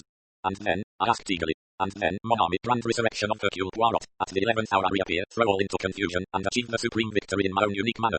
I realized that Poirot's vanity was of the case-hardened variety which could withstand all attacks. I reminded him that once or twice the honors of the game had lain with our adversaries, but I might have known that it was impossible to diminish Hercule Poirot's enthusiasm for his own methods. See you, Hastings, it is like the little trick that you play with the cards. You have seen it without doubt. You take the 4 knaves, you divide them, one on top of the pack, one underneath, and so on you cut and you shuffle, and then they are all together again. That is my object. So far I have been contending. Now against one of the big 4, now against another, but let me get them all together, like the 4 knaves in the pack of cards, and then, with one coup, I destroy them all. And how do you propose to get them all together? I asked. I wait in the supreme moment, I lie in purpose until they are ready to strike. That may mean a long wait, I grumbled. Always impatient, the good Hastings. But no, it will not be so long. The one man they were afraid of myself is out of the way. I give them 2 or 3 months at most. His speaking of someone being got out of the way reminded me of Inglés and his tragic death, and I remembered that I had never told Poirot about the dying Chinaman in St. Giles's hospital. He listened with keen attention to my story. Inglés's servant, and the few words he uttered were in Italian. Curious. That's why I suspected it might have been a plant on the part of the big 4. Your reasoning is at fault, Hastings. Employ the little grey cells. If your enemies wished to deceive you, they would assuredly have seen to it that the Chinaman spoke in intelligible pidgin English. No, the message was genuine. Tell me again all that you heard. First of all he made a reference to Handel's Largo, and then he said something that sounded like Carrozza carriage, isn't it? Nothing else? Well, just at the end he murmured something like carrot somebody or other some woman's name, Zaya, I think, but I don't suppose that had any bearing on the rest of it. You would not suppose so, Hastings. Carrozza is very important indeed. I don't see. My dear friend, you never see, and anyway the English know no geography. Geography? I cried. What has geography got to do with it?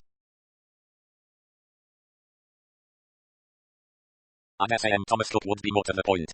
As usual, Poirot refused to say anything more, a most irritating trick of his, but I noticed that his manner became extremely cheerful, as though he had scored some point or other. The days went on, pleasant if a trifle monotonous. There were plenty of books in the villa, and delightful rambles all around, but I chafed sometimes at the forced inactivity of our life, and marvelled at Poirot's state of placid content. Nothing occurred to ruffle our quiet existence, and it was not until the end of June, well within the limit that Poirot had given them, that we had our news of the Big Four. A car drove up to the villa early one morning, such an unusual event in our peaceful life that I hurried down to satisfy my curiosity. I found Poirot talking to a pleasant-faced young fellow of about my own age. He introduced me. This is Captain Harvey Hastings, one of the most famous members of your intelligence service. Not famous at all, I'm afraid, said the young man, laughing pleasantly. Not famous except to those in the know, I should have said. Most of Captain Harvey's friends and ace acquaintances consider him an amiable but brainless young man devoted only to the trot of the fox or whatever the dance is called. We both laughed. Well, to business, said Poirot. You are of opinion the time has come, then? We are sure of it, sir. China was isolated politically yesterday. What is going on out there, nobody knows. No news of any kind, wireless or otherwise, has come through, just a complete break and silence. Lai Chang-yen has shown his hand, and the others. Abraham arrived in England a week ago, and left for the continent yesterday. And Madame Olivia left Paris last night. For Italy, sir, as far as we can judge, they are both making for the resort you indicated, so how you knew that? Ah, that is not the cap with the feather for me. That was the work of Hastings here. He conceals his intelligence, you comprehend, but it is profound for all that. Harvey looked at me with due appreciation, and I felt rather uncomfortable. All is in train, then, said Poirot. He was pale now, and completely serious. The time has come. The arrangements are all made. Everything you ordered has been carried out. The governments of Italy, France, and England are behind you, and are all working harmoniously together. It is, in fact, a new entente, observed Poirot dryly. I am glad that this doggo is convinced at last. Then, we will start, or rather, I will start. You, Hastings, will remain here, as I pray of you. In verity, my friend, I am serious. I believed him, but it was not likely that I should consent to being left behind in that fashion. Our argument was short but decisive. It was not until we were in the train, speeding towards Paris, that he admitted that he was secretly glad of my decision. For you have a part to play, Hastings, an important part. Without you, I might well fail. Nevertheless, I felt that it was my duty to urge you to remain behind. There is danger, then. Mon ami, where there is the Big Four, there is always danger. On arrival in Paris, we drove across to the Gare de l'Est, and Poirot at last announced our destination. We were bound for Bolzano and the Italian Tyrol. During Harvey's absence from our carriage, I took the opportunity of asking Poirot why he had said that. The discovery of the rendezvous was my work. Because it was, my friend. How Ingles managed to get hold of the information I do not know, but he did, and he sent it to us by his servant. We are bound, mon ami, for Christie, the new Italian name for which is Lago di Carrara. You see now where your carousel comes in, and also your carousel and large of handle was supplied by your own imagination. Possibly some reference to the information coming from the hand of Mr. Ingles started the train of association. Christie, I queried. I never heard of it. I always tell you that the English know no geography, but as a matter of fact it is a well-known and very beautiful summer resort, 4,000 feet up, in the heart of the Dolomites. And it is in this out-of-the-way spot that the Big Four have their rendezvous. Say rather their headquarters. The signal has been given, and it is their intention to disappear from the world and issue orders from their mountain fastness. I have made the enquiry. Yes, a lot of quarrying of stone and mineral deposits is done there, and the company, apparently a small Italian firm, is in reality controlled by Bryland. I am prepared to swear that a vast subterranean dwelling has been hollowed out in the very heart of the mountain, secret and inaccessible. From there the leaders of the organization will issue by wireless their orders to their followers, who are numbered by thousands in every country. And from that crag in the Dolomites the dictators of the world will emerge. That is to say, they would emerge were it not for Hercule Poirot. Do you seriously believe all this, Poirot? What about the armies and general machinery of civilization? What about it in Russia, Hastings? This will be Russia on an infinitely larger scale, and with this additional menace that Madame Olivia's experiments have proceeded further than she has ever given out. I believe that she has, to a certain extent, succeeded in liberating atomic energy and harnessing it to her purpose. Her experiments with the nitrogen of the earth have been very remarkable, and she has also experimented in the concentration of wireless energy so that a beam of great intensity can be focused upon some given spot. Exactly how far she has progressed, nobody knows, but it is certain that it is much farther than has ever been given out. She is a genius. That woman's courage were as nothing to her. Add to her genius the powers of Ryland's almost unlimited wealth, and, with the brain of Lai Chang-yen, the finest criminal brain ever known, to direct and plain iron, it will not be, as you say, all damn for civility on. His words made me very thoughtful. Although Poirot was given at times to exaggeration of language, he was not really an alarmist. For the first time I realized what a desperate struggle it was upon which we were engaged. Harvey soon rejoined us, and the journey went on. We arrived at Bolzano about midday. From there the journey on was by motor. Several big blue motor cars were waiting in the central square of the town, and we three got into one of them. Poirot, notwithstanding the heat of the day, was muffled to the eyes in greatcoat and scarf. His eyes and the tips of his ears were all that could be seen on him. I did not know whether this was due to precaution at merely his exaggerated fear of catching a chill. The motor journey took a couple of hours. It was a really wonderful drive. For the first part of the way we wound in and out of huge cliffs with a trickling waterfall on one hand. Then we emerged into a fertile valley which continued for some miles, and then, still winding steadily upwards, the bare rock peaks began to show with dense clustering pine woods at their base. The whole place was wild and lovely. Finally a series of abrupt curves, with the road running through the pine woods on either side, and we came suddenly upon a big hotel and found we had arrived. Our rooms had been reserved for us, and under Harvey's guidance we went straight up to them. They looked straight out over the rocky peaks and the long slopes of pine woods leading up to them. Poirot made a gesture towards them. It is there, he asked in a low voice. Yes, replied Harvey. There is a place called the Felsen Labyrinth, all big boulders piled about in a most fantastic way. A path winds through them. The quarrying is to the right of that, but we think that the entrance is probably in the Felsen Labyrinth. Poirot nodded. Come, mon ami, he said to me. Let us go down and sit upon the terrace and enjoy the sunlight. You think that wise? I asked. He shrugged his shoulders. The sunlight was marvelous. In fact, the glare was almost too great for me. We had some creamy coffee instead of tea, then went upstairs and unpacked our few belongings. Poirot was in his most unapproachable mood, lost in a kind of reverie. Once or twice he shook his head and sighed. I had been rather intrigued by a man who had got out of our train at Bolzano and had been met by a private car. He was a small man, and one thing about him that attracted my attention was that he was almost as much muffled up as Poirot had been. More so, indeed, for in addition to greatcoat and muffler, he was wearing huge blue spectacles. I was convinced that here we had an emissary of the Big Four. Poirot did not seem very impressed by my idea, but when, leaning out of my bedroom window, I reported that the man in question was strolling about in the vicinity of the hotel, he admitted that there might be something in it. I urged my friend not to go down to dinner, but he insisted on doing so. We entered the dining room rather late and were shown to a table by the window. As we sat down, our attention was attracted by an exclamation and a crash of falling china. A dish of haricots verts had been upset over a man who was sitting at the table next to ours. The head waiter came up and was vociferous in apologies. Presently, when the offending waiter was serving us with soup, Poirot spoke to him. An unfortunate accident, that, but it was not your fault. Monsieur saw that. No, indeed it was not my fault. The gentleman half sprang up from his chair. I thought he was going to have an attack of some kind. I could not save the catastrophe. I saw Poirot's eyes shining with the green light I knew so well, and as the waiter departed he said to me in a low voice, You see, Hastings, the effect of Hercule Poirot to live and in the flesh. You think. I had not time to continue. I felt Poirot's hand on my knee as he whispered excitedly, Look, Hastings, look, his trick with the bread, number 4.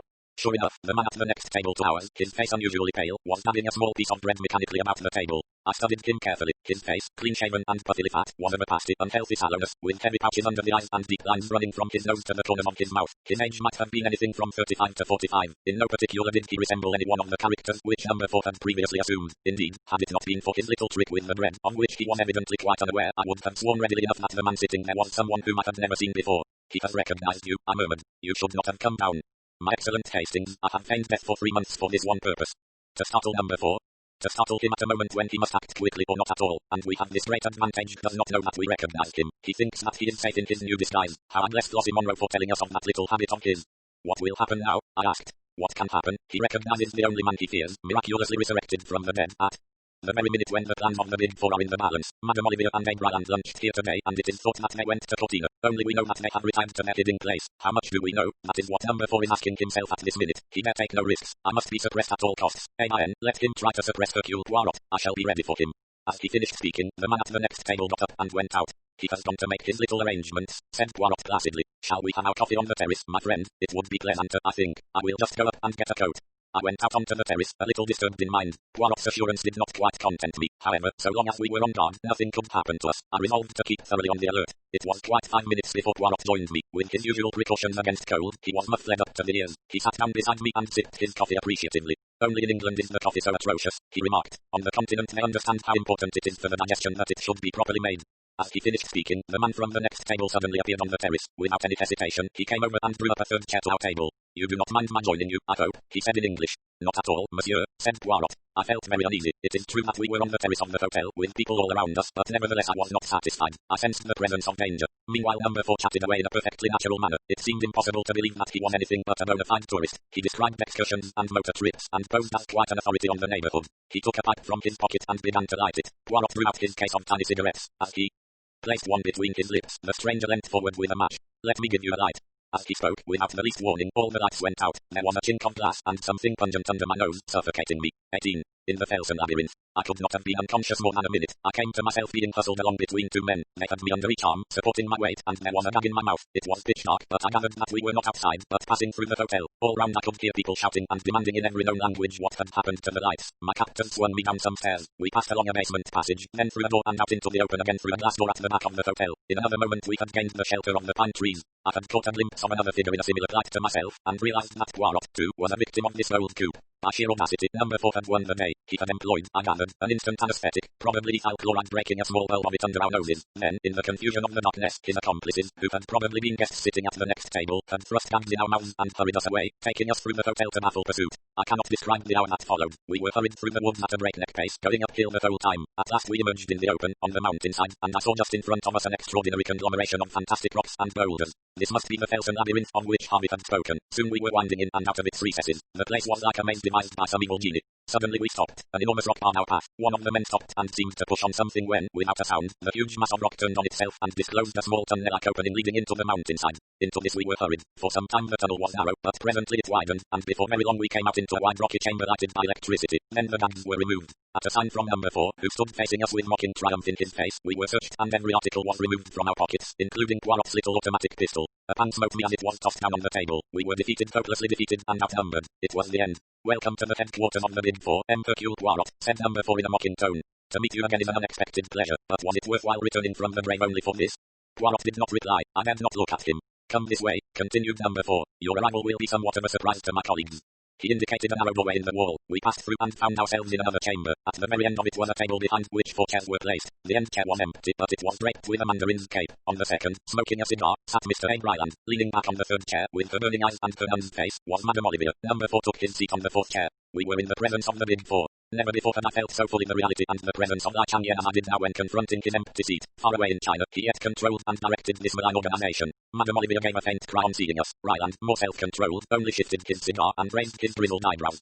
Hercule Poirot, said Ryland slowly. This is a pleasant surprise. You put it over on us all right. We thought you were good and buried. No matter, the game is up now.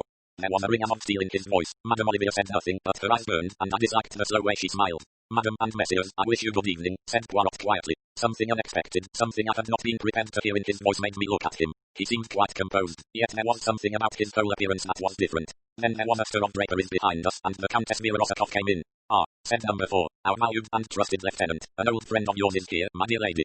The Countess whirled round with her usual vehemence of movement. God in heaven, she cried, it is the little man. Ah, but he has the 9 lives of a cat. Oh, little man, why did you mix yourself up in this? Madam, said Poirot with a bow, me, like the great Napoleon, I'm on the side of the big battalions.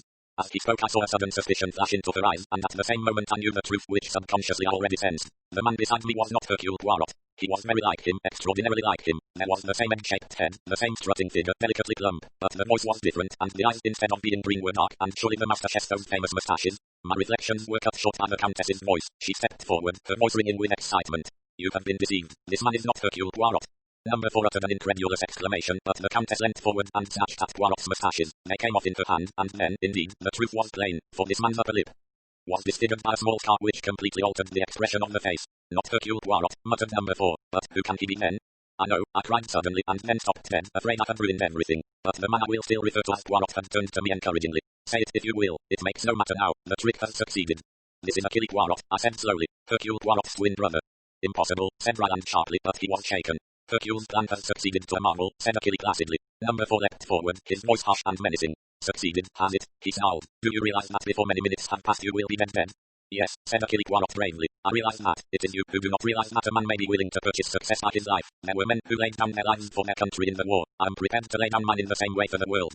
It struck me just then that although perfectly willing to lay down my life I might have been consulted in the matter. Then I remembered how Poirot had urged me to stay behind, and I felt appeased. And in what way will your laying down your life benefit the world? Asked Ryland sardonically. I see that you do not perceive the true inwardness of Hercule's plan. To begin with, your place of retreat was known some months ago, and practically all the visitors, hotel assistants, and others are detectives or secret service men. A cordon has been drawn round the mountain. You may have more than one means of egress, but even so you cannot escape. Poirot himself is directing the operations outside. My boots were smeared with a preparation of aniseed tonight before I came down to the terrace in my brother's place. Hounds are following the trail. It will lead them infallibly to the rock in the Felsen labyrinth where the entrance is situated. You see, do what you will to us, the net is drawn tightly round. You cannot escape.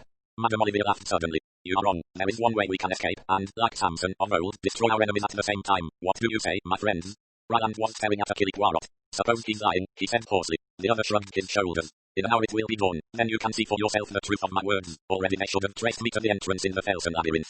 Even as he spoke, there was a far-off reverberation, and a man ran in shouting incoherently. Ryland sprang up and went out. Madame Olivia moved to the end of the room and opened a door that I had not noticed. Inside I caught a glimpse of a perfectly equipped laboratory which reminded me of the one in Paris. Number 4 also sprang up and went out. He returned with Poirot's revolver which he gave to the Countess. There is no danger of their escaping, he said grimly, but still you had better have this. Then he went out again. The Countess came over to us and surveyed my companion attentively for some time. Suddenly she laughed. You are very clever, Hercule Poirot, she said mockingly. Madam, let us talk business. It is fortunate that they have left us alone together. What is your price? I do not understand. What price? Madam, you can aid us to escape. You know the secret way out of this retreat. I ask you, what is your price? She laughed again. More than you could pay, little man. Why, all the money in the world would not buy me. Madam, I did not speak of money. I am a man of intelligence. Nevertheless, this is a true fact. Everyone has his price. In exchange for life and liberty, I offer you your heart's desire. So you are a magician. You can call me so if you like. The Countess suddenly dropped her jesting manner. She spoke with passionate bitterness. Fool, my heart's desire, can you give me revenge upon my enemies? Can you give me back youth and beauty and a gay heart? Can you bring the dead to life again? Hercule Poirot was watching her very curiously. Which of the three, madam, make your choice. She laughed sardonically. You will send me the elixir of life, perhaps. Come, I will make a bargain with you. Once I had a child. Find my child for me and you shall go free. Madam, I agree, it is a bargain. Your child shall be restored to you, on the faith of Hercule Poirot himself. Again that strange woman laughed this time long and unrestrainedly. My dear M. Poirot, I am afraid I laid a little trap for you. It is very kind of you to promise to find my child for me, but, you see, I happen to know that you would not succeed, and so that would be a very one-sided bargain, would it not?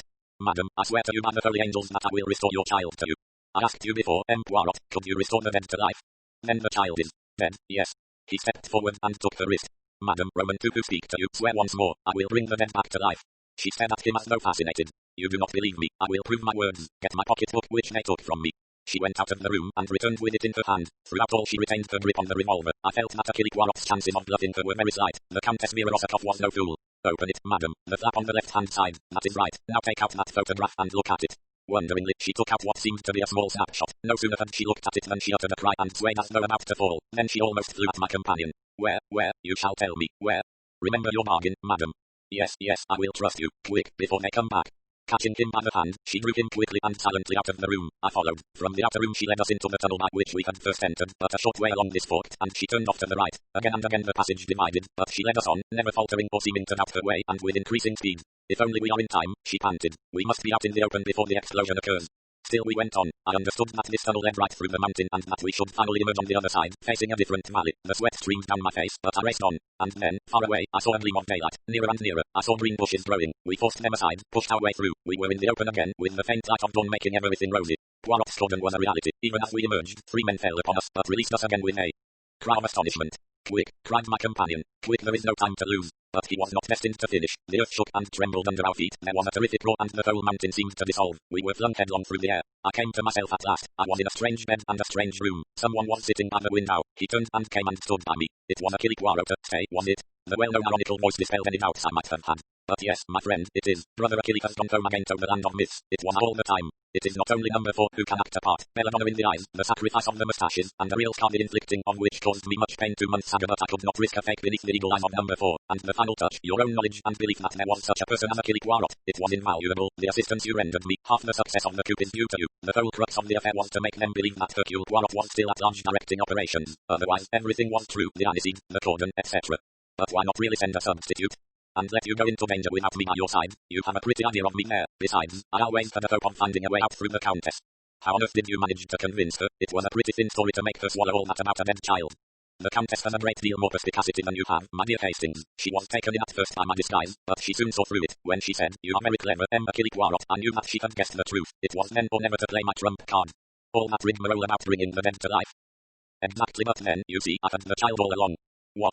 But yes, you know my motto, be prepared. As soon as I found that the Countess Verosakov was mixed up with the Big Four, I had every possible inquiry made as to her antecedents. I learnt that she had a child who was reported to have been killed, and I also found that there were discrepancies in the story which led me to wonder whether it might not, after all, be alive. In the end, I succeeded in tracing the boy, and by paying out a big sum I obtained possession of the child's person. The poor little fellow was nearly dead of starvation. I placed him in a safe place, with kindly people, and took a snapshot of him in his new surroundings. And so, when the time came, I had my little coup de th3 all ready. You are wonderful, Poirot, absolutely wonderful. I was glad to do it, too, for I had admired the Countess. I should have been sorry if she had perished in the explosion. I've been half afraid to ask you what of the Big Four. All the bodies have now been recovered. That of number 4 was quite unrecognizable, the head blown to pieces. I rather wish it had not been so. I should have liked to be sure, but no more of that. Look at this. He handed me a newspaper in which a paragraph was marked. It reported the death by suicide of Li Changyen, who had engineered the recent revolution which had failed so disastrously. My great opponent, said Poirot bravely, it was fated that he and I should never meet in the flesh. When he received the news of the disaster here, he took the simplest way out. A great brain, my friend, a great brain. But I wish I had seen the face of the man who was number 4, supposing that, after all but a romance, he is dead. Yes, mon ami, together we have faced and routed the Big Four, and now you will return to your charming wife, and Roman too shall retire. The great case of my life is over. Anything else will seem tame after this. No, I shall retire. Possibly I shall grow vegetable marrows. I might even marry and arrange myself. He laughed heartily at the idea, but with a touch of embarrassment. I hoped small men always admire big, flamboyant women. Marry and arrange myself, he said again. Who knows? The Agatha Christie collection. The Hercule Poirot mysteries. Match your wits with the famous Belgian detective. The mysterious affair at Styles. The murder on the links. Poirot investigates the murder of Roger Ackroyd. The Big Four. The mystery of the blue train. Peril at End House. Lord Edgware dies. Murder on the Orient Express. 3-act tragedy. Death in the clouds. The ABC. Murder in Mesopotamia. Cards on the table. Murder in the Muse. Dumb witness. Death on the Nile. Appointment with Death. Hercule Poirot's Christmas. Sad Cyprus. 1, 2. Buckle Mash. Evil under the sun. 5 little pigs. The Hollow. The labors of Hercules taken at the flood. The underdog and other stories. Mrs. Magint is dead after the funeral. Hickory Dickory Dock. Dead man's folly. Cat among the pigeons. The clocks. Third girl. Halloween party. Elephants can remember curtain. Poirot's last case. Explore more at www.agathachristie.com. The Agatha Christie collection. The Miss Marple mysteries. Join the legendary spinster sleuth from St. Mary Mead in solving murders far and wide. The murder at the vicar and the body in the library. The moving finger. A murder is announced. They do it with mirrors. A pocket full of rye. 450 from Paddington. The mirror cracked from side to side. A Caribbean mystery at Bertram's Hotel. Nemesis. Sleeping murder. Miss Marple. The complete short stories. The Tommy and Tuppence mysteries. Jump on board with the entertaining crime-solving couple from Young Adventurers Limited. The secret adversary partners in crime. N4M. By the pricking of my thumbs. Poster of fate. Explore more at www.agathachristie.com. The Agatha Christie collection. Don't miss a single one of Agatha Christie's standalone novels and short story collections. The Man in the Brown Suit. The Secret of Chimneys. The Seven Dials Mystery. The Mysterious Mr. Twin. The Sitaford Mystery. Parker Pine investigates. Why didn't they ask Evans? Murder is easy. The Regatta Mystery and other stories. And then there were none towards zero. Death comes at the end. Sparkling cyanide. The witness for the prosecution and other stories. Crooked House.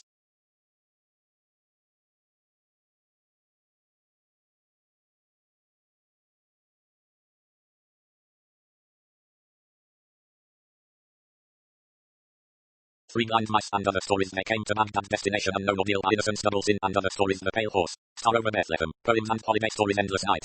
Passenger to Frankfurt. The Golden Ball and other stories. The Mousy Trap and other plays. The Harlequin tea set. Explore more at www.agathachristie.com. About the author. Agatha Christie is the most widely published author of all time and in any language, outsold only by the Bible and Shakespeare. Her books have sold more than 1 billion copies in English and another billion in 100 foreign languages. She is the author of 80 crime novels and short story collections, 19 plays, 2 memoirs, and 6 novels written under the name Mary Westmacott. She first tried her hand at detective fiction while working in a hospital dispensary during World War I, creating the now legendary Hercule Poirot with her debut novel The Mysterious Affair at Styles. With The Murder in the Vicarage, published in 1930, she introduced another beloved sleuth, Miss Jane Marple. Additional series characters include the husband and wife crime-fighting team of Tommy and Tuppence Beresford, private investigator Parker Pine, and Scotland Yard detectives Superintendent Battle and Inspector Japp. Many of Christie's novels and short stories were adapted into plays, films, and television series. The Mousetrap, her most famous play of all, opened in 1952 and is the longest-running play in history. Among her best-known film adaptations are Murder on the Orient Express 1974 and Death on the Nile 1978, with Albert Finney and Peter Ustinov playing Hercule Poirot, respectively. On the small screen, Poirot has been most memorably portrayed by David Suchet and Miss Marple by Joan Hickson and subsequently Geraldine McEwen and Julia Mackenzie.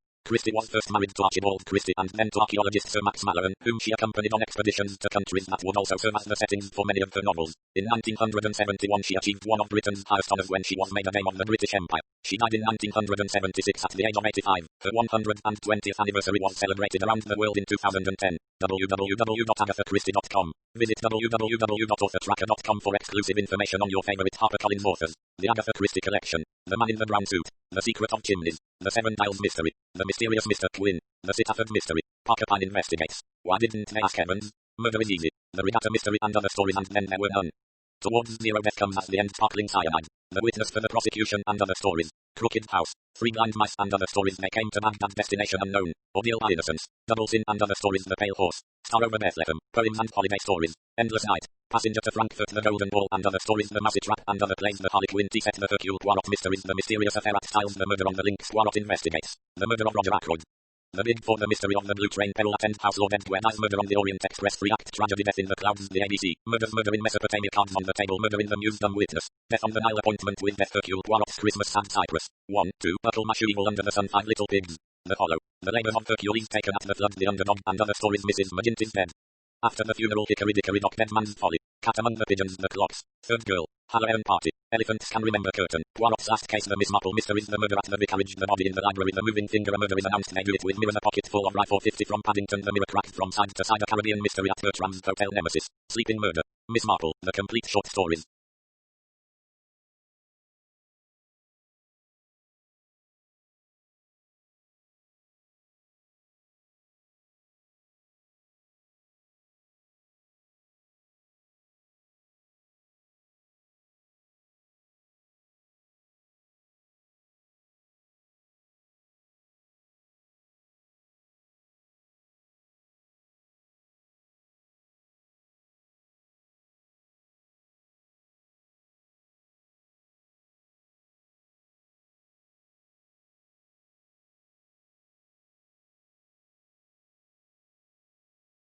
The Tommy and Tuppence Mysteries, The Secret Adversary. Partners in Crime. M.O.M. At the pricking of my thumbs, Poster of Fate. Memoirs. An autobiography. Come, tell me how you live. Credits. Cover design and illustration by Faith Laurel. Copyright. This book is a work of fiction. The characters, incidents, and dialogue are drawn from the author's imagination and are not to be construed as real. Any resemblance to actual events or persons, living or dead, is entirely coincidental. Agatha Christie. Poirot, The Big Four. Copyright 1927. Agatha Christie Limited, a Korean company. All rights reserved. The Big Four 1927. Published by permission of G.P. Putnam's Sons, a member of Penguin Group USA Inc. All rights reserved. Printed in the United States of America. No part of this book may be used or reproduced in any manner whatsoever without written permission except in the case of brief quotations embodied in critical articles and reviews. For information, address HarperCollins Publishers, 10 East 53rd Street, New York, NY 10022. For more information about educational use, teachers should visit www.harperacademic.com. First Harper paperback published 2011. Library of Congress cataloging in publication data is available upon request. EPUB edition August 2011. ISBN 978-0-177,173,909-5. 11, 12, 13, 14, 15. About the publisher Australia. HarperCollins Publishers Australia Thai Limited. Level 13, 201 Elizabeth Street, Sydney, NSW 2000, Australia. http www.harpercollins.com.au/ebooks Canada. HarperCollins Canada 2 Bloor Street East, 20th floor, Toronto, on M4W 188 Canada. http www.harpercollins.com New Zealand. HarperCollins Publishers New Zealand Limited PO Box 1, Auckland, New Zealand. http www.harpercollins.co.nz United Kingdom. HarperCollins Publishers Limited. 77-85 Fulham Palace Road, London, W68JB, UK. http www.harpercollins.co.uk. United States. HarperCollins Publishers Inc. 10 East 53rd Street, New York, NY 10022. http www.harpercollins.com.